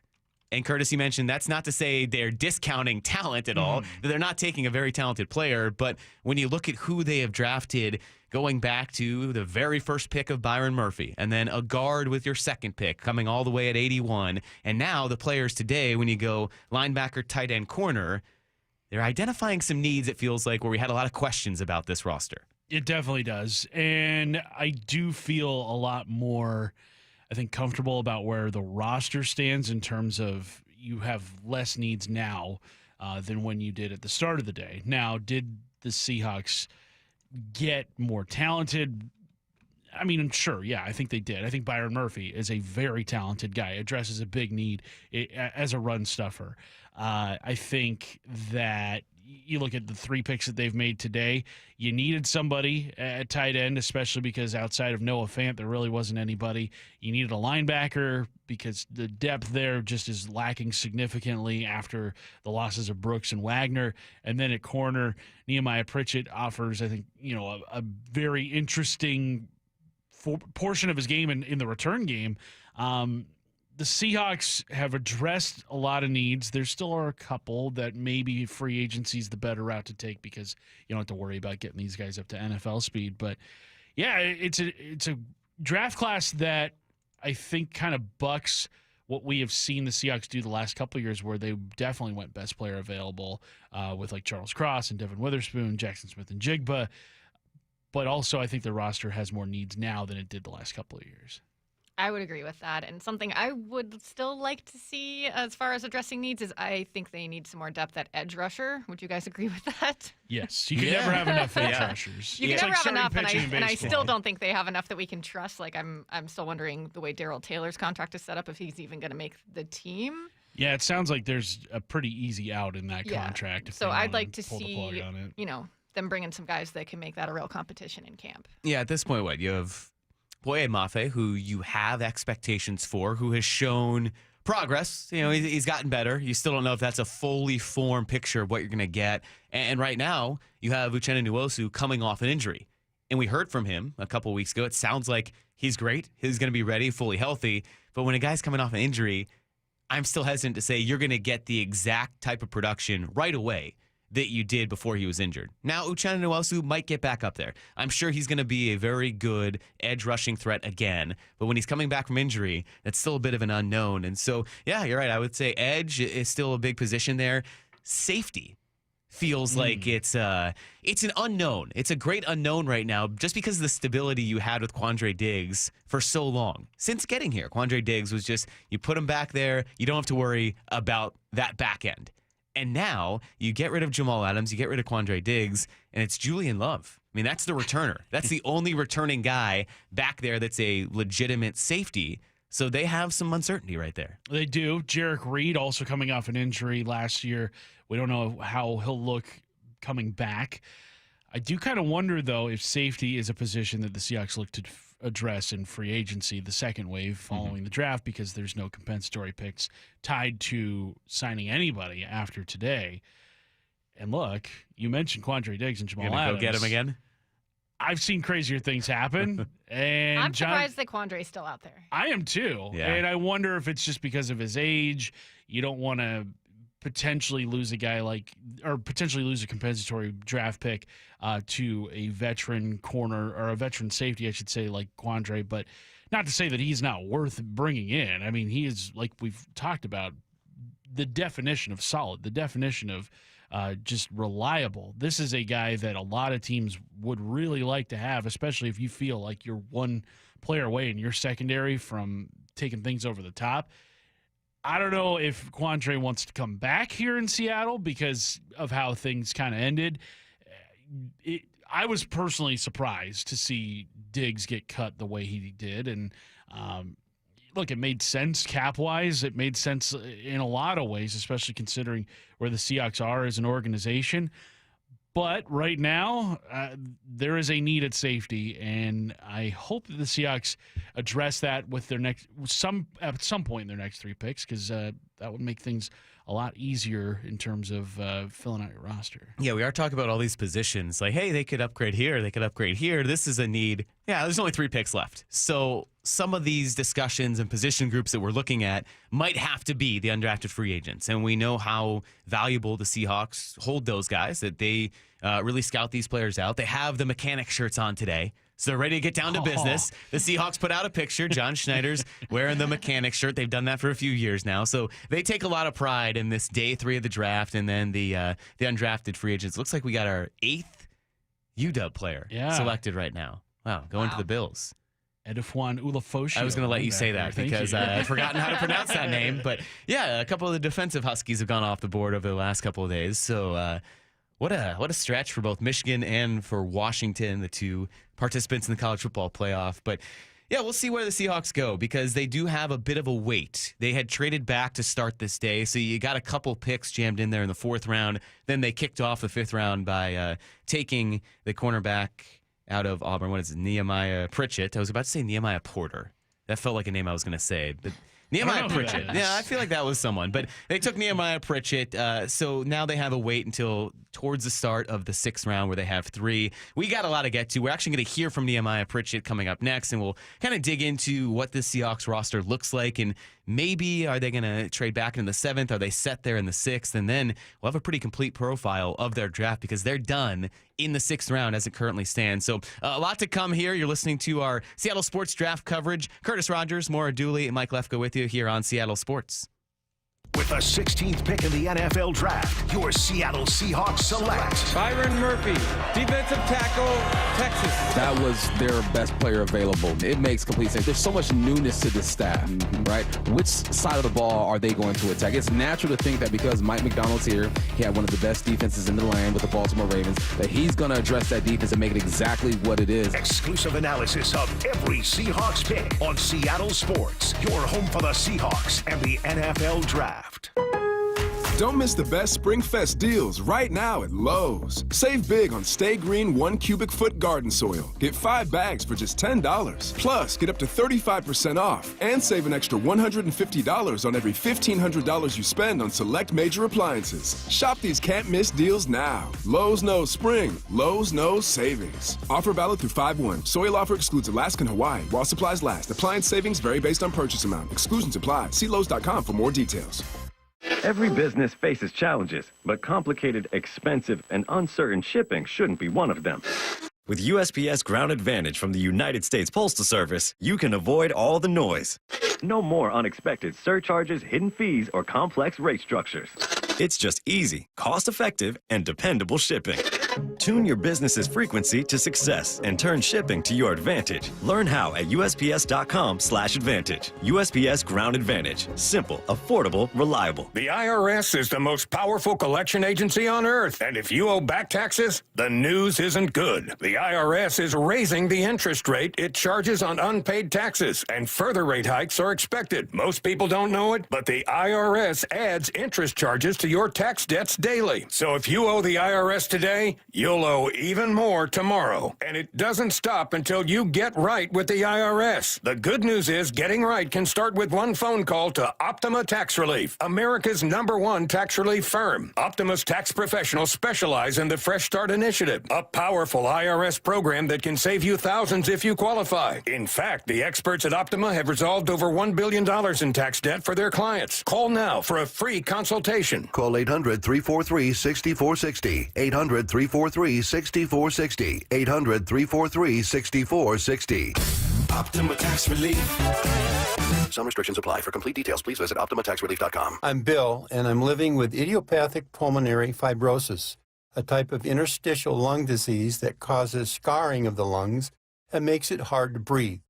ILD can be hard to diagnose, so if you're out of breath with a constant dry cough, ask a pulmonologist if it could be ILD. My wife, Bev, and I have walked every step of this journey together. I couldn't have traveled this road alone, and neither should you. Get help. Find hope. Go to lungsandyou.com. Business. It's all the things that keep this world turning. And behind every one of these companies is a partner helping to keep it all moving. It's why the local flower shop and your favorite pizza joint, the startup and the stadium, hospitals and hotels, banks and restaurants nationwide all choose the advanced network, cybersecurity solutions, and round-the-clock trusted partnership from Comcast Business, the company that powers more businesses than anyone else. Comcast Business, powering possibilities. See why Comcast Business powers more small businesses than anyone else. Get started with fast speeds and advanced security for $49.99 a month for 12 months with a 2-year contract. Plus, ask how to get up to an $800 prepaid card with a qualifying internet package. Don't wait. Call or go online to switch today. Ends 5/5/24. Restrictions apply. New customers only with 50 megabits per second internet and security edge. Eagle bill and auto pay required. Equipment, taxes, and fees extra. Shane Company loves Seattle so much, we decided to open another jewelry store in the area. Come say hi at our new South Center Square location in Tukwila. Shop our beautiful selection of fine jewelry or stop by our new Create Your Own station and make something one of a kind. You can also step into our pop-up radio booth to share a story about your jewelry for a chance to be featured on the radio. And of course, you can still visit us in Linwood too. We can't wait to see you. Now you have a friend in the jewelry business. Shane Company and Shaneco.com. You're listening to the 2024 NFL Draft. Hear reaction to every Seahawks pick on Seattle Sports and streaming live on the Seattle Sports app. We are working our way through day 3 of the NFL Draft. We've seen a nice little run on Huskies here. The 8th and 9th UW players just picked back-to-back, so how about that team? We'll keep track of all the UW players selected. Washington State's had a nice little run as well, but we're talking Seahawks. They made a few picks today. Tyrese Knight, A.J. Barner, and Nehemiah Pritchett. Before we hear from Nehemiah Pritchett, I will say there's one thing jumping out to me about A.J. Barner. He just does not have a tight end name. No. I can't get over that. I mean, if you were to say, all right, A.J. Barner, just take that name on the surface. Okay. What position does it sound like he plays? I wanted to go linebacker, but maybe that's A.J. Hawk in my head. I was thinking running back because of Kenyon Barner. Yeah, exactly. We have associations to everything else. It's like more of a cornerback name, more of like a Barner sounds like burner as well. So like fast, so not like a tight end, but. And in my Arizona basketball mind, AJ Bramlett comes to mind, former center on our national championship team. So, yeah, AJ Barner is a tight end. We can confirm that. I just want like a Cole Kmet. Like that's a tight end. I was going to ask, what is a tight end name That's a tight end, yeah. Travis Kelce. Yeah, any last name that ends in like succinct. C. Yeah. Okay. So that's where we are in our draft analysis. But A.J. Barner, maybe you associate him with being fast. A guy who is fast that we heard about, that the Seahawks have talked about, and we'll hear from him right now. Nehemiah Pritchett, very fast, and he's talking about what he brings to the Seahawks. Congratulations, Nehemiah. Thank you. Thank you so much. Hey, how would you describe your game and your style of play? Can you repeat the question? I couldn't hear for real. How would you describe your game and your style of play? Right. I think I'm a really smart corner, or I'm a really long, fast corner that can play in any type of scheme. I think I'm really good at press, and I've been versatile. I can play inside and outside, so I think that's the best way I can describe it. Nehemiah, did you have any contact with the Seahawks during the pre-draft process? Yes, sir. I did a Zoom with them a couple days before my pro day. I talked to them at the Senior Bowl, and I talked to them like 3 days ago when they was doing like background stuff. Which coaches have you had correspondence with? Who have you talked to? The DB coach, Coach Scott. You've played so many different spots on the field. Do you have a favorite or one that you think is your strongest? I'll say outside corner. Why is that? It's just something I feel like most comfortable at. I really can play both, but that's why I feel most comfortable at. How much would you say Auburn had you impressed, Nehemiah? Was that most of the time, all the time? A lot. A lot. What about your game that helps you impress? Is it your long arms, your length? What do you find an advantage when you're in press coverage? My length and speed.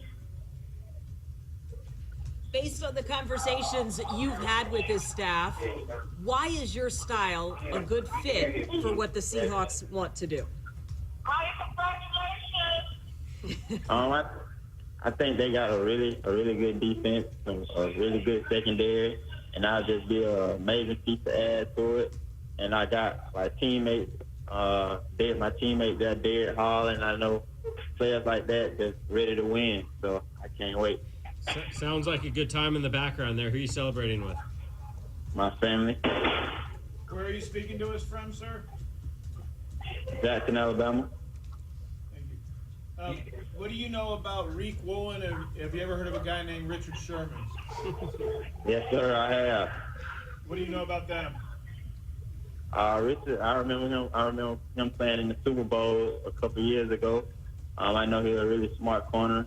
Came from Stanford, I think. And, I just remember him playing in the Super Bowls and getting a lot of interceptions. Especially the one on, I forgot his name, the receiver from San Fran. So, yeah, it was a bunch of great moments I remember. Nehemiah, did they talk to you at all about your experience as a kick returner and possibly filling that role here? Not as much, but I'm definitely one of the guys that don't mind playing any special teams or gunner, jam, or kickoff return. So, how much kick returning did you do at Auburn? I did a lot in 2021, my junior year. I was the primary kick returner that year. What kind of scheme did you regularly play there at Auburn? How'd they kind of use you? On special teams? No, in coverage, secondary-wise. We played a lot of man coverage. So that, and I mean, wherever they needed me, to be honest. How much did you feel like your 40 time at the Combine helped you in the draft process? I think it helped a lot because it wasn't that many corners that I thought could run, to be honest. But I knew that I could run. It's been in my blood. I've been fast all my life, so I was ready for that moment. And to be honest, I wanted to run lower, but it was cool with the 4.36. What's the lowest time you've ever had in the 40? When I was training, I ran 4.28. Did you run track in your background? No, sir. I'm from Jackson High School, so it's a really small town, really small school. So our school didn't even have a track at the time. How small is it? Sir? How small is the school? Like how many graduating class or whatever? How big was it? To be honest, I don't even remember. How much did you play inside in the slot? I played a lot of snaps there my junior year, so that was my primary position in the slot. So I played a good amount of slot. When you were on the outside, did you mostly stick to one side, or did you move around the field? I moved around. Me and the other corner we had was pretty much just we choose whatever side we wanted to go on at the time. So that's how that kind of worked out. What kind of hitter are you? What kind of who? Hitter are you and tackler are you? You talked a little bit about delusion and boom, but that ability to hit and tackle. Right. I think I'm really intent when it comes to hitting. I'm not gonna shy away from contact. If you turn on the film, you can see like I'm super aggressive. But sometimes I just try to come up with a body part at corner. What do you know about Seattle, sir, if anything? I don't know that. I don't know that much, to be honest. You're not alone. This will be my first time out there. All right, well, he's going to learn. That's Auburn cornerback Nehemiah Pritchett, and you heard mention of his speed, 4.36. He ran at the combine, so he is a burner. He's not A.J. Barner, but he is a burner, and he could factor in on. That's what you get here on Saturday, day 3 of the draft. I thought not working with Salk, I wouldn't get dad. Yeah, jokes. sorry. Well, you're with Curtis. I mean, dad Sorry. joke peak over here. I have to kind of help out, Bump and Curtis, the dad show pod usually. So I have to chime in with one of those. But yeah, you look at Pritchett and he does have that speed. But one thing that kind of jumps out, and it's something we know the Seahawks have some emphasis on, Maura, once you get past Byron Murphy, their next 4 picks, all Senior Bowl guys. Yeah, I think a lot. I also think that John Schneider and Jim Nagy worked together in the past, so that probably helps. I think he goes down there and gets some intel from him.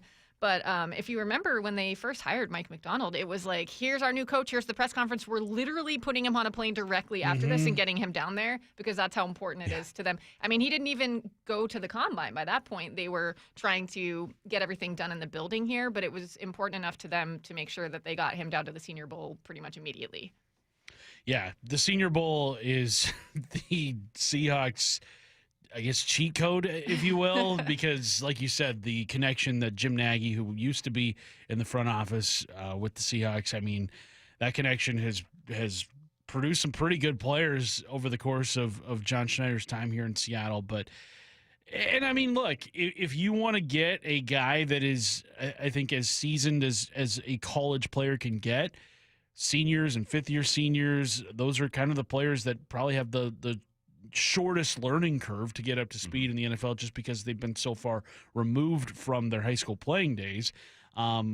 Does it maybe limit their ceiling as a player because they've developed so much because they're 23, 24 years old in some instances, especially with the fifth year, the COVID year now? That to me, I think, is an underrated thing in these drafts. And next year is the final draft with the 5th COVID year that everybody got if they were enrolled in school in 2020. So I'm kind of interested to see how these players develop over the course of the next few years, guys that have taken advantage of that 5th year. There's also something I know Brock probably has bemoaned, and I know Bump has mentioned on your show, Curtis, that, this is you're getting into the first Gen Z draft where Caleb Williams was the first definitive Gen Z quarterback and so much scrutiny around him. But all these guys now with the transfer portal being able to just hop in and freely move places, what are you going to learn about these guys? How are they going to handle adversity? That's the big question. And so it feels like you get a guy who goes to the Senior Bowl. There are certain characteristics that they want and that they see out of those players who go to the Senior Bowl. And that's where the Seahawks can learn a lot about these guys that, hey, you might have transferred for one reason or another. Now, the transfer portal, in the case of Michael Penix and so many other guys, Bo Nix as well, it vastly helped their college careers, vastly helped their chances of getting drafted. Bo Nix at Auburn probably does not ascend to where he does. He's certainly not the 12th overall pick at Auburn. Michael Penix at Indiana, Brock mentioned this on draft night, he's not the 8th overall pick. So you might lose something in terms of development, but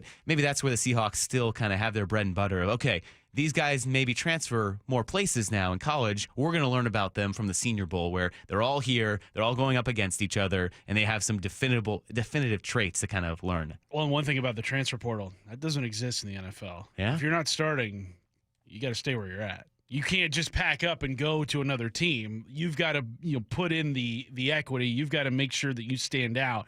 There's not that opportunity to say, well, if I'm not getting playing time here, I'm going to go to Tampa. I'm going to go to Philadelphia. I'm going to go to New England because they have an opportunity for me. That doesn't exist in the college football or in the NFL ranks. It does in college football, but not in the pro ranks. Yeah, well, the Seahawks have made some picks early. They have made 3 picks today. They have 3 picks remaining. We're going to get into what they could do with 3 picks in the 6th round and how this roster looks. There is a big question kind of to answer for the Seahawks on defense about how all these new guys fit in and maybe who's left on the roster to kind of mold them. We'll get into that as our draft coverage continues here on Seattle Sports.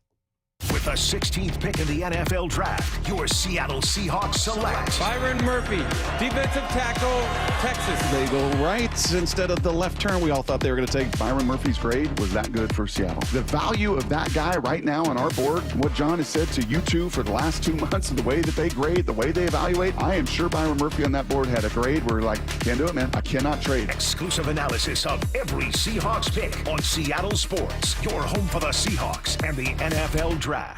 Endless hours of research, seeking referrals, dozens of calls. Hiring the right attorney can be a challenging process during an already difficult time. J.P. Pendergast with Pendergast Law explains. In Washington State, Tom, there are thousands of attorneys to choose from. Referrals and online research can be helpful, but discovering the right attorney requires a conversation. It can be hard to identify integrity and authenticity without that interaction. So, what do you recommend? We encourage anyone looking for personal injury representation to call for a free consultation with our team before making a decision simply based on referrals or online research. Accident victims need an attorney that listens, demonstrates honesty, and is genuinely understanding of their unique circumstances. The care, attention, and preparation that our firm provides throughout the case mirrors the effort involved when taking on the insurance companies. Save time and avoid mistakes after an injury. Contact the caring and compassionate team at Pendergast Law. If you or a loved one has been injured in a car accident, call Pendergast Law. We can help. You want more speed? Well, then you're in luck because Xfinity just increased their internet speeds and they're faster than ever.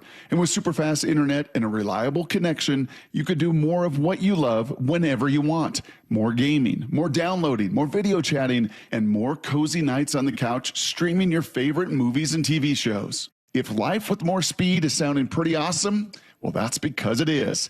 And it's time to get more out of your internet with faster speeds from Xfinity. Now through June 21st, get 150 megabit Xfinity internet for only $19.99 a month for 12 months with a 1-year contract. That's double the speed for the same great price. Go to Xfinity.com, call 1-800-XFINITY, or go visit a store today. Requires paperless billing and auto pay with stored bank account. Restrictions apply. Equipment taxes and other charges extra. After promo, regular rates apply. Actual speeds vary and not guaranteed. So make the call today to 1-800-XFINITY.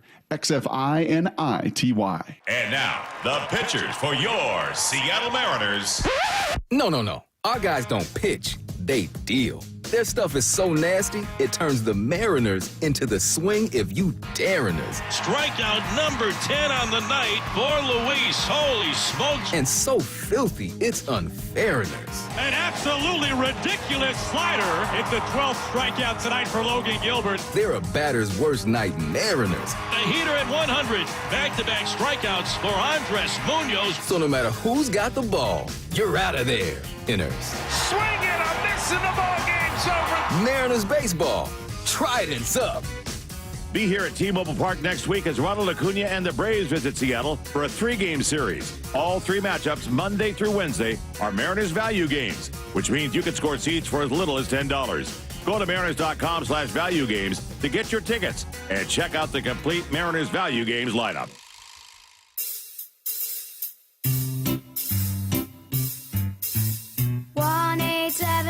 Cards for Kids. KARS Cards for Kids. 1-877 Cards for Kids. Donate your card today. 1-877 Cars for Kids. KARS Cars for Kids. 1-877 Cars for Kids. Donate your car today. Donate your car today at carsforkids.org. That's cars with a K. Your car, running or not, can be picked up as soon as the next day. You'll get a maximum tax deduction and a vacation voucher. 1-877 Cars for Kids. KARS Cars for Kids. 1-877 Cars for Kids. Donate your car today. Now accepting donations of land, homes, buildings, or any kind of real estate. RV buyers, what do you get when you assemble 18 competing local dealers with over 400 new and used RVs, plus manufactured homes on 20 acres? You get your best chance to save all year. The Puyallup RV Show, May 2nd through 5th. But wait, there's more. Check out the free seminars from RV experts, browse dozens of exhibits, and you won't pay a penny for parking. The Puyallup RV Show, May 2nd through 5th. Get tickets at PuyallupRVshow.com. Don't miss it. For over 111 years, Pacific Lamp and Supply Company has been your #1 lighting specialist in Washington. From the Space Needle in Seattle and now all the way to the Riverwalk in Spokane. Pacific Lamp and Supply Company, Washington's lighting experts since 1912. PacificLamp.com. The murder of 2 men forces their families to wrestle with impossible questions. Who is forgiveness for? Does everyone deserve a second chance? Follow Season 2 of The Letter, Ripple Effect, at theletterpodcast.com or wherever you get your podcasts. You're listening to the 2024 NFL Draft. Hear reaction to every Seahawks pick on Seattle Sports and streaming live on the Seattle Sports app. We're here on day 3 of the NFL Draft. Mike Lefko, Maura Dooley, Curtis Rogers with you. Until the end, or close to the end, until the Seahawks make their final we are picks. Crawling towards the I was gonna Seahawks say, next pick at 179. I think we all looked up and had that realization, Why we're have not there even been- in the compensatory picks of the 5th round. Why have there been 3 5th rounds today? 3 5th rounds. The 5th round is taken literally about an hour and a half. Yeah, that's quite a realization there. So the 5th round is crawling. Yeah, because I think Salk and Stacy were still on air when then Nehemiah When the 5th round Pritchett started, yes. before 11 o'clock. Hey, 5th round, pick it up. Like, what's happening right now? Yeah. I know this is when Show a little hustle. This is when the draft guys really get their bread and butter, the analysis. Hey, real we went to the sickos. Senior Bowl and we spent 15 hours analyzing one guy. Yeah. And this is where this comes into play.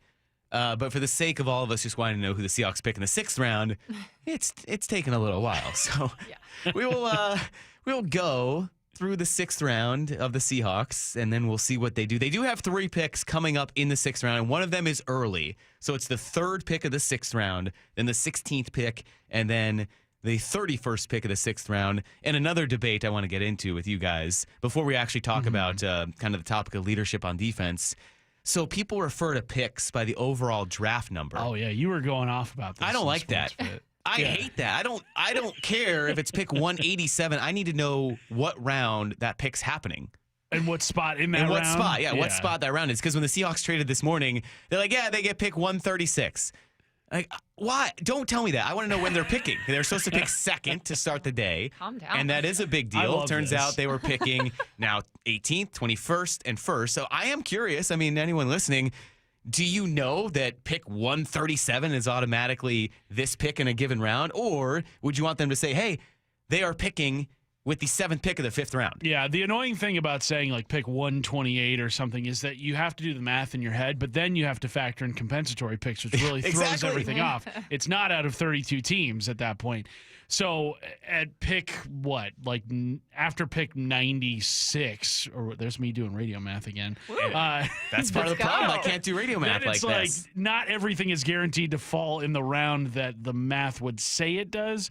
Yeah, so it gets really frustrating. Yeah, this morning, so the Seahawks originally had pick 102, which, if you just say that, who the heck knows when that pick is? But last night when we said, hey, pay attention, the Seahawks are picking early. They're picking with the 2nd pick of the 4th round. Then they traded. They're like, the Seahawks get 121, 136, and 207.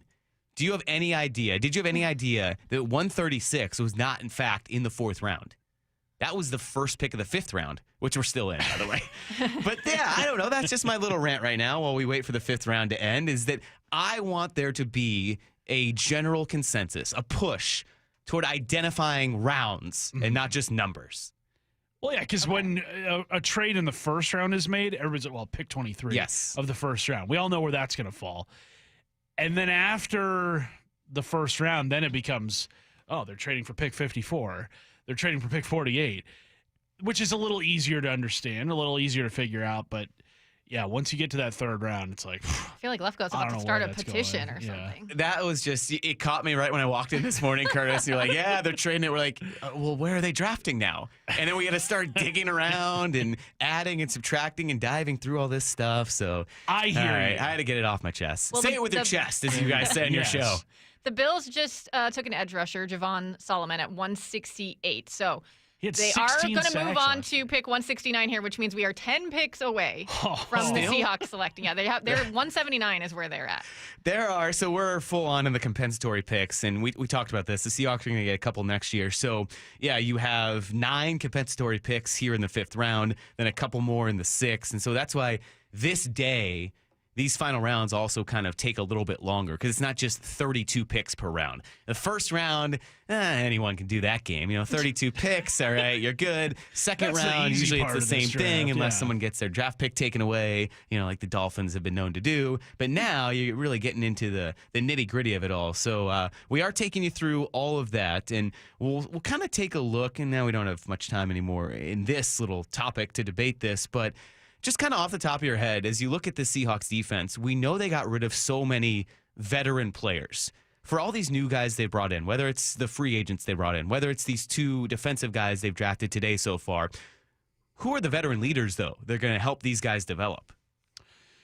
It's interesting because, just leadership has not been something that you've ever questioned on that side of the ball for the duration of John Schneider's time as general manager, because you've had Bobby Wagner throughout pretty much all of that. KJ Wright, same thing. You've had him here for a decade in a Seahawks uniform. Those 2 guys have moved on. KJ's coaching football now, and Bobby Wagner is with Washington. So there are definitely gaps in terms of leadership, and you can look at it as a bad thing. You can also look at it as an opportunity for guys to step into those roles. Quandre Diggs not here anymore. The guy that I've kind of zeroed in on is Jerome Baker, the linebacker that they got from the Miami Dolphins, who was a former captain with Miami. He seems like a guy that, he's played in the NFL for, I think, 5 or 6 years now. Very productive in his time with Miami. I think he was only cut just because of injury. So there is the possibility that he could have a great bounce back season this year. And I feel like linebacker is the spot on the defense that is kind of the naturally looked at leader. They're the guy wearing the green dot on the helmet. So that to me is a guy that I look at as somebody that I think should have a big voice in how things go on that side of the ball. I like that. I think that's a good prediction. I didn't know that he was a captain in Miami, so that makes sense. I also think you're going to look at Leonard Williams. I think that's one of the reasons that you spent so much to get him here and keep him here. And then Uchenna Nwosu, Clint Hurt, talked a lot about what he can bring as a leader. And unfortunately, he was away from the team with injury last year, but I think he's one that can bring more of a vocal leadership. That's a good point about Leonard Williams. And it's funny that John Schneider mentioned that yesterday, that during that long, what probably felt like an interminable wait to go all the way through the 2nd round and then towards the end of the 3rd round, that they were just talking in the war room that, hey, our 2nd round pick was Leonard Williams. Like, we have Leonard Williams. We brought him back. He's going to be a key piece. So I'm sure it did sting to not have a 2nd round pick, but yeah, Leonard Williams should have a huge and vital role in this defense, especially with what we've talked about after the Byron Murphy pick, that this is how Mike McDonald wants to play. This is how the Seahawks need to get back to finding a big defensive presence that they are going to control both lines of scrimmage, and especially on the defensive side. No one is getting past that defensive line. It seems to be the mode of operation here for Mike McDonald and this new coaching staff. Yeah, and I am all for it. Like, make this defense as stout against the run as you possibly can, because I don't know about you guys, but that is the biggest frustration that I've had in the half decade that the Seahawks defense has been performing like this, because it's just been like, we know the issue. We see the issue. How has this issue not been fixed? Like, let's do something about it. And KJ Wright used to tell us, like, getting gashed in the run game is so much more demoralizing than getting thrown all over. 1,000%.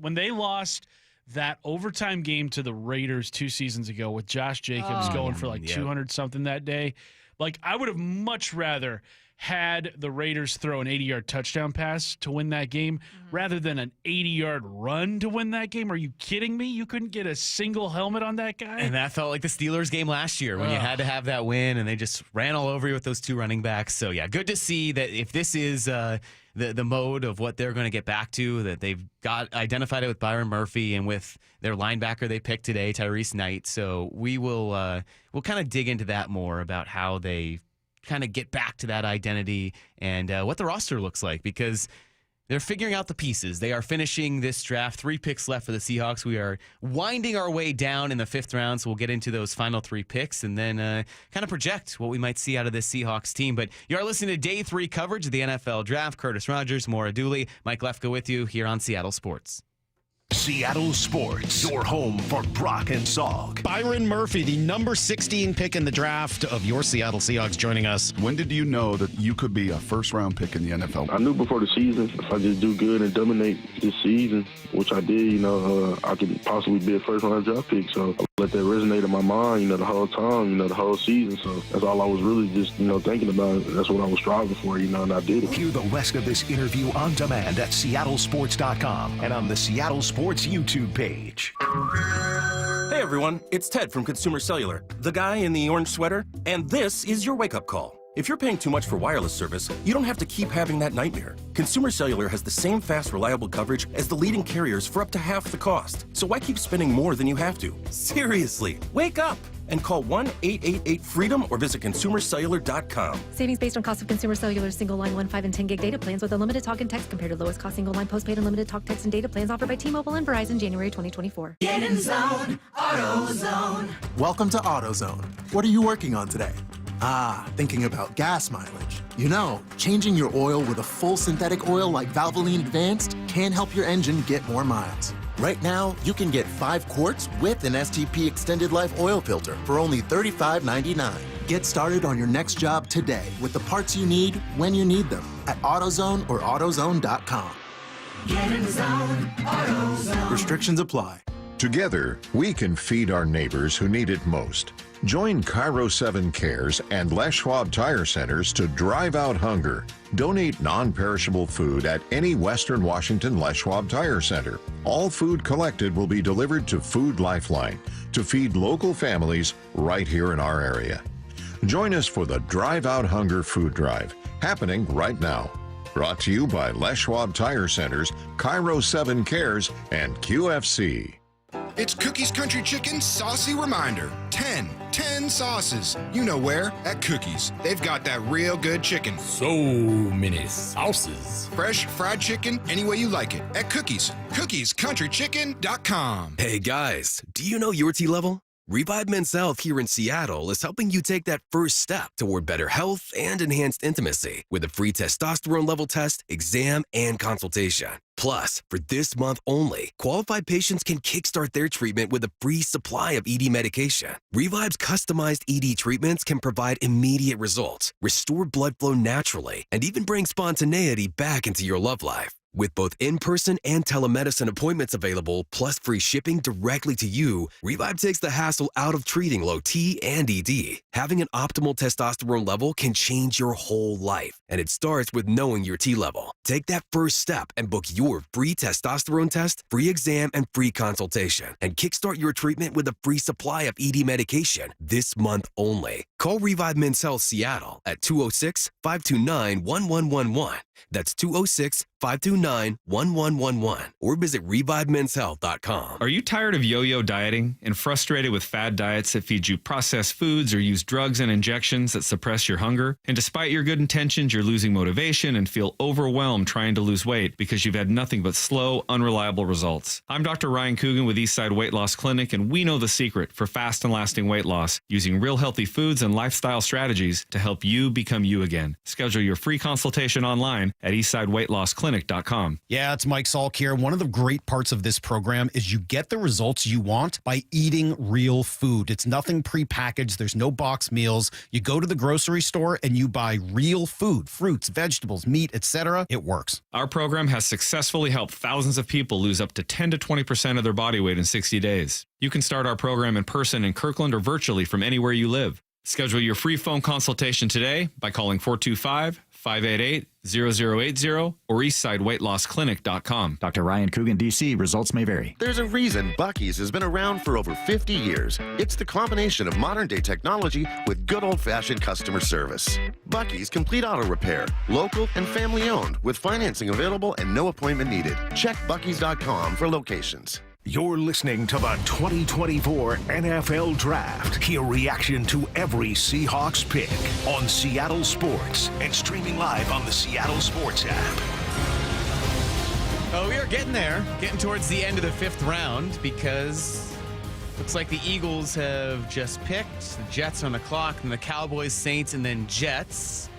You have 41 picks in this 5th round, and so I think it's more helpful to tell you that we are at pick 38. The Jets are on the clock of this round. Not pick 173, but enough on that. I won't dwell on that anymore. So then, after those 4 picks, you'll have 3 picks. The Seahawks are the 3rd in the 6th round. So as we kind of wait on this for the next few minutes, looking at the picks they have made so far, maybe outside of Byron Murphy, because I think the expectation when you pick a first-round guy, you expect them to come in right away, unless it's a quarterback and, Michael Penix situation and you have Kirk Cousins. But outside of Byron Murphy, perhaps the past couple of drafts have skewed the impact that we expect draft picks to have right away. And it almost feels like after the 2022 class came in and made an immediate impact for the Seahawks, is there anyone out of these next pick that you're looking at and saying, well, they need to come in and have an immediate impact, or it needs to be a successful pick because they've made an impact right away? Like, what rookie outside of Byron Murphy would you think could make an immediate impact for the Seahawks?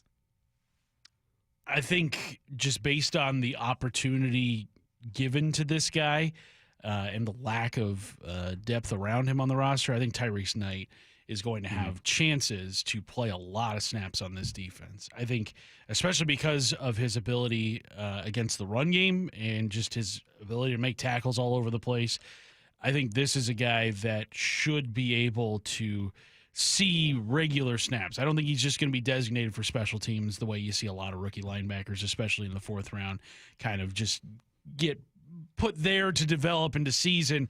I think he's going to have opportunities to, I don't know if about crack the starting lineup, but definitely play a good portion of snaps. I would have to agree with that. I think Christian Haynes looks like a beast, and I think he'll definitely have a chance to compete to maybe get in there as a starter, because we don't know what Laken Tomlinson's going to look like. You've still got Anthony Bradford from last year, but I don't think it's a guarantee that he's going to be starting right away. And then obviously Nehemiah Pritchett, there's a lot of competition at corner, and I think you said Witherspoon, could be moved more into the slot and maybe he'd have a chance, but I still really like Trey Brown. Mike Jackson's still around, right? Yeah. Yeah. I think they brought him back. He'd probably be the other starting corner right now. Exclusive rights free it's agent. hard to think that he would be starting right off the bat, but, we'll see how training camp goes. Yeah, it's interesting. You look at this offensive line, and yes, they have 3 picks left, so maybe they solidify it here, but starter-wise, I feel like there's still questions on this offensive line because, you either have a rookie in Christian Haynes or a second-year guy in Anthony Bradford that did come in, but it wasn't the overwhelming, hey, he's owned this position. Maybe unfair to compare him to what the 2 tackles did in saying Charles Cross and Abe Lucas, when healthy, completely locked those spots down.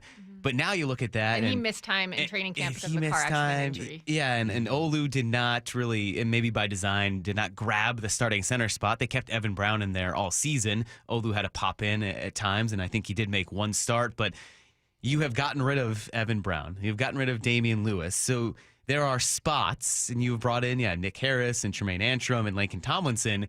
But it feels like the O-line is just kind of a churn, and those are spots there for the taking. Yeah, and it feels like it's been that way for a while now, and I'd love to see them kind of lock in on guys that you don't have to just kind of worry about or just guys that you can count on beyond just 1 year. And I think continuity on the offensive line, there's no position group, I think, on a football field that needs continuity more than the O-line. Just based off of everything, like the best offensive lines are the ones that play together for years and years and years and years together. Maybe that's because it's just great players. But every year you change so much of your offensive line, it's kind of like, well, these guys just aren't getting the reps together. And hopefully that Haynes, taken in the 3rd round, is a guy that you can maybe pencil in for, 4 years, however long his rookie deal is. And I would also love to see the Seahawks maybe draft an offensive lineman that they bring back on a second contract. I think Justin Britt is the only offensive lineman that has gotten a second contract here. Maybe Russell Okung did, but it feels like Britt is the only one under John Schneider that has gotten that second deal. Wow. Well, and it's going to be interesting this year to see what Scott Huff can do with that offensive line. Obviously, built an offensive line that was awarded the best unit in college football for their positions last year. And you got him and Ryan Grubb there. So it seems like if you're going to bring in a new offensive line coach, it's pretty cool to have the offensive coordinator be someone that he was already working with. But definitely, like you said, all we ever hear from veteran offensive linemen is how important continuity is. And I think they thought they were going to have a little more of that last year. Having Lucas and Cross both suffer injuries was not ideal when you're already trying to work in some other rookies. They were second-year guys, but trying to work in Bradford and Olu. And I just think that they couldn't quite get that continuity. Well, McDonald comes from the Harbaugh coaching tree. And as we know, offensive linemen to Jim and John Harbaugh are – that's how you build a team. They're a weapon, according to Jim Harbaugh. Exactly. They're taking Joe Alt up there at number 5 in the first round. Yeah, well, offensive line, that's where everything starts for those guys. And I imagine McDonald holds those philosophies near and dear to his heart now. The needs in other areas on this team, I think, were greater than offensive line, even though that is still a big need.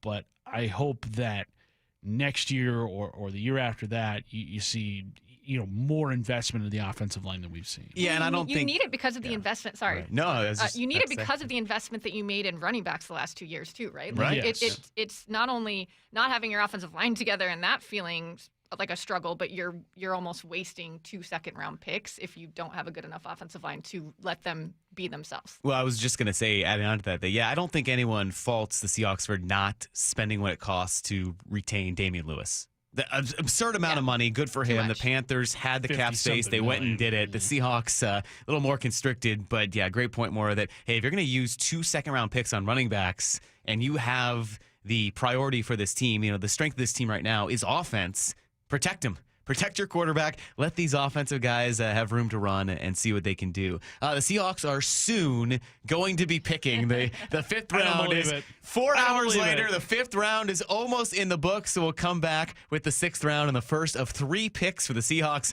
You're listening to our Day 3 draft coverage. Maura, Dooley, Curtis Rogers, Mike Lefko with you here on Seattle Sports.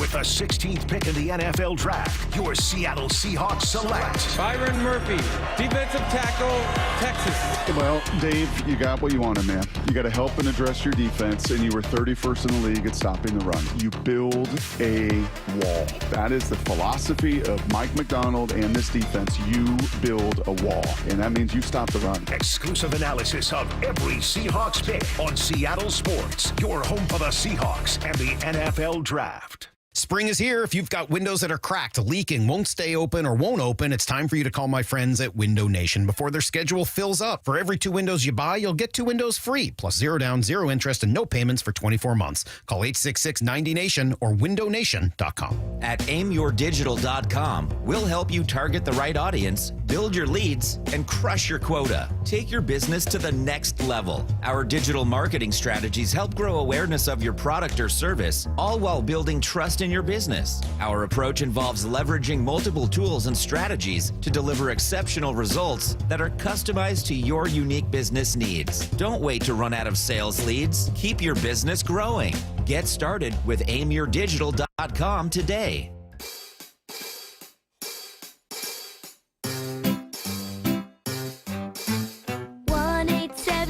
Cars for Kids. KARS Cars for Kids. 1-877 Cars for Kids. Donate your car today. 1-877 Cars for Kids. KARS Cars for Kids. 1-877 Cars for Kids. Donate your car today. Donate your car today at carsforkids.org. That's cars with a K. Your car, running or not, can be picked up as soon as the next day. You'll get a maximum tax deduction and a vacation voucher. 1-877 Cars for Kids. KARS Cars for Kids. 1-877 Cars for Kids. Donate your car today. Now accepting donations of land, homes, buildings, or any kind of real estate. This is Chris Davis with the Davis Law Group. Nothing can prepare you for the sudden death of a loved one, especially when it has been caused by someone else's negligence. The stakes are simply too high to risk going it alone. It's important to speak with an experienced wrongful death attorney So call 206-888-8888 for a free consultation with my team. Or you can learn more about your rights by getting your free copy of my book on wrongful death law. That's Davis Law Group. Better service and even better results. You want more speed? Well, then you're in luck because Xfinity just increased their internet speeds and they're faster than ever. And with super fast internet and a reliable connection, you could do more of what you love whenever you want. More gaming, more downloading, more video chatting, and more cozy nights on the couch streaming your favorite movies and TV shows. If life with more speed is sounding pretty awesome, well, that's because it is. And it's time to get more out of your internet with faster speeds from Xfinity. Now through June 21st, get 150 megabit Xfinity internet for only $19.99 a month for 12 months with a 1-year contract. That's double the speed for the same great price. Go to Xfinity.com, call 1-800-XFINITY, or go visit a store today. Requires paperless billing and auto pay with stored bank account. Restrictions apply. Equipment taxes and other charges extra. After promo, regular rates apply. Actual speeds vary and not guaranteed. So make the call today to 1-800-XFINITY. Stream every Seattle sports show with the Seattle Sports app. Brought to you by Fred Hutchinson Cancer Center Proton Therapy. Get new videos, podcasts, and articles on the Seahawks and Mariners from your favorite Seattle sports personalities daily. And now, the pitchers for your Seattle Mariners. No. Our guys don't pitch. They deal. Their stuff is so nasty, it turns the Mariners into the swing if you dariners. Strikeout number 10 on the night for Luis. Holy smokes. And so filthy, it's unfairness. An absolutely ridiculous slider. It's the 12th strikeout tonight for Logan Gilbert. They're a batter's worst nightmariners. A heater at 100. Back-to-back strikeouts for Andres Munoz. So no matter who's got the ball, you're out of there, inners. Swing it, a miss, and the ball game's over. Mariners baseball. Trident's up.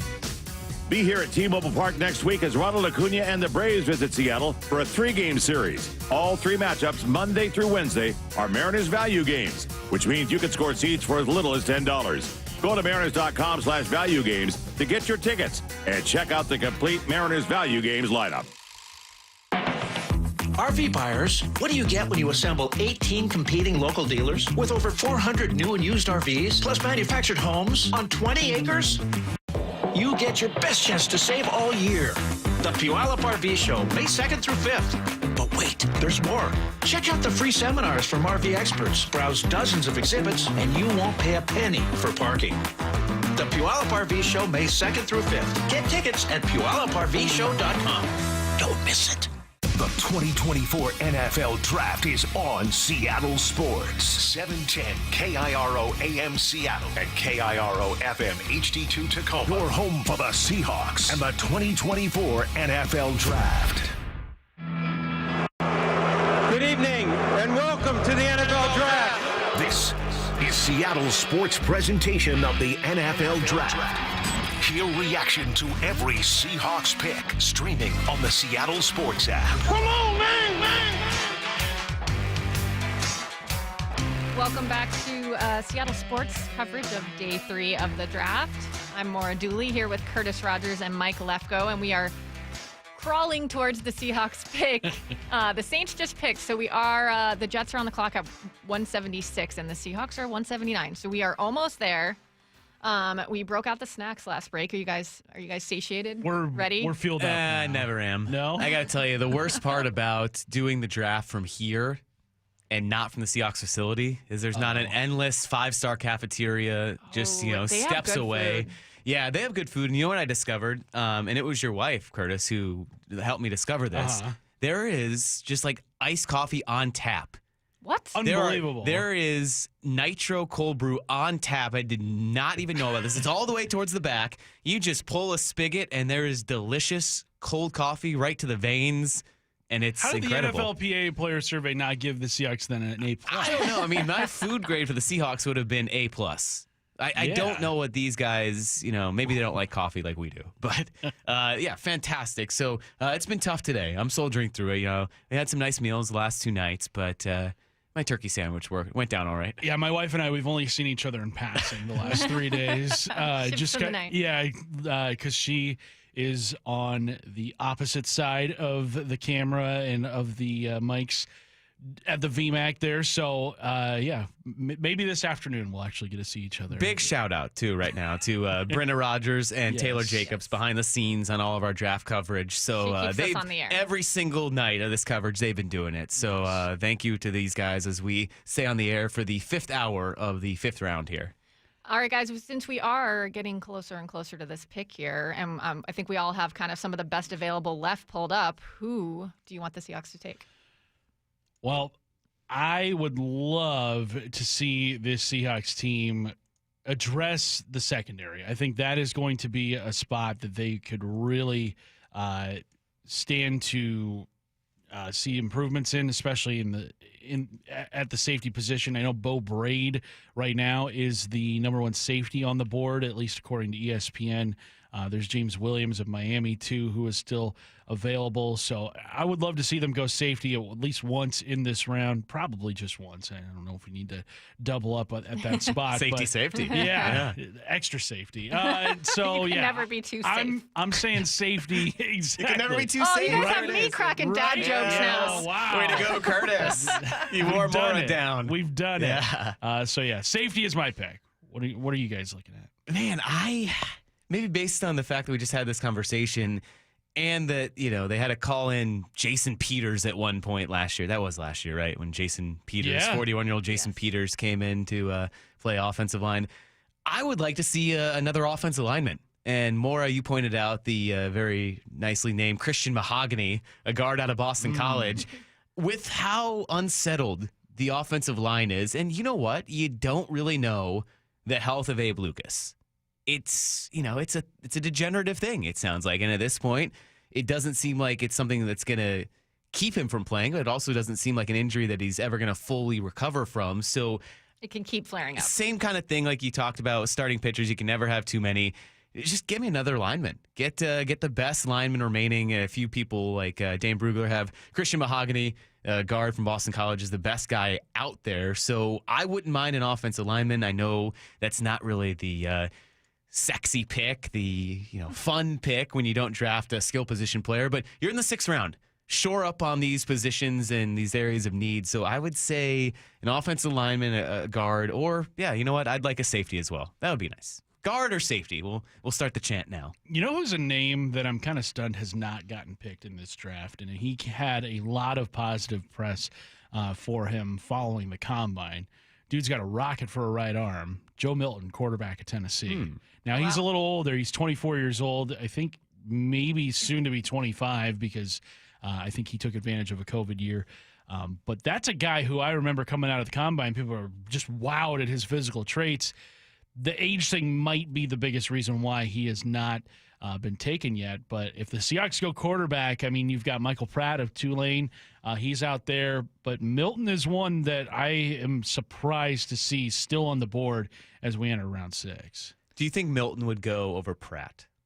That's the weird thing there. And I'm asking 3 of us who are not quarterback experts, so I'm sorry to throw that out there. But, it's just I don't – well, if you know more about them. I don't think we've heard much about that. And really, we talked about the fall-off, right? That, hey, the 6 quarterbacks went, then not another one went until Spencer Rattler. I don't even want to try to remember the math there. Curtis, you had it. But it was, like 138 picks. So – there's such a fall off in quarterbacks, but hey, if you have 3 picks here, why not? Why not take a quarterback? So I'm curious to know which one goes first, if it's Milton or if it's Michael Pratt, because everything we've heard about Pratt, just solid, good option, pretty reliable, not going to, wow you with any physical attributes, but also seems like a safe pick.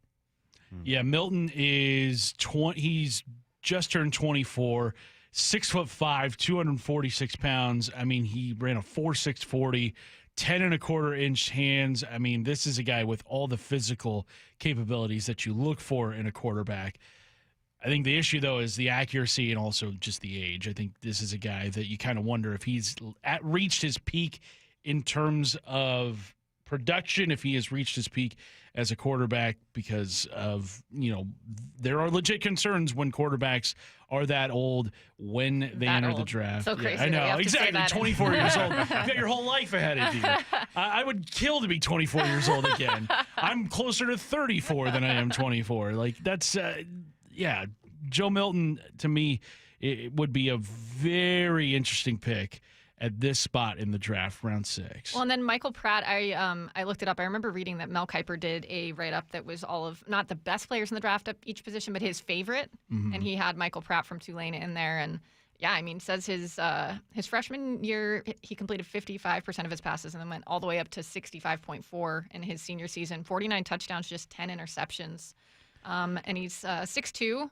So that one could be intriguing. Now, 360, they text into the Mac and Jacks text line saying Joe Milton can't hit the broadside of the barn. We have seen guys with accuracy issues at the college level still get taken. Josh Allen. Anthony Richardson, too. Yeah. So, and I look at the quality of receivers that he's probably throwing to at Tennessee compared to especially who he'd have here in Seattle. I mean, I don't know if there's a better receiver core 1, 2, 3 than what the Seahawks have. But I don't think Milton would compete for any sort of starting job, especially with like Geno Smith and Sam Howell here. But I'd be intrigued by it. I wouldn't say no to the idea of taking Joe Milton. Well, who I want next, I told you guys I wanted an edge rusher, and I keep looking on this best available board at Cedric Johnson out of Ole Miss. He's 6'3", 260, and it says that he sets the edge against the run, which we are looking for, and they also think he has some upside to become a better pass rusher in the NFL. So I wouldn't mind that one coming here, as we still are just going so slow. Yeah, the thing that's entertaining me now, as I think this is now the final pick of the 5th round, so we're not technically in the 6th round yet, is that there's a funny tweet going around that Aaron Rodgers perking up and getting annoyed when he sees that his team drafted a backup named Jordan. Oh, no. At quarterback. Jordan Love? Yeah. Uh-oh. Jordan Travis goes to the Jets, so Aaron Rodgers might have to run him out of town. Yeah, that's the things you use to entertain yourself when you're waiting for the 5th round to end and the Seahawks to pick. Now, I kind of understand the wait in that war room yesterday. It had to be just insufferable as you're waiting to see if that offensive lineman is still there. They did end up with Christian Haynes, and they saw that run on the offensive lineman right before them. And then I think a couple people mentioned that, the Colts had traded up, so there was some concern, but they went with an offensive tackle. So many offensive tackles were taken. So I imagine what we're feeling right now is exactly what the Seahawks war room was feeling. I'm just going to make that comparison. Well, that one-to-one comparison. They're probably feeling it on a bigger level than we are. Do you think no one has suffered more than us right now waiting for this pick? Do you think John Schneider texts his fellow GMs around the league just like, dude, get on with it? Like, you've been on the clock for 10 minutes. I do think that, we've seen some of those draft conversations. The Cardinals, good on them. I will praise them for once. They released that phone call of Monty Osenfort last year. The process that actually goes into making a trade, calling all these guys, and the frenetic nature of what happens. So I think that probably does happen as it gets closer and closer, that you sit around for a while, you're waiting. Some of these guys that are picked 30-plus picks before you're not going to have a chance at.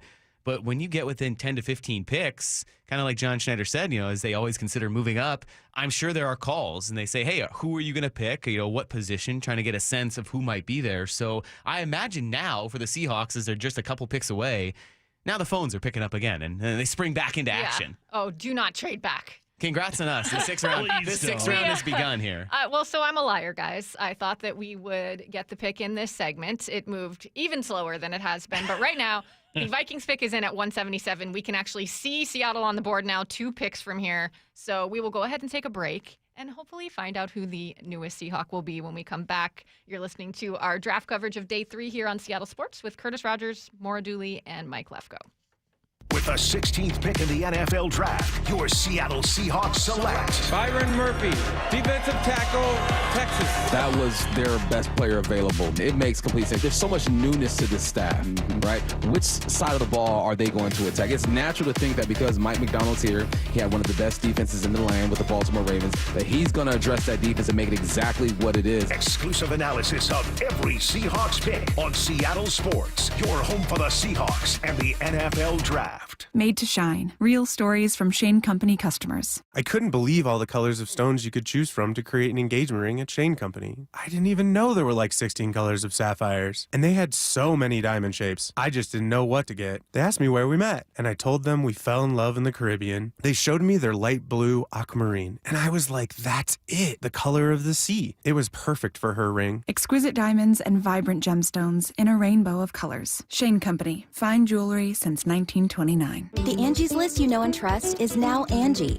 and we're so much more than just a list. We still connect you with top local pros and show you ratings and reviews, but now we also let you compare upfront prices on hundreds of projects and book a service instantly.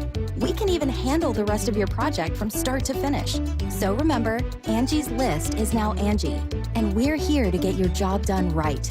Get started at Angie.com. That's ANGI, or download the app today.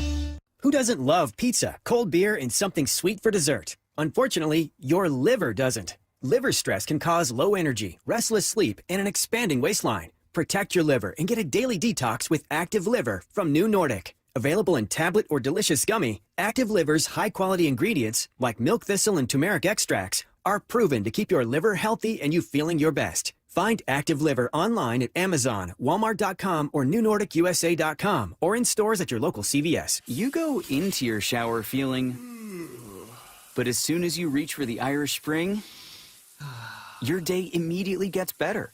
That crisp, fresh, unmistakable Irish Spring scent zings your brain and awakens your senses. So when you finally emerge from the shower, 37 minutes later, because you pay the water bill so you can stay in there as long as you want, you're ready to take on the day. And smell great doing it. Irish Spring Body Wash and Bar Soap. Fresh, green, Irish. Shop now at Walmart. Progressive presents good news, bad news, dumb news, then great news. Good news. A letter in your mailbox says you could save money bundling your home and auto insurance with Progressive. Bad news.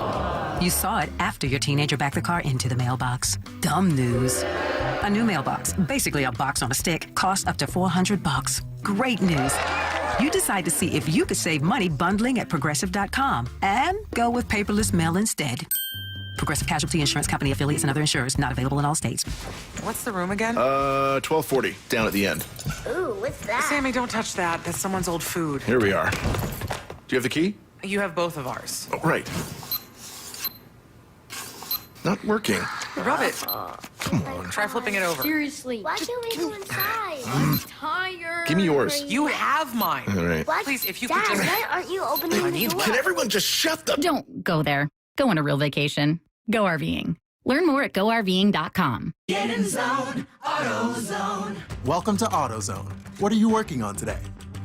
Thinking about gas mileage. You know, changing your oil with a full synthetic oil like Valvoline Advanced can help your engine get more miles. Right now, you can get 5 quarts with an STP Extended Life oil filter for only $35.99.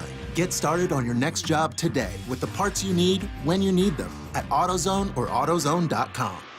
Get in zone, AutoZone. Restrictions apply. Bonneville International radio station contests are open to participants 18 years of age or older that are residents of Washington State unless otherwise specified. Employees or agents of the station, Bonneville International Corporation, other area radio stations, or any entity associated with the contests are not eligible to win unless the station otherwise specifies at its own discretion. Persons who have won in the last 60 days from a station contest or event may not be eligible. Full general contest rules are available on seattlesports.com or in person at the station during regular business hours.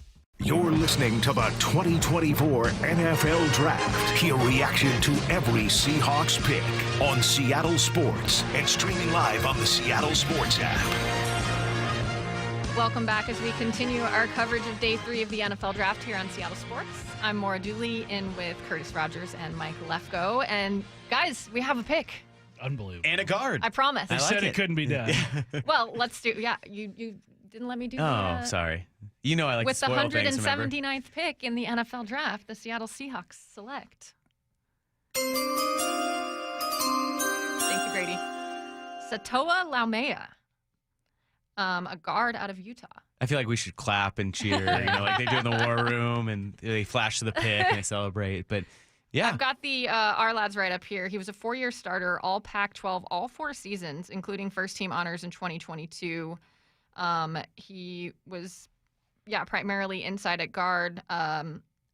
It says he's highly competitive, try-hard type that plays through the whistle with energy and pop. I think that's what you were looking for, right, Lefko? That's a guard. That's a guy who will help out. And Dane Brugler from The Athletic is very high on him. He is his 9th-ranked guard. Gave him a 4th-round grade. Yeah, he was projected. We're in the 6th round. Yeah. He was projected to go 4th or 5th in here too. That's good. That's a great find. And what we kind of just talked about, you want a guy who can come in, compete, make your offensive line a little bit better, push the guys who are expected to be starters, and you never know where you can find starters. So maybe this guy who has a wealth of experience, what you said, 3-time All Pac-12 selection, maybe he is a little bit ahead of one of these younger or raw guards, and he could come in and maybe start a couple games as other guys develop. So I think it's a great pick. Just was saying you could never have too many offensive linemen. So I think that certainly helps out with because as Schneider always says, they don't grow on trees. Right, solidifying, the trenches. So one thing about Utah's program that always stands out to me is just the physicality of that group. They are one of the best coached teams, and I feel like bringing in a guy like Laumea on this offensive line, hopefully he can bring sort of that nastiness that team plays with offensively in terms of just a punishing ground game. I really like this pick in terms of depth on the offensive line, especially it being in the 6th round. Dane Brugler of The Athletic graded him as a 4th-round prospect. I do like that there is consistent production from him, being a 3-time All Pac-12 player. This isn't just a one-year flash-of-the-pan guy. This is a guy who has been a key member of that Utah offensive line, playing in a pair of Rose Bowls, starting every game that he played except for one in his 2019 redshirt freshman season. So this is a guy that when he was put in that starting lineup, stayed and no one challenged him. And here's what's really interesting, actually, once he got past his designation as guard, he actually was primarily a right tackle. So the past couple of seasons started all 12 games at right tackle in 2023 and then started 13 of 14 in 2022 at right tackle. So that might also be Abe Lucas insurance, where, you have Abe Lucas and that's your guy and he has done everything to lock down that position, but he's also missed games. And that's what caused hey, we have to call up Jason Peters to bring him in to start games last season. So if this is a guy that is going to be a very solid, not lose any drop-off when you go to that second tier of linemen, and perhaps your right tackle, if Abe Lucas gets hurt, then I like this pick even more. A little bit worried about what it says of what they think about Abe Lucas, but hey, hopefully it's just insurance. The fact that he is a guy who has played guard, but it's primarily a right tackle, that could be he can help out, but we also have someone now if Abe Lucas's availability isn't every single game of the season. How many times did Pete Carroll use the word chronic when describing his knee last year? You don't want to hear that. You need to have some sort of insurance there. And he's young, right? Like we can have old knees. We're older. Like Dave Wyman has no knees, but this man played in the NFL. He's a well-established older presence. Abe Lucas is in his prime still. So yeah, that was always a concern, as you mentioned, Maura, that when you hear chronic and you hear, that was Will Dissly, where Pete described it as, I haven't seen really something like this before when he was talking about the injury. You never want to hear that. You never want to hear that either. And thank you for clarifying, Lefko. I was trying to read on the fly that he did play tackle the last couple seasons. Isn't it funny, like the pick happens and you're kind of just scrambling to find info? Because I don't know about you guys, but I didn't have a lot of background knowledge built in about Utah's offensive line. Wow, dude. Come prepared. It sounded like Curtis did. I was just not ready for Utah's offensive line, so that's on me. But yeah, that kind of popped up as you're scanning through things. So interesting that could be right tackle insurance as well. Yeah, and this offensive line needs as many bodies as possible, and I think Laumea is going to be a guy that I don't know if he's going to start or anything, but this is definitely a pick that's probably with 2-3 years down the road in mind, in terms of just maybe that's where he's going to be at his very best. I do think it's interesting. Zach Zinter, a guy who a lot of people had mocked to Seattle because of his ties to Jay Harbaugh and Mike McDonald with the Michigan connection. He's graded lower than Laumea is with the Athletic. So in terms of guards, Laumea is in their top 10.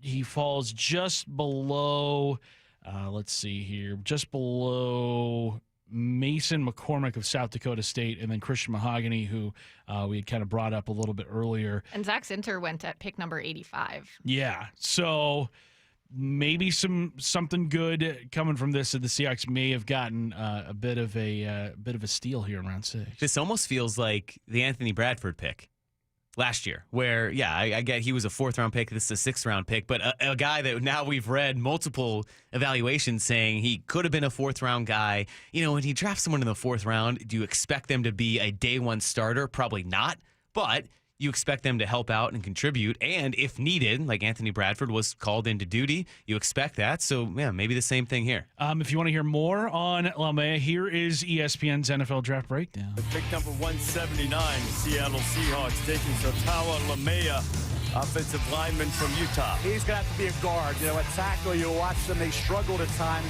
Blocks on the move, effective drive blocks at times, but consistency lacking in both. Pass protection, too many breakdowns for my liking. A guard, he's got experience at that guard spot. He had 19 starts at right guard in his career, 25 at right tackle. This past year at the right tackle spot, in 22, he had 1 start at right guard. Here's a kid with 6'4.5", 319 pounds, strong.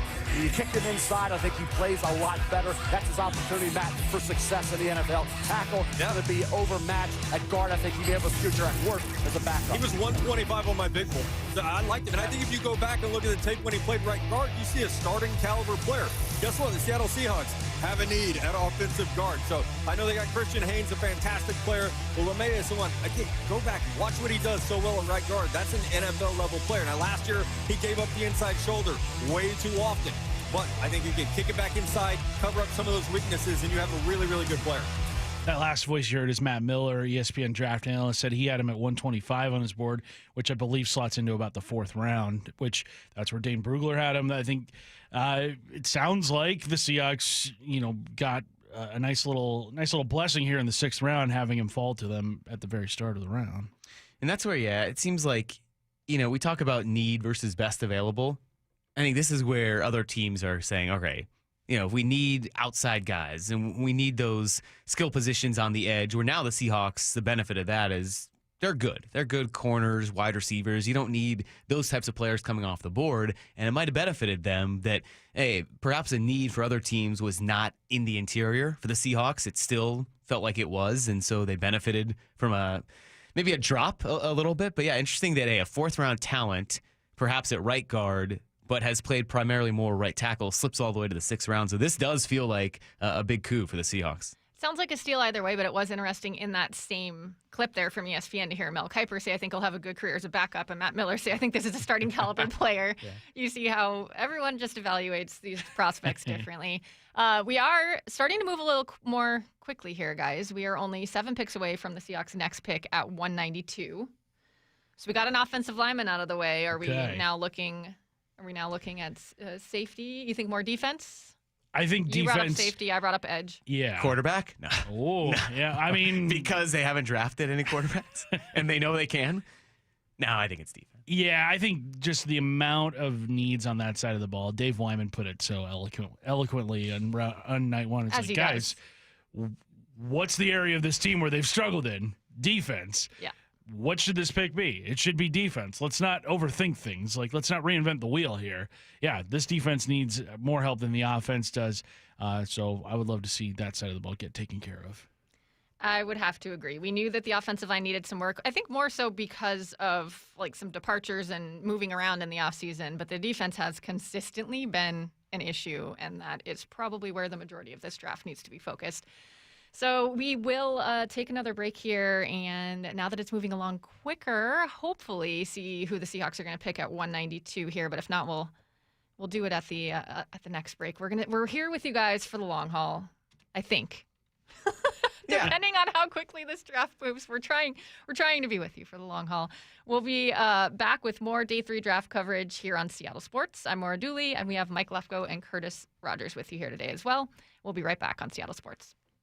With With the 16th pick in the NFL Draft, your Seattle Seahawks select Byron Murphy, defensive tackle, Texas. They go right instead of the left turn. We all thought they were going to take Byron Murphy's grade. Was that good for Seattle? The value of that guy right now on our board, what John has said to you two for the last 2 months, the way that they grade, the way they evaluate, I am sure Byron Murphy on that board had a grade where like, can't do it, man. I cannot trade. Exclusive analysis of every Seahawks pick on Seattle Sports, your home for the Seahawks and the NFL Draft. Are you curious about who offers the best deals on top-rated Samsung, LG, and Sony TVs? The answer is surprising. It's not online, and it's not the warehouse clubs. The best deals on top-rated TVs are at Video Only. Don't believe it? Then check out the trade-in deals at Video Only. How about $500 for your old TV? Try doing that online. Before you buy that new TV, drop into Video Only. If you don't, you'll be sorry. I'm Bev. My husband Bill is living with idiopathic pulmonary fibrosis, a type of interstitial lung disease that can scar your lungs and make it hard to breathe. ILD can be hard to diagnose. If you're out of breath with a constant dry cough, ask a pulmonologist if it could be ILD. Bill and I have been married for over 60 years, and we're looking forward to more. If you or someone you love may have ILD, find support, hope, and help at lungsandyou.com. Business. It's all the things that keep this world turning. And behind every one of these companies is a partner helping to keep it all moving. It's why the local flower shop and your favorite pizza joint, the startup and the stadium, hospitals and hotels, banks and restaurants nationwide all choose the advanced network, cybersecurity solutions, and round-the-clock trusted partnership from Comcast Business, the company that powers more businesses than anyone else. Comcast Business, powering possibilities. See why Comcast Business powers more small businesses than anyone else. Get started with fast speeds and advanced security for $49.99 a month for 12 months with a 2-year contract. Plus, ask how to get up to an $800 prepaid card with a qualifying internet package. Don't wait. Call or go online to switch today. Ends 5/5/24. Restrictions apply. New customers only with 50 megabits per second internet and security edge. Eagle bill and auto pay required. Equipment, taxes, and fees extra. At State Roofing, we don't just install roofs, we build peace of mind. Hi, I'm Sam Thomason, owner of State Roofing, and we stand firmly behind our work, protecting your investment for years to come. Backed by warranties that offer you protection, reliability, and trust long after the project. Take advantage of our zero down, zero payments, and zero interest today. Call 866-ROOF-ROOF or visit stateroofing.com for a free estimate. State Roofing, the last roof you'll ever need.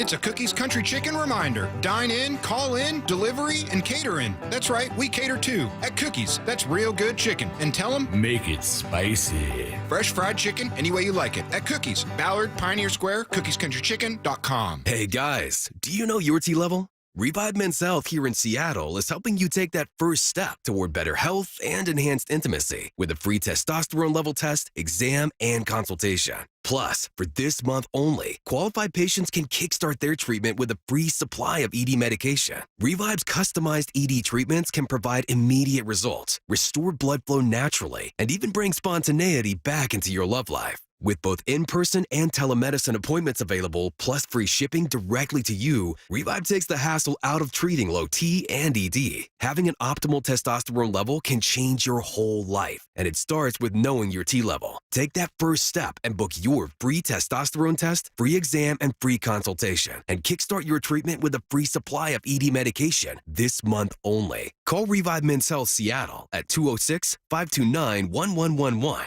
That's 206-529-1111. Or visit ReviveMen'sHealth.com.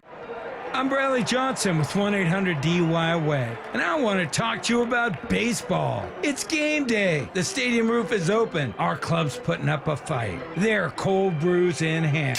But outside, the police are getting ready to spot fans trying to steal their home base. You're out! Maybe the night threw you a curveball. An officer made an error. Or perhaps the bases weren't the only thing loaded. At 1-800-DUI-AWAY, we know it's not 3 strikes, it's 1 strike.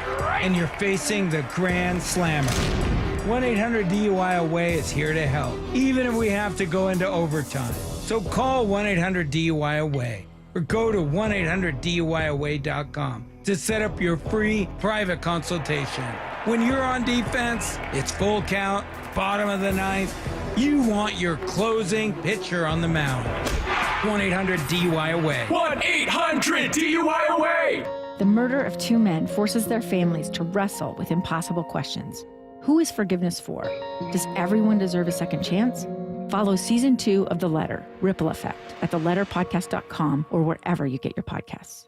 You're listening to the 2024 NFL Draft. Hear reaction to every Seahawks pick on Seattle Sports and streaming live on the Seattle Sports app. Welcome back to our Day 3 draft coverage here on Seattle Sports. I'm Maura Dooley here with Mike Lefko and Curtis Rogers. And just before the break, the Seahawks took Satoa Laumea from Utah, a tackle and guard, and that was at pick 179. I did get a text from one Brock Heward in our show thread that said, Laumea, my favorite Day 3 pick by far, mean as hell. Oh, wow. And Brock said hell. I mean, yeah. Oh, wow. He must be mean. He didn't even put HE double hockey sticks. So he must mean it. Dang. Jeez. Okay. I'm even Brock. more sold on this pick now. Wow. That's what you want, though. You want that nastiness out of an offensive lineman. Of course. Right? Especially with the size of defensive linemen now, the ability. Gosh, defensive line has evolved so much over the past, 10 years even, that you have such freakish speed and athleticism that you need offensive linemen who are frankly just a little nasty and going to knock these guys down, going to cause Brock to almost go beyond what he ever says. So push those boundaries. Push those boundaries. Kiss your wife with Brock that mouth, Heward. Brock? Jeez. All right, well, we will have another Seahawks pick coming up here soon. We are at pick 188, and they are picking again at 192. But in the meantime, do you guys want to talk about some of the other storylines coming out of the draft this weekend? Let's do it. Yeah. First off, Roger Goodell really pushing to go 18 games. I think we're good at 17 now, but listen, we're looking at how we continue. I'm not a fan of the preseason. I don't think we need preseason. Waste of time, right? And energy. I don't buy it, and I don't think these guys like it either. Well, that's spend full price for the tickets for those games. No, they're actually discounted now. So thank you for doing that. We got that. Thank you. That's our commission. That's our commission. Thank you, commission. But the reality is, I think I'd rather replace a preseason game with a regular season any day. That's just picking quality, right? So if we got to 18-2, that's not an unreasonable thing. The other thing it does, which I thought you were going to, is that ends up on President's Day weekend, which is a 3-day weekend, which makes the Sunday night, and then you have Monday off. So that's wow. Now we're cooking. Well, some would have Monday. Yeah, off. I don't think we would get Monday off.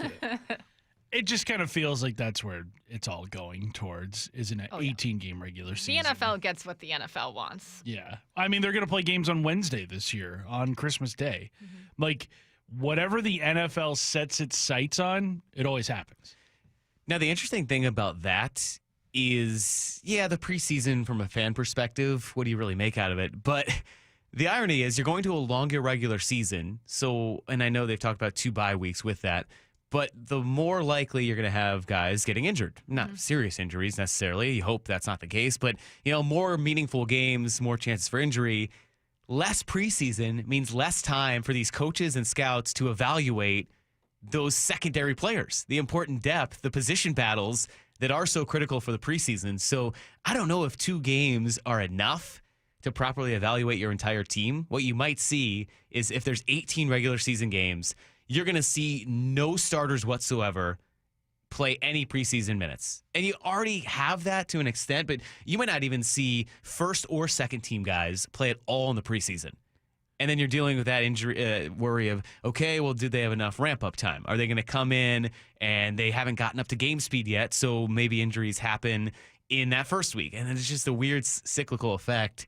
I don't know. I didn't like the move to 17 regular season games for the sake of 16 was perfect. In terms of scheduling, there are 4 teams in each division. You have 8 divisions, 32 teams, 16 games. It all made sense. It all made sense without the schedule broke down. But yeah, the push feels inevitable for 18 games. It's just, it's going to be interesting for these front offices, how they evaluate these, 6th and 7th round picks when you only have 2 preseason games. Well, and you're going to see a even bigger emphasis on your backup quarterback position because with the 17 games, we're already seeing guys not be able to make it through a full season without getting some kind of injury. I mean, Geno Smith just this last season missed 2 games due to injury.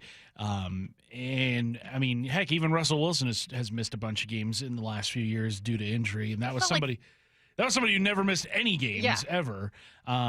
So what, 66 quarterbacks started a game last season, just too shy of the previous record, which was set, I believe, during the COVID season of 2020 when everything was in chaos. And, I mean, you had, Kendall Fuller starting games for the wide receiver for the Broncos? Yeah, or Kendall Hinton or something like that. Yes, Kendall Hinton. Yeah, that's right. Yeah. So, yeah, if you go to an 18-game schedule, all of a sudden, you're going to have to make sure that your roster depth is incredible if you can make it through an entire season with everybody mostly intact. Sorry, that's what I was going to say when I went to jump in there, was that it felt like there was a record amount of backups starting last year, but of course Curtis knows like the numbers because you just have like a photographic memory or something. I'm a sick our trivia guy. Well, I think we discovered why this draft is taking so long today. Adam Schefter just put out there that the Eagles completed their 9th trade of the draft, the most of any team since 1990. Was Jerry So the DiPoto in Eagles, there the Eagles are just prolonging all events here. But yeah, it looks like the Seahawks are close to being back on the clock, a couple picks away. So we'll have one more Seahawks pick to talk about. Yeah, Arizona has one here after the Eagles, and then we will be to the Seahawks. Well, another thing I know we all wanted to talk about because we were kind of like, man, why can't the Seahawks press conferences after they pick players be this entertaining? But Chris Ballard of the GM of the Colts got pretty fired up after their pick of Adonai Mitchell yesterday. And, it's we see this a lot where leading up to the draft a few weeks before, there's a lot of posturing and different things from teams where sometimes the players get caught in the middle of it and rumors go around that might not be fair or true as to the character of these guys. And he felt that happened to Mitchell. I don't know. I mean, I read some of the that was said on TV. I mean, just a typical, excuse my language, our typical league, unnamed sources, bad interview. That's such. I mean, it is. It's like put your name on it. I'm tired of. We tear these young men down. These are 21, 22 young men, and if people out there can tell me they're perfect in their lives, it's crap. It's crap. This is a good kid, and for those reports to come out, like I said it last year. It's. I'm sorry. I apologize for the language. I don't, but I do. I don't, but I do.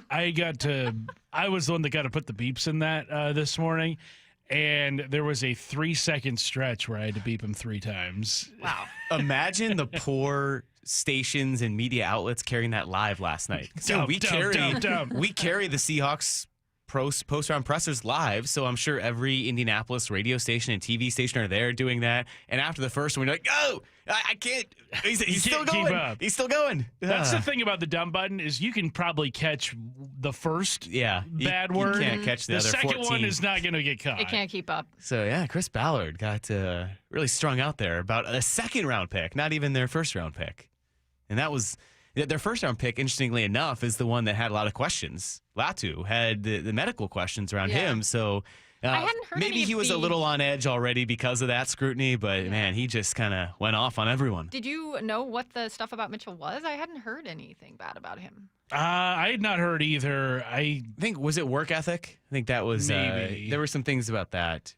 He had transferred, from Georgia to Texas, and sometimes you get kind of unfairly caught up in this guy is not going to stay around and do the hard work, runs the first sign of trouble. So I think it might have been something along those lines. Yeah. Huh. But whatever it was, just felt a strong desire to your GM will go to bat for you. Yeah. Yeah, I guess that's good. My goodness. Yeah. All right, well, I was hoping we were going to be able to see the Seahawks pick here, but we are up against another break, and they have not announced it yet. The Cardinals pick is in, and they are one ahead of the Seahawks here. So I think we will go ahead and send it to break, and when we come back, we will let you know who the newest Seahawk is. You're listening to Day 3 draft coverage here on Seattle Sports with Maura Dooley, Mike Lefko, and Curtis Rogers. Seattle Sports, your home for Bump and Stacy. Byron Murphy II, defensive lineman out of Texas. Weekdays 10 to 2. What was your immediate reaction to this pick? Makes sense to me. Leonard Williams is there. Jay Reed is there to team him up with Cameron Young. You see how he will develop. Then you start to look at who the head coach is. He is a defensive guy. The fact that they were able to get Byron Murphy at number 16, and he was only the second defensive player taken off the board, lets you know that they probably got their guy. Read up on the latest news and opinions at seattlesports.com. Calling all drivers. Here's why Polestar 2 is called the driver's EV. With all-electric performance and a range of up to 320 miles per charge, Polestar 2 has the power and handling to change your perceptions of EV driving. But the best way to find out for yourself is a test drive. Visit Polestar Bellevue to test drive Polestar 2 today. 320 mpg range based on model year 24 Polestar 2 long-range single-motor variant and EPA standard. Visit Polestar.com for full details. Drivers who switch and save with Progressive could save hundreds, which could be life-changing. I mean, you could put that money towards that zero-turn lawnmower you've always wanted. And after using its edge-shaping technology to meticulously sculpt the face of the Mona Lisa into your grass, you'll become the undisputed king of Saturday morning lawn care, leaving your neighbor and sworn enemy Gary to question his place in the delicate neighborhood ecosystem. And it's all because you could save money switching at Progressive.com. Progressive Casualty Insurance Company and affiliates, not available in all states. The smarter way to clean your floors. It's time to make the swap. Swiffer Power Mop. Introducing the new Swiffer Power Mop, the all-in-one tool that gives you a mop and bucket clean in half the time. The solution's built right in, so no heavy bucket, and the pad has hundreds of scrubbing strips to get deep into grout. Don't mop harder, mop smarter. Swiffer Power Mop. Swiffer Power Mop. Hey, it's Mike Salk here for Window Nation. Now, April's here, and if your windows won't open for some of that fresh spring air or seal tight to keep out pollen or bugs, then it's time for you to call my friends at Window Nation. With proven quality, Window Nation carries customized windows by Milgard, made locally for our climate. And right now, for every 2 windows you buy, you'll get 2 free. Plus, you could save even more with no interest or payments for 24 months. Call 866-90-NATION or visit windownation.com to schedule your free in-home estimate. 1877 Cars for Kids.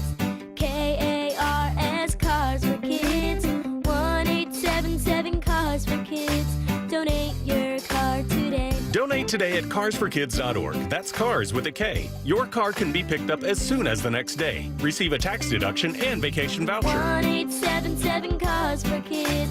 Donate your car today. Now accepting donations of land, homes, buildings, or any kind of real estate. RV buyers, what do you get when you assemble 18 competing local dealers with over 400 new and used RVs plus manufactured homes on 20 acres? You get your best chance to save all year. The Puyallup RV Show, May 2nd through 5th. But wait, there's more. Check out the free seminars from RV experts, browse dozens of exhibits, and you won't pay a penny for parking. The Puyallup RV Show, May 2nd through 5th. Get tickets at PuyallupRVShow.com. Don't miss it. This might be the most surprising statistic I've shared in decades of doing local news. More than 75% of commuters will be involved in a car accident at some point. JP Pendergast of Pendergast Law with more. What makes it more surprising? The average person will be involved in 3 to 4 collisions in their lifetime. With accidents unbelievably prevalent, what are some safety tips if it happens to you? Safety first. Secondary collisions are not uncommon while awaiting help. Turn on those hazards and remain in a safe place. If a bystander witnessed the accident, capture their information and encourage them to remain at the scene. Seek medical attention immediately if needed, as delaying can be a costly mistake. Lastly, remember that statements made to police and insurance adjusters can affect your case. Collisions are more common than we'd like to think. If you find yourself in one, follow these helpful tips and then call my friends at Pendergast Law. If you or a loved one's injured in a car accident, call Pendergast Law. We can help. PendergastLaw.com.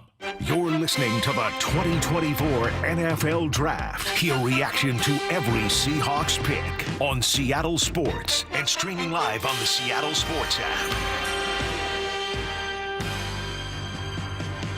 Welcome back to our Day 3 NFL Draft coverage here on Seattle Sports. I'm Maura Dooley here with Curtis Rogers and Mike Lefko, and we do have another Seahawks pick. At pick 192, the Seahawks select cornerback DJ James out of Auburn. He is 5'11", 175, so kind of a smaller guy with he ran a 4.42 40. So pretty fast. I think it says he's fluid, loose hips, good in press coverage, does a good job of using his length, which seems to be a very consistent thing you're going to read about these Seahawks cornerbacks. And also listed as an explosive athlete. Yeah, DJ, he got his start at Oregon, actually, in his college career, transferred to Auburn after Mario Cristobal left for Miami. So that was following the 2021 season. So he's got some familiarity with the area. Second team All-SEC in 2022, and then led the team in passes defended a year ago on that 2023 Auburn defense. Interesting that they're going with another Auburn draft pick. This is their third member of the Auburn defense that they've taken in the last two drafts. Well, Curtis, you noticed one similarity that we've seen throughout most of their drafts, and that is that he was at the Senior Bowl. Yeah, he was at the Senior Bowl. Again, another Senior Bowl invitation. Sat out the bowl game this year for Auburn. But, yeah, I think, again, he fits a classic, I guess you could call it a stereotype of the Seahawks drafts over the years, is that if you go to the Senior Bowl, you are on the Seahawks radar. Yeah, I mean, it is crazy. You were looking at this, right? Undersized. Like 5'11", 175. I mean, we're talking about my height and weight, I think. I'm not even 175, and this is now a professional athlete. And Lefko athlete. gets picked on here for being, what are they, don't Wyman and Bob call you slight or something? No, that's Brady. Oh, okay. He's a little too thin. No, I don't have the built-out body type. You could say that, but I'm just curious about the Auburn's defense. Like, they weren't overly great. World beaters. Yeah, the thing I'm thinking of is Jalen Milroe running around and still completing that pass in the Iron Bowl. On what's happening with the secondary if now two Auburn cornerbacks? We'll blame it on the safeties. Cornerbacks are certainly fine, but yeah, the first impression that came to mind is, wait, this defense turned out two cornerbacks? But at this point, this feels like we're going to take a chance on a guy that we think has some talent. This was not a position of need at all at this point. Mike, you brought up that that pass by Jalen Milroe. Was it against DJ? It was against DJ James. It was against DJ James? Oh, no. I mean, it had to be a cornerback because he scrambled forever and then he caught it in the back of the end zone. But hey, on that same drive. Good film study there, Curtis. On that same drive, Nehemiah Pritchett had a nice tackle on Jalen Milroe. So you get the good with the bad. But DJ James was the guy in coverage. I'm not putting it on him, obviously, but just on the bad end of one of the most iconic plays of the 2023 college football season. It's going to be imprinted in my mind forever. I'm sure that is not the highlight of his career, but it's fine. He's got a lot to like here. Yeah, he's got his whole career ahead of him. Thanks, guys, for bringing up that one. No. All right, let's hear from the pick before this, pick 179. The Seahawks took Satoa Laumea, Brock calling it his favorite pick of round 3. Let's hear from him as he just talked to the Seahawks media. How's it going? This is Chris Whitehead with Seahawks PR. Welcome to Seattle. I've got the media here, but first things first, would you mind pronouncing your name just so we can make sure we're saying it right? Yeah, my name is Satoa Laumea. Okay, wait. Say that one more time. Yeah, Satoa Laumea. Laumea. How many times have you been asked to pronounce that over the years? I have to break it down for most people. So, was it Satoa, my first name? You say my nickname's Tower, so it's like tower, but like slang. That's how I tell people. So like Tower. The O in my name, you just have to treat it like it's a W. Okay, we can do this. We can do this. What did it mean to get the call from the Seahawks this afternoon? Shoot, man, it was a great feeling. It's a great opportunity. I know a lot about their program. I met some great people from interviews and stuff. I know they just picked up a really great O-line coach. So it means a lot to me. It's an opportunity to prove everybody that didn't draft me wrong and prove you guys right. So I'm excited. Well, along those lines, you got to see the Washington offense play within the conference the last couple of years to know that Ryan Grubbs here as offensive coordinator and Scott Huff as the O-line coach. What are you looking forward to seeing what they did and joining that kind of scheme? Shoot, I'm excited to learn. I've been following Washington for years, and their O-line has been great. So to work with Huff, that'll be just a great opportunity for me. He has 2 past players that I'm really close to, so they speak highly of him, and I'm just excited. You started at least 15 games at both right guard and right tackle at Utah. In the discussions you had with the Seahawks, did they share any insight where they plan playing you or could see you playing at the next level? I think they are looking at me more inside at guard.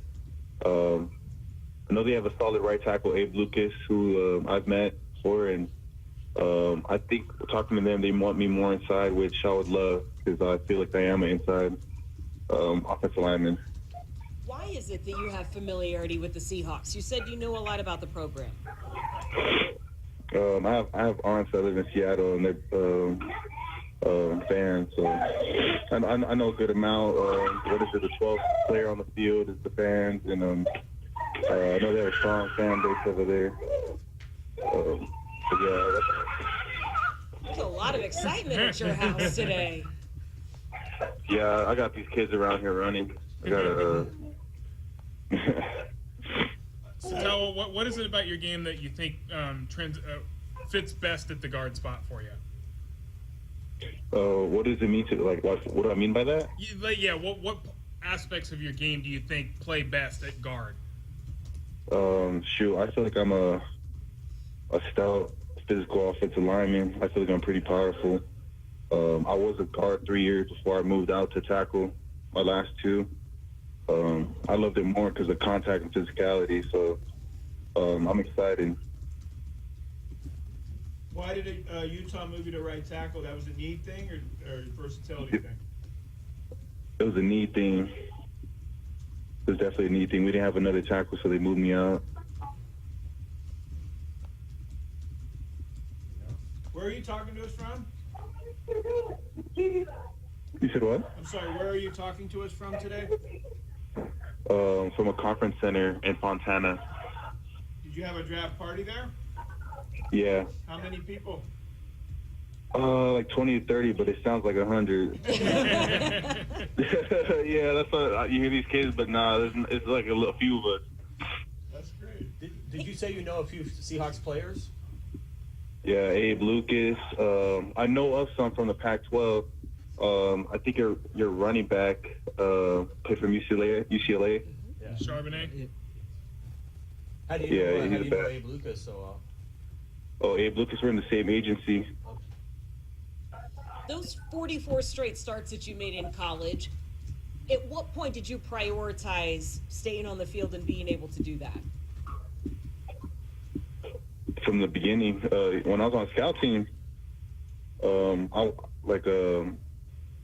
I'll say probably when before my first season starting, I got rotations with the 1 and 1's first team, so I knew I was just going to stay there. So I busted my ass ever since then, and I just ended up staying on the field from just keep doing that. In your first impression, what do you think of Scott Huff as a coach? You say my first impression? What is what? First impression of Scott Huff. Scott Huff? The line coach you said you knew from Washington days? What they tell me, they speak highly of him. They say he's always willing to learn and improve on ways to teach us. So that means a lot because there's always ways for all of us to learn. So the game changes, so why not the coaching changes? So I like that about him. He's pretty flexible. I know he's a good-ass coach because 2 of my boys got drafted first and second round, so Roger and Troy. So he did help them in that way, so I'm excited. When you heard Seahawks on the other end of the line, what was the first thing that went through your mind? What do you associate Seahawks with? When I picked up the phone call? Yeah, when you got the call and they said calling from the Seahawks, what went through your mind immediately? Shoot, I just thought that it's a great opportunity for me to just do my thing, help the team, and help myself. So that's the first thing that went through my mind. And honestly, the first thing that went through my mind is my interview with you guys had a guard, a Hall of Fame guard on your that plays on your staff. I don't know if he's a coach, but his name was Steve Hutchinson. Yep. Steve Hutchinson. That's what popped up to me because he's a Hall of Fame guard, and shoot, I want to have a great career at guard. So that's like literally the first thing that came up to my head. How much contact did you have with them through the pre-draft process? Not much. I literally just met him at the Senior Bowl. I feel like we had a good interview. His interview stood out to me a lot because he would ask me questions, and there's a phone staring right at me, but bro was like staring right at my soul, so it really did stand out to me. And when I looked him up, yeah, he was a Hall of Famer, and he showed us his Hall of Fame ring, which is pretty sick too. Satoa, going back to the physicality, can you elaborate on that? Like, what is it about that you like about finishing the play, the dominating the opponent in front of you? Can you elaborate on that, please? I'll probably say moving a person from point A to point B is the most fun part. That's what I mean by physicality. Because, we got to move grown men, and they're not going to let us. So I feel like I don't care, and I'm willing to do my job. So I want to do my job. And you said about finishing. I do finish. I need to be better with being more consistent with that. But that's what I want to show in Seattle. So, yeah, I would say I am a pretty physical in that way, trying to move people off the ball and trying to finish them. Where does the drive to succeed come from? That drive? Yeah. That drive. Shoot, I just want to play good football. That's what it is. I want other people to watch, when they watch film, be like, damn, that's some good old line played right there. So that's what I want to do. I just want to be great. So, and I feel like if I got to be great, that's what it takes. I got to be nasty sometimes. So that's where that drive comes from. What was it like growing up with 9 siblings? Very competitive. Getting food is competitive. They were eating cereal, finishing the box before I even grabbed my bowl and spoon. So it was very competitive. So it led me to. Yeah, they're cleaning up right now. It's loud. I'm gonna get out. Yeah. So. Yeah, I would say that being in a big house like that is very competitive. Where are you among the 9? Oldest, youngest? I'm number 8. I'm the youngest boy. Wow. So you did have to wait in the pecking order. Yeah, so I didn't get dibs on a lot of stuff. So. How old's the youngest and how old's the oldest of your siblings? My oldest brother is like 36 and the youngest is like 21. All right, there is the latest from I forgot how to pronounce his name already. Satoa. Laumea. All right. So the Seahawks did make that other pick of DJ James. They have one more pick left in the draft, but we actually have to sign off. We have some other scheduling things to get to, so you will see that final pick. We'll have coverage on SeattleSports.com, plenty of write-ups and all that stuff. And then on Monday, Brock and Salk will start it off, reacting to the entire Seahawks draft. Bump and Stacy, Wyman and Bob, a full day of NFL draft recap coming. So big thanks to everyone involved in this one, the entire 3-day draft coverage. Behind the scenes, Britta Rogers and Taylor Jacobs, we mentioned them. Wyman, Bob, Bump, Brock, Paul Moyer the first couple of nights. Then this morning, Salk and Stacy. Guys, thanks. It was a lot of fun doing this. Yeah. Curtis Rogers, Maura Dooley, and a big thanks to our board op, Brady Robick, as well. So this is Mike Lefko saying thanks for listening to our Seattle Sports draft coverage, the 2024 NFL Draft. Seattle Sports, your home for Bump and Stacy. Let's talk about Michael Penix. He went at number 8 to the Atlanta Falcons. Weekdays, 10